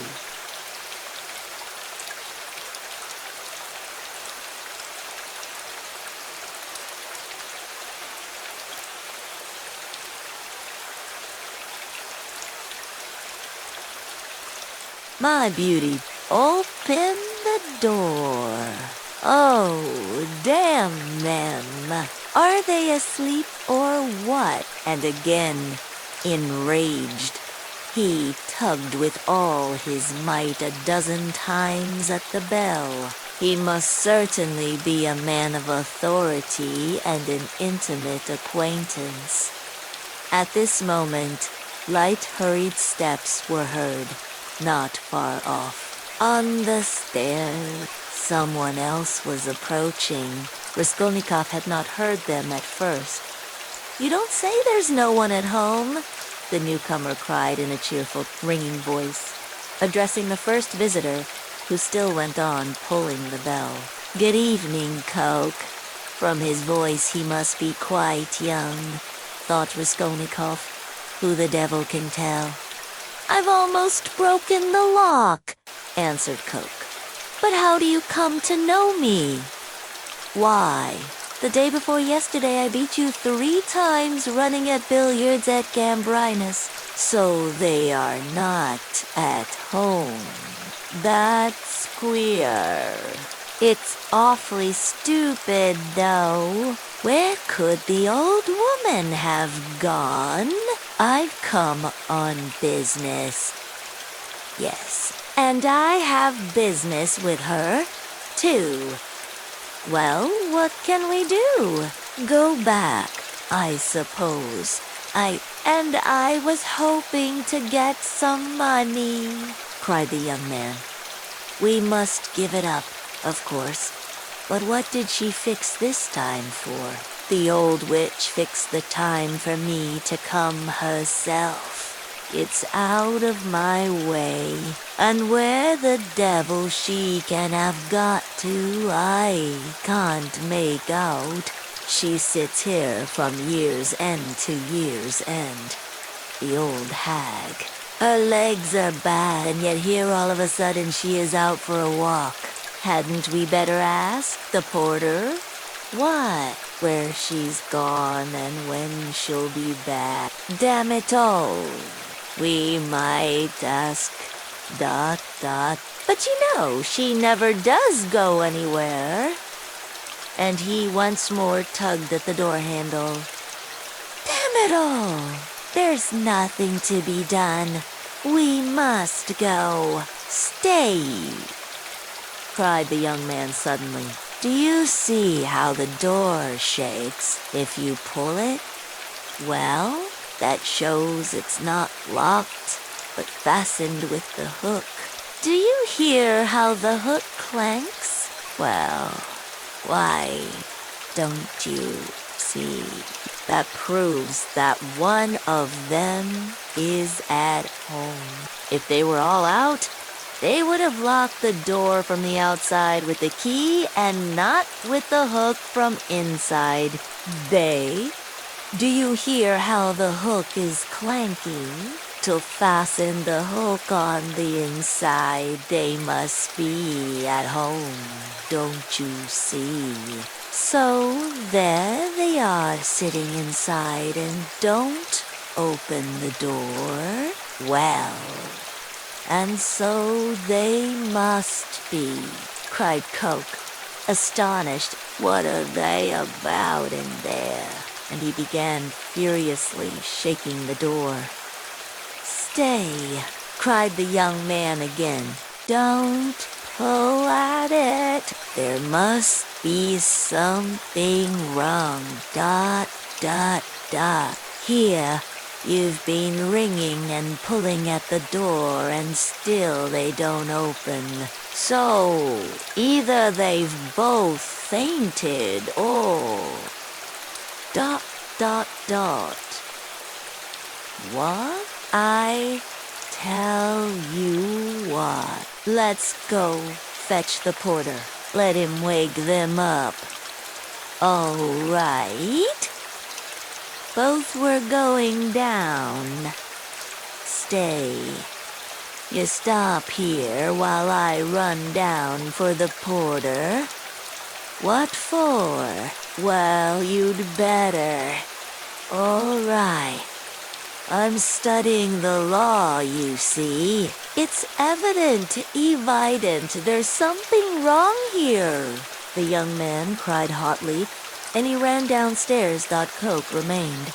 Once more he softly touched the bell, which gave one tinkle. Then gently, as though reflecting and looking about him, began touching the door handle, pulling it and letting it go to make sure once more that it was only fastened by the hook. Then, puffing and panting, he bent down and began looking at the keyhole. But the key was in the lock on the inside, and so nothing could be seen. Raskolnikov stood keeping tight hold of the axe. He was in a sort of delirium.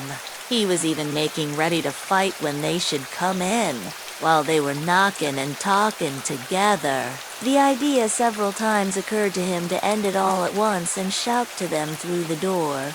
Now and then, he was tempted to swear at them, to jeer at them, while they could not open the door.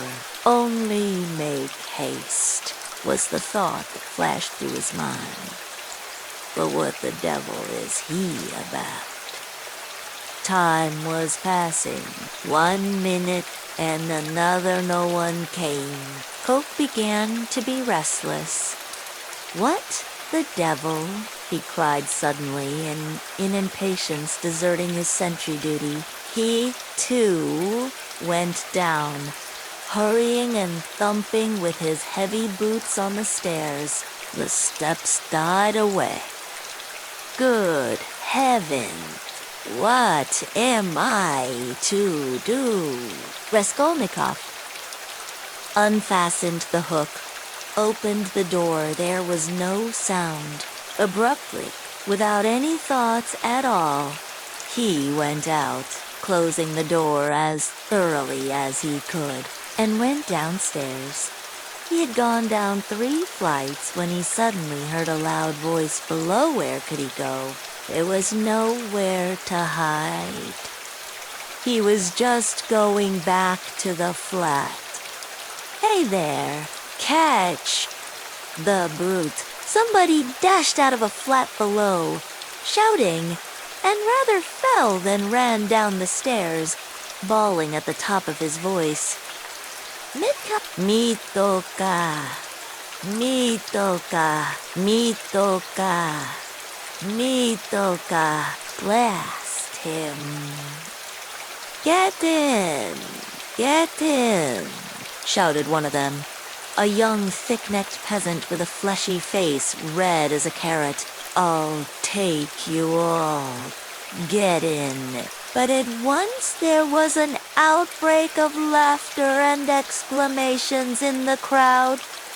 Take us all with a beast like that. Why, Mikulka? Are you crazy to put a nag like that in such a cart? And this Mary is 20. If she is a day, mates. Get in.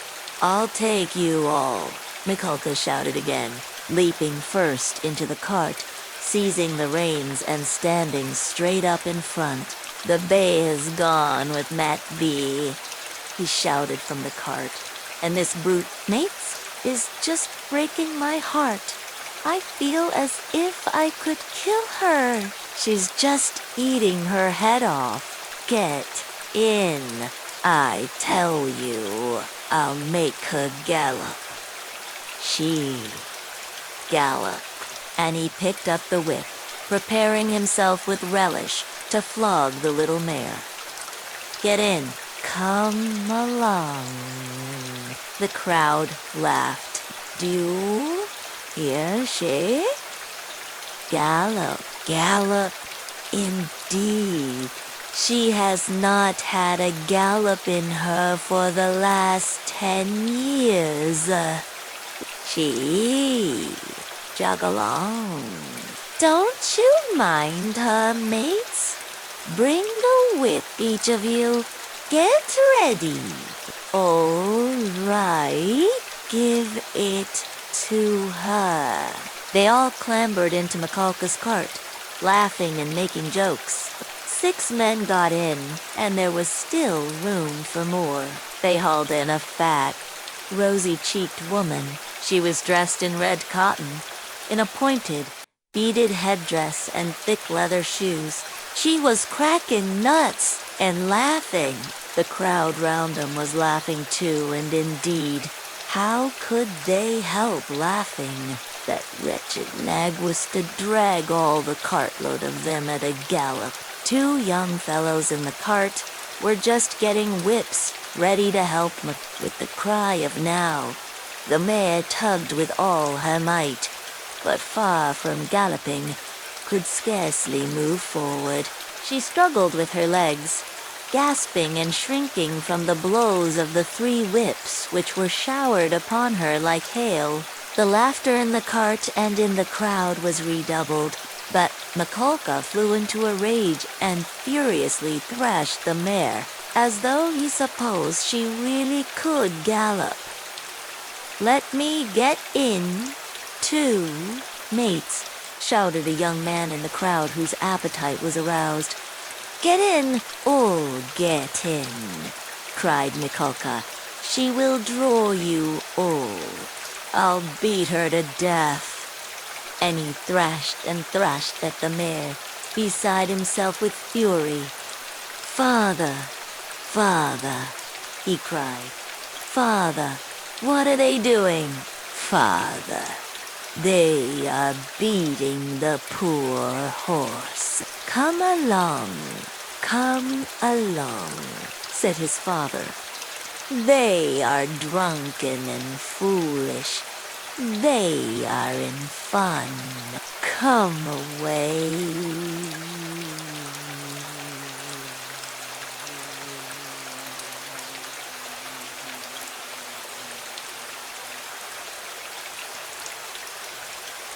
Don't look. And he tried to draw him away, but he tore himself away from his hand, and, beside himself with horror, ran to the horse. The poor beast was in a bad way. She was gasping, standing still, then tugging again and almost falling. Beat her to death, cried Mikulka. It's come to that. I'll do for her. What are you about? Are you a Christian? You devil, shouted an old man in the crowd. Did anyone ever see the like? A wretched nag like that? Pulling such a cartload, said another. You'll kill her, shouted the third. Don't meddle. It's my property. I'll do what I choose. Get in, more of you. Get in, all of you. I will have her go at a gallop. All at once, laughter broke into a roar and covered everything. The mare, roused by the shower of blows, began feebly kicking. Even the old man could not help smiling. To think of a wretched little beast like that trying to kick. Two lads in the crowd snatched up whips and ran to the mare to beat her about the ribs. One ran each side, hit her in the face, in the eyes, cried Mikulka. Give us a song. Mates, shouted someone in the cart, and everyone in the cart joined in a riotous song, jingling a tambourine and whistling. The woman went on cracking nuts and laughing, ... He ran beside the mare, ran in front of her, saw her being whipped across the eyes, right in the eyes. He was crying. He felt choking. His tears were streaming. One of the men gave him a cut with the whip across the face. He did not feel it. Wringing his hands and screaming, he rushed up to the gray-headed old man with the gray beard, who was shaking his head in disapproval.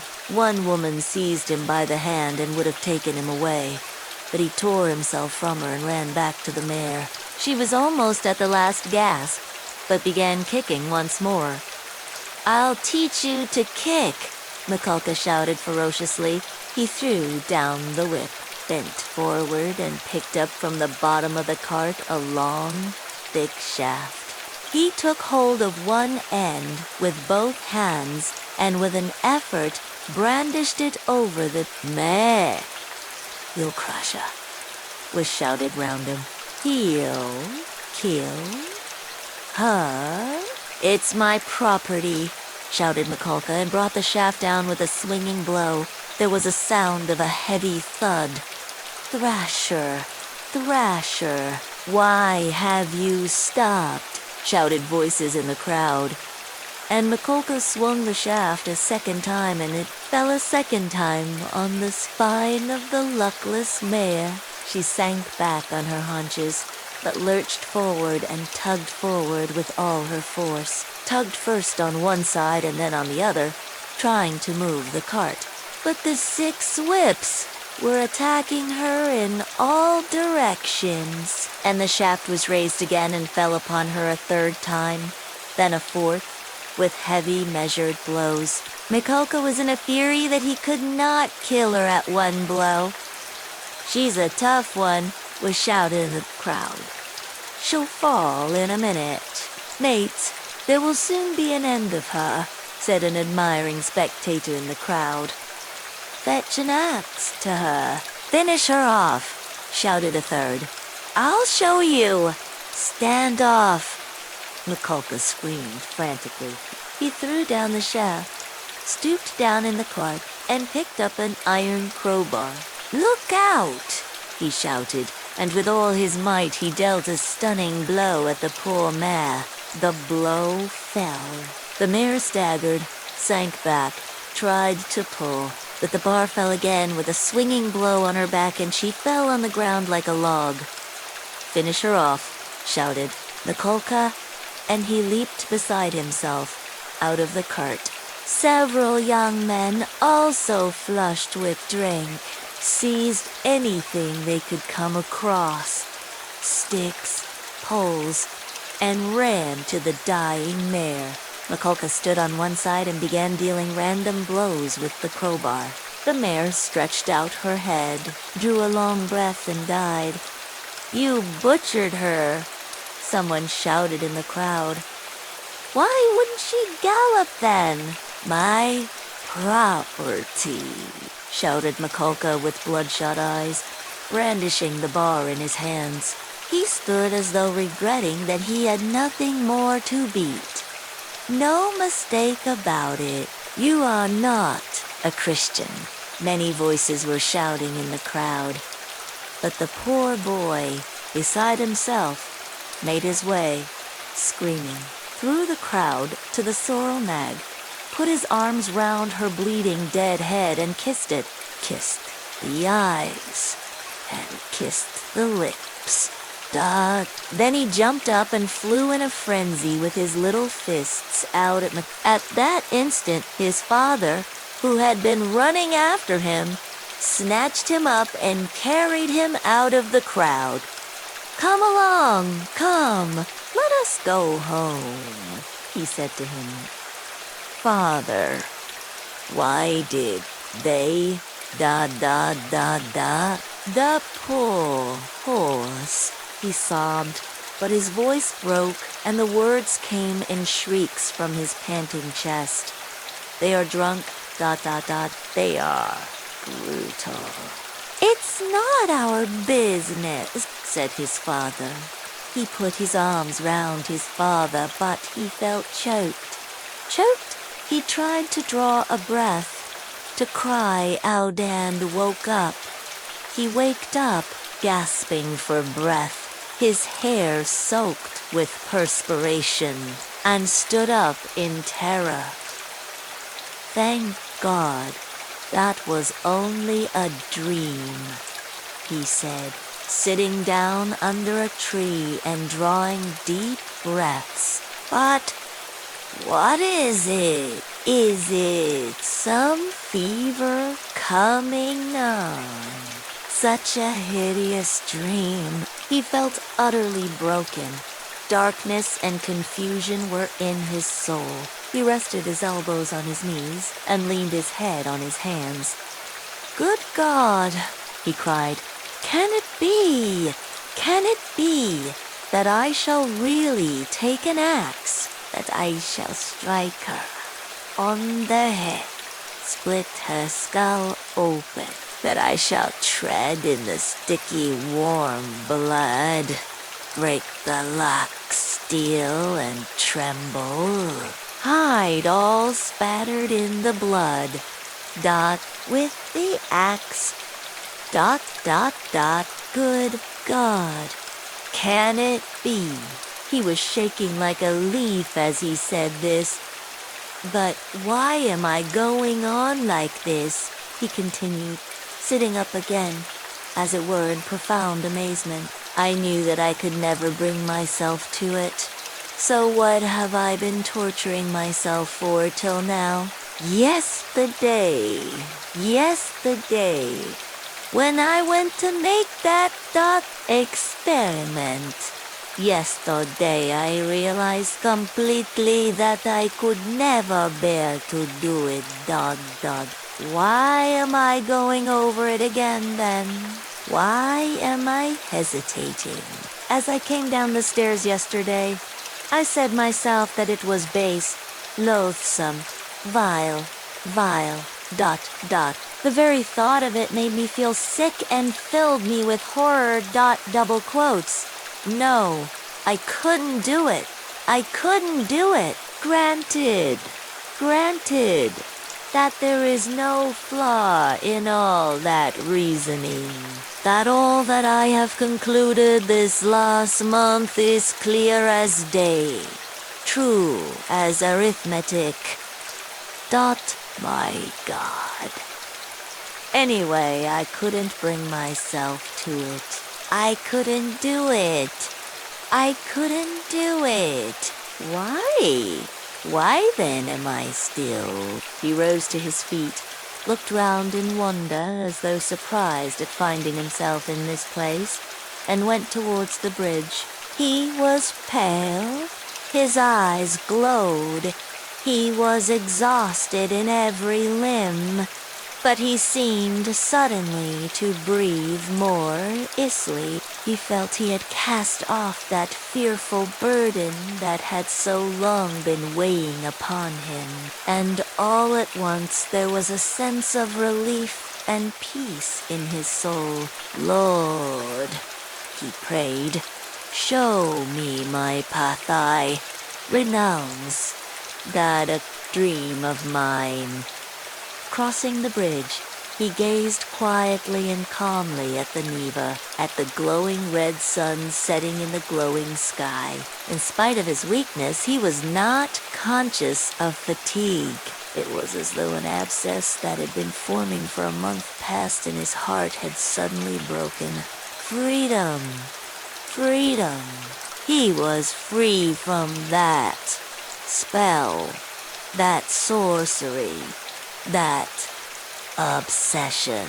Later on, when he recalled that time and all that happened to him during those days, minute by minute, point by point, he was superstitiously impressed by one circumstance, which, though in itself not very exceptional, always seemed to him afterwards the predestined turning point of his fate.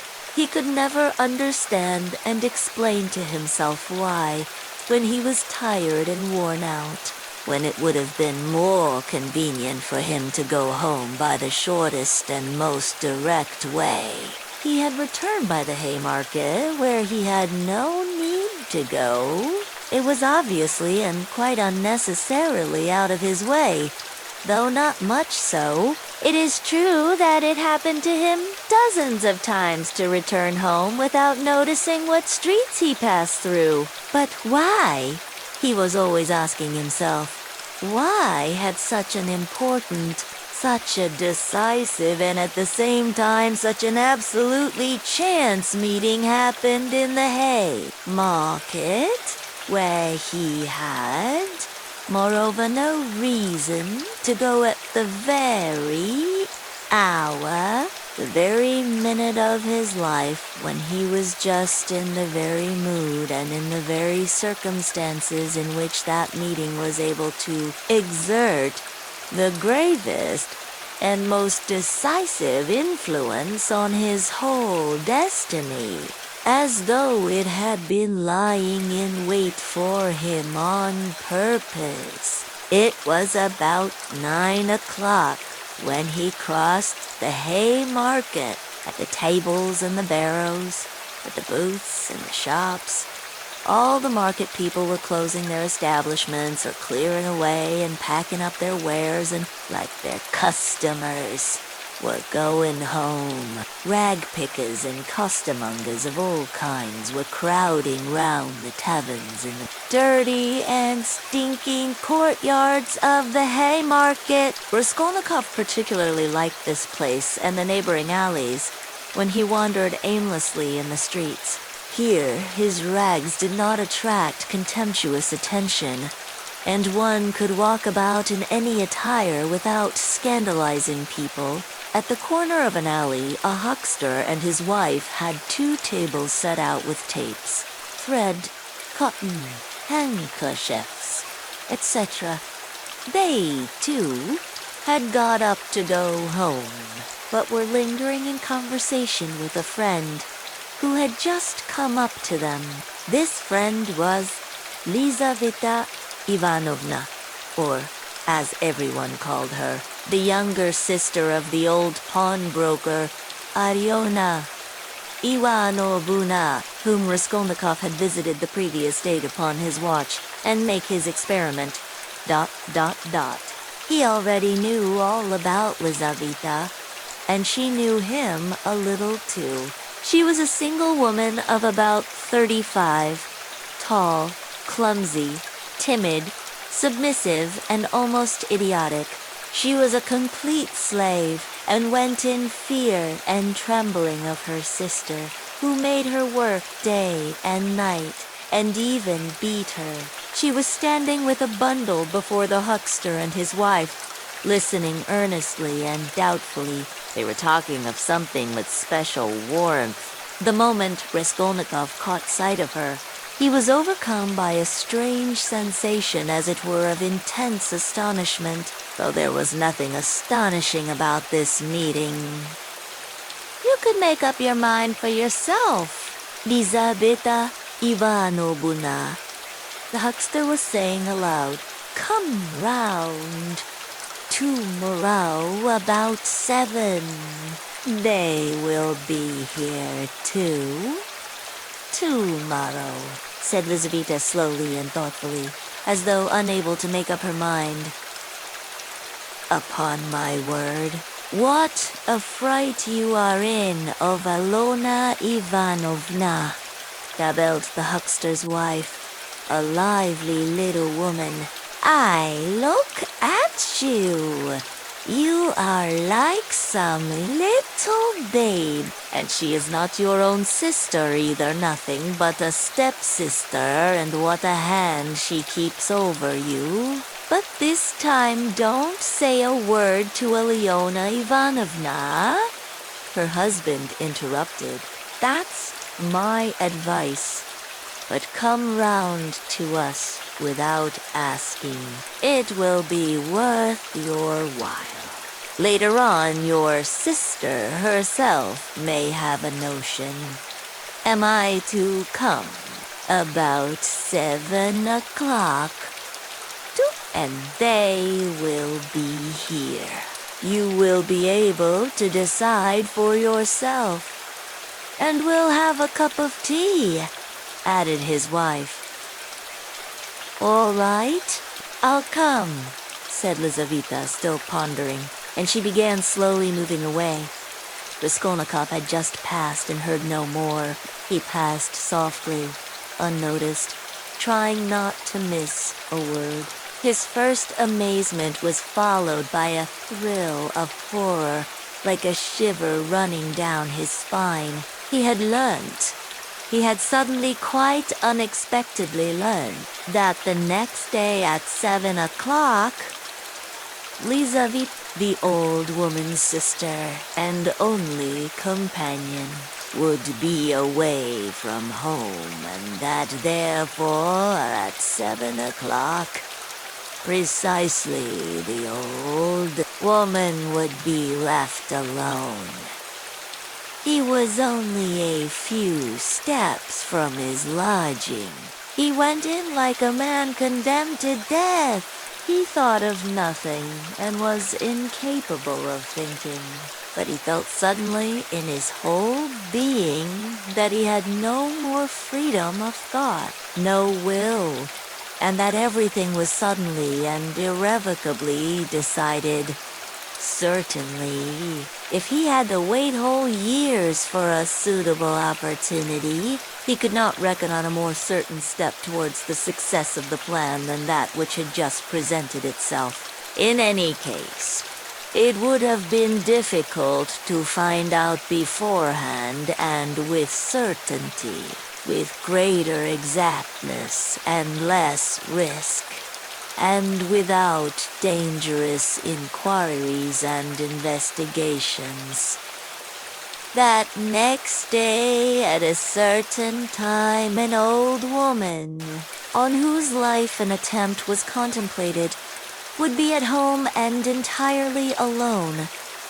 The shout ended in a shriek. The last sounds came from the yard. All was still. But at the same instant, several men talking loud and fast began noisily mounting the stairs. There were 3 or 4 of them. He distinguished the ringing voice of the young man. "Hey!" Filled with despair, he went straight to meet them, feeling come what must. If they stopped him, all was lost. If they let him pass, all was lost too. They would remember him. They were approaching. They were only a flight from him on suddenly deliverance. A few steps from him on the right, there was an empty flat with the door wide open, the flat on the second floor where the painters had been at work, and which, as though for his benefit, they had just left. It was they, no doubt, who had just run down, shouting. The floor had only just been painted. In the middle of the room stood a pail and a broken pot with paint and brushes. In one instant he had whisked in at the open door and hidden behind the wall, and only in the nick of time. They had already reached the landing. Then they turned and went on up to the 4th floor, talking loudly. He waited, went out on tiptoe and ran down the stairs. No one was on the stairs, nor in the gateway. He passed quickly through the gateway and turned to the left in the street.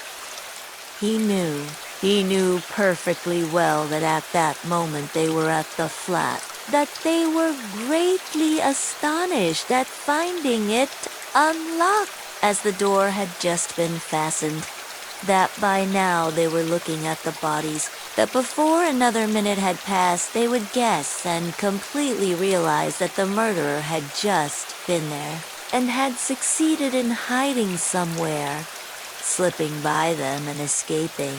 They would guess most likely that he had been in the empty flat while they were going upstairs. And meanwhile he dared not quicken his pace much, though the next turning was still nearly 100 yards away. Should he slip through some gateway and wait somewhere in an unknown street? No, hopeless. Should he fling away the axe? Should he take a cab? Hopeless. Hopeless. At last he reached the turning. He turned down it more dead than alive. Here he was halfway to safety, and he understood it. It was less risky because there was a great crowd of people, and he was lost in it like a grain of sand. But all he had suffered had so weakened him that he could scarcely move. Perspiration ran down him in drops. His neck was all wet. My word, he has been going it. Someone shouted at him when he came out on the canal bank. He was only dimly conscious of himself now, and the farther he went, the worse it was. He remembered, however, that on coming out onto the canal bank, he was alarmed at finding few people there and so being more conspicuous, and he had thought of turning back. Though he was almost falling from fatigue, he went a long way round so as to get home from quite a different direction. He was not fully conscious when he passed through the gateway of his house. He was already on the staircase before he recollected the axe. And yet he had a very grave problem before him: to put it back and to escape observation as far as possible in doing so. He was of course incapable of reflecting that it might perhaps be far better not to restore the axe at all, but to drop it later on in somebody's yard. But it all happened fortunately. The door of the porter's room was closed, but not locked, so that it seemed most likely that the porter was at home. But he had so completely lost all power of reflection that he walked straight to the door and opened it. If the porter had asked him, "What do you want?" he would perhaps have simply handed him the axe.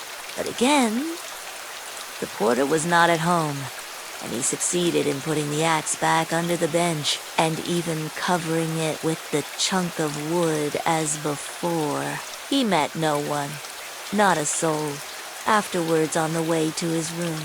The landlady's door was shut. When he was in his room, he flung himself on the sofa just as he was. He did not sleep, but sank into blank forgetfulness. If anyone had come into his room then, he would have jumped up at once and screamed. Scraps and shreds of thoughts were simply swarming in his brain, but he could not catch at one.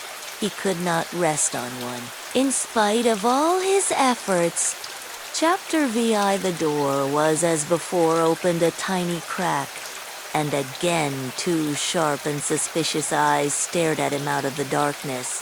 Then Raskolnikov lost his head and nearly made a great mistake, fearing the old woman would be frightened by their being alone, and not hoping that the sight of him would disarm her suspicions. He took hold of the door and drew it towards him to prevent the old woman from attempting to shut it again. Seeing this, she did not pull the door back, but she did not let go the handle so that he almost dragged her out with it onto the stairs. Seeing that she was standing in the doorway, not allowing him to pass, he advanced straight upon her. She stepped back in alarm, tried to say something, but seemed unable to speak, and stared with open eyes at him.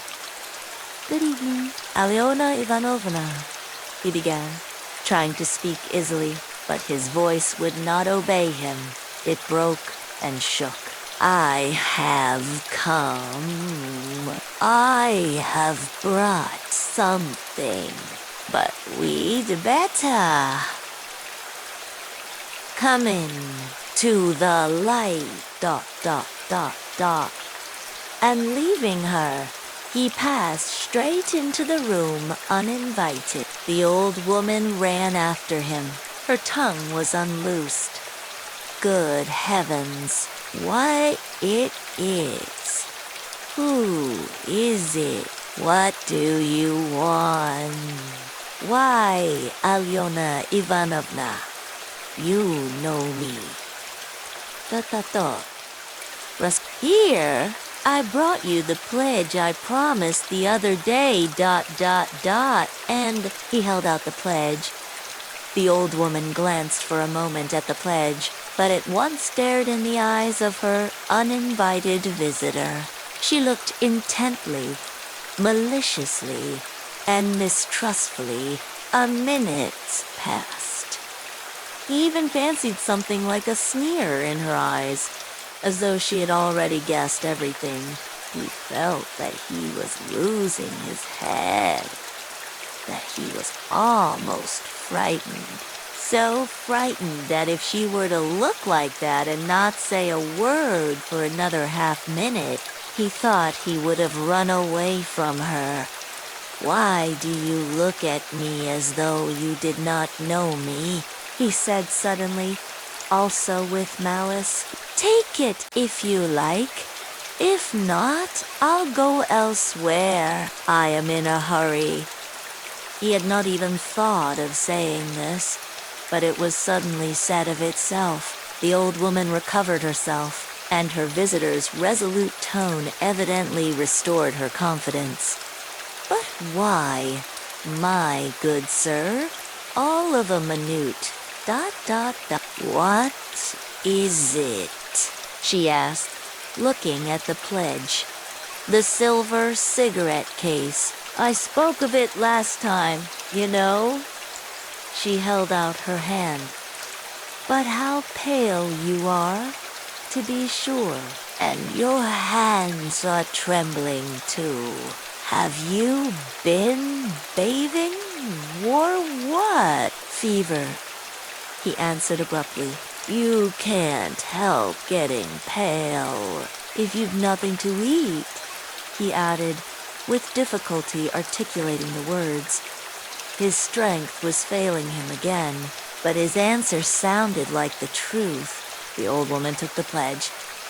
What is it? She asked once more, scanning Raskolnikov intently and weighing the pledge in her hand. A thing. Shigaretto case. Silver. Look at it. It does not seem somehow like silver ...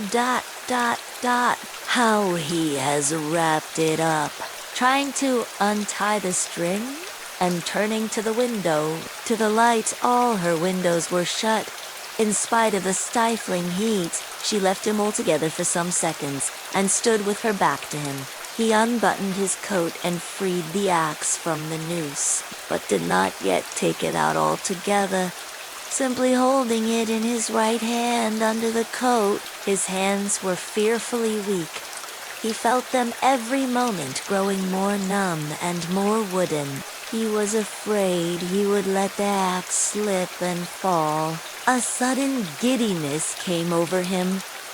But what has he tied it up like this for? The old woman cried with vexation and moved towards him. He had not a minute more to lose. He pulled the axe quite out, swung it with both arms, scarcely conscious of himself, and almost without effort, almost mechanically, brought the blunt side down on her head. He seemed not to use his own strength in this, but as soon as he had once brought the axe down, his strength returned to him. The old woman was as always. Her thin, light hair, streaked with gray, thickly smeared with grease, was plaited in a rat's tail and fastened by a broken horn comb which stood out on the nape of her neck. As she was so short, the blow fell on the very top of her skull. She cried out, but very faintly, and suddenly sank all of a heap on the floor, raising her hands to her head. In one hand she still held the pledge. Then he dealt her another and another blow with the blunt side, and on the same spot, the blood gushed as from an overturned glass. The body fell back. He stepped back, let it fall, and at once bent over her face. She was dead. Her eyes seemed to be starting out of their sockets. The brow and the whole face were drawn, contorted convulsively. He laid the axe on the ground near the dead body and felt at once in her pocket, trying to avoid the streaming body, the same right-hand pocket from which he had taken the key on his last visit. He was in full possession of his faculties, free from confusion or giddiness, but his hands were still trembling. He remembered afterwards that he had been particularly collected and careful, trying all the time not to get smeared with blood ... He pulled out the keys at once. They were all, as before, in one bunch on a steel ring. He ran at once into the bedroom with them. It was a very small room with a whole shrine of holy images. Against the other wall stood a big bed, very clean and covered with a silk patchwork wadded quilt. Against a third wall was a chest of drawers, strange to say. So soon as he began to fit the keys into the chest, so soon as he heard their jingling, a convulsive shudder passed over him. He suddenly felt tempted again to give it all up and go away. But that was only for an instant. It was too late to go back. He positively smiled at himself, when suddenly another terrifying idea occurred to his mind. He suddenly fancied that the old woman might be still alive and might recover her senses. Leaving the keys in the chest, he ran back to the body. snatched up the axe and lifted it once more over the old woman, but did not bring it down. There was no doubt that she was dead. Bending down and examining her again more closely, he saw clearly that the skull was broken and even battered in on one side. He was about to feel it with his finger, but drew back his hand, and indeed it was evident without that. Meanwhile, there was a perfect pool of blood. All at once, he noticed a string on her neck. He tugged at it, but the string was strong and did not snap, and besides, it was soaked with blood. He tried to pull it out from the front of the dress, but something held it and prevented its coming. In his impatience, he raised the axe again to cut the string from above on the body, but did not dare, and with difficulty, smearing his hand and the axe in the blood. After 2 minutes' hurried effort, he cut the string and took it off without touching the body with the axe. He was not mistaken. It was a purse. On the string were 2 crosses, one of cypress wood and one of copper, and an image in silver filigree, and with them a small, greasy, chamois leather purse with a steel rim and ring. The purse was stuffed very full. Raskolnikov thrust it in his pocket without looking at it, flung the crosses on the old woman's body, and rushed back into the bedroom, this time taking the axe with him. He was in terrible haste.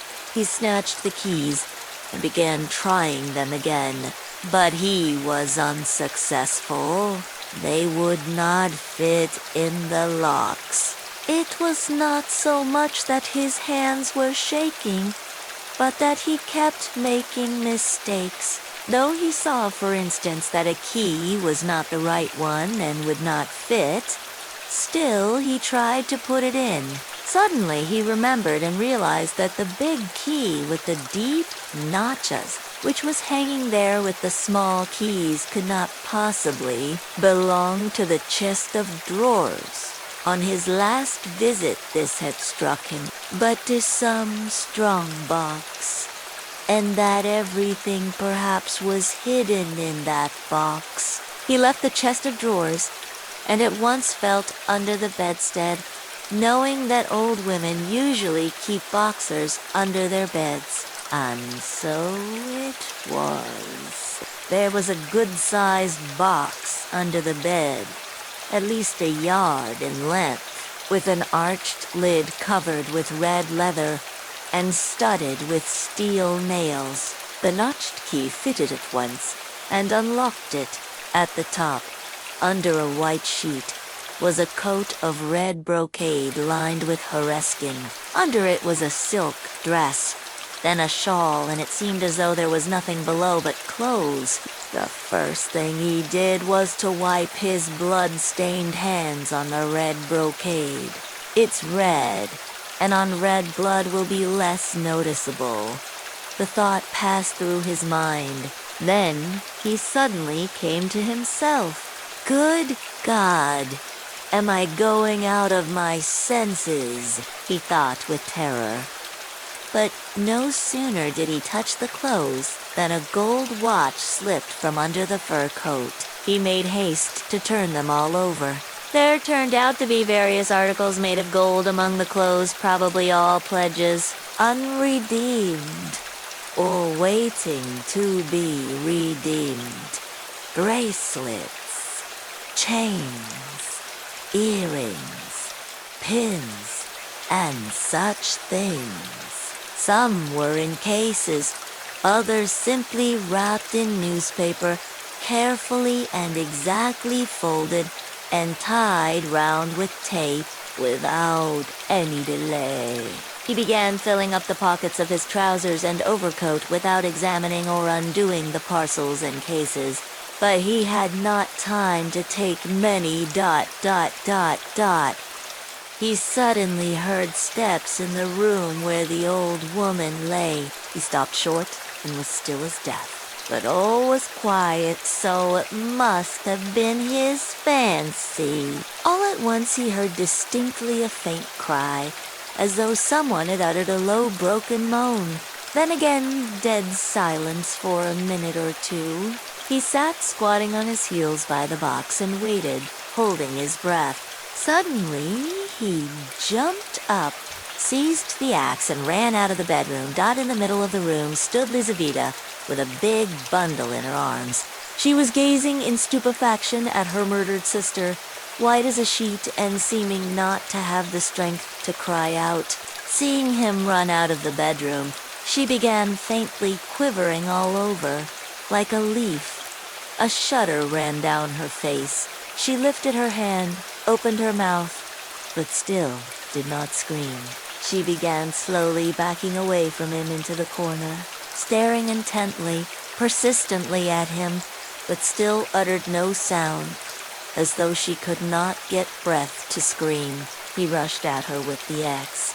Her mouth twitched piteously, as one sees babies' mouths when they begin to be frightened, stare intently at what frightens them and are on the point of screaming. And this hapless Lizaveta was so simple and had been so thoroughly crushed and scared that she did not even raise a hand to guard her face, though that was the most necessary and natural action at the moment, for the axe was raised over her face. She only put up her empty left hand, but not to her face, slowly holding it out before her as though motioning him away.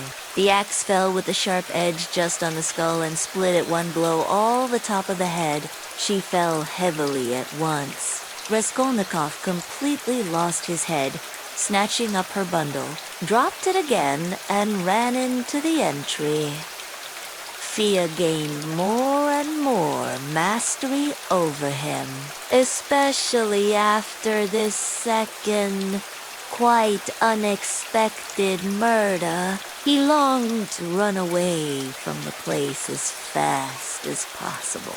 And if at that moment he had been capable of seeing and reasoning more correctly, if he had been able to realize all the difficulties of his position, the hopelessness, the hideousness, and the absurdity of it, if he could have understood how many obstacles and perhaps crimes he had still to overcome or to commit, to get out of that place and to make his way home, it is very possible that he would have flung up everything and would have gone to give himself up, and not from fear, but from simple horror and loathing of what he had done. The feeling of loathing especially surged up within him and grew stronger every minute. He would not now have gone to the box or even into the room for anything in the world, but a sort of blankness, even dreaminess, had begun by degrees to take possession of him. At moments he forgot himself, or rather, forgot what was of importance, and caught at trifles. Glancing, however, into the kitchen and seeing a bucket half full of water on a bench, he bethought him of washing his hands and the axe. His hands were sticky with blood. He dropped the axe with the blade in the water, snatched a piece of soap that lay in a broken saucer on the window, and began washing his hands in the bucket. When they were clean, he took out the axe, washed the blade, and spent a long time, about 3 minutes, washing the wood where there were spots of blood, rubbing them with soap. Then he wiped it all with some linen that was hanging too dry on a line in the kitchen, and then he was a long while attentively examining the axe at the window. There is no trace left on it. Only the wood was still damp. He carefully hung the axe in the noose under his coat. Then, as far as was possible, in the dim light in the kitchen, he looked over his overcoat, his trousers, and his boots. At the first glance, there seemed to be nothing but stains on the boots. He wetted the rag and rubbed the boots, but he knew he was not looking thoroughly. that there might be something quite noticeable that he was overlooking. He stood in the middle of the room, lost in thought. Dark, agonizing ideas rose in his mind. The idea that he was mad, of protecting himself, that he ought perhaps to be doing something utterly different from what he was now doing. Good God. He muttered, "I must fly, fly," and he rushed into the entry.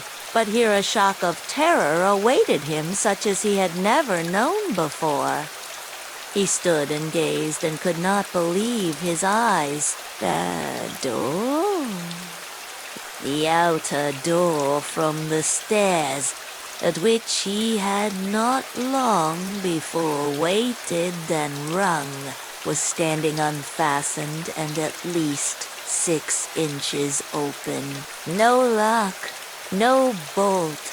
All that time, the old woman had not shut it off to him, perhaps as a precaution. But, good God, why, he had seen Lizaveta afterwards. And how could he have failed to reflect that she must have come in somehow? She could not have come through the wall. He dashed to the door and fastened the latch. But no, the wrong thing. Again, I must get away. Get away? ... He unfastened the latch, opened the door, and began listening on the staircase.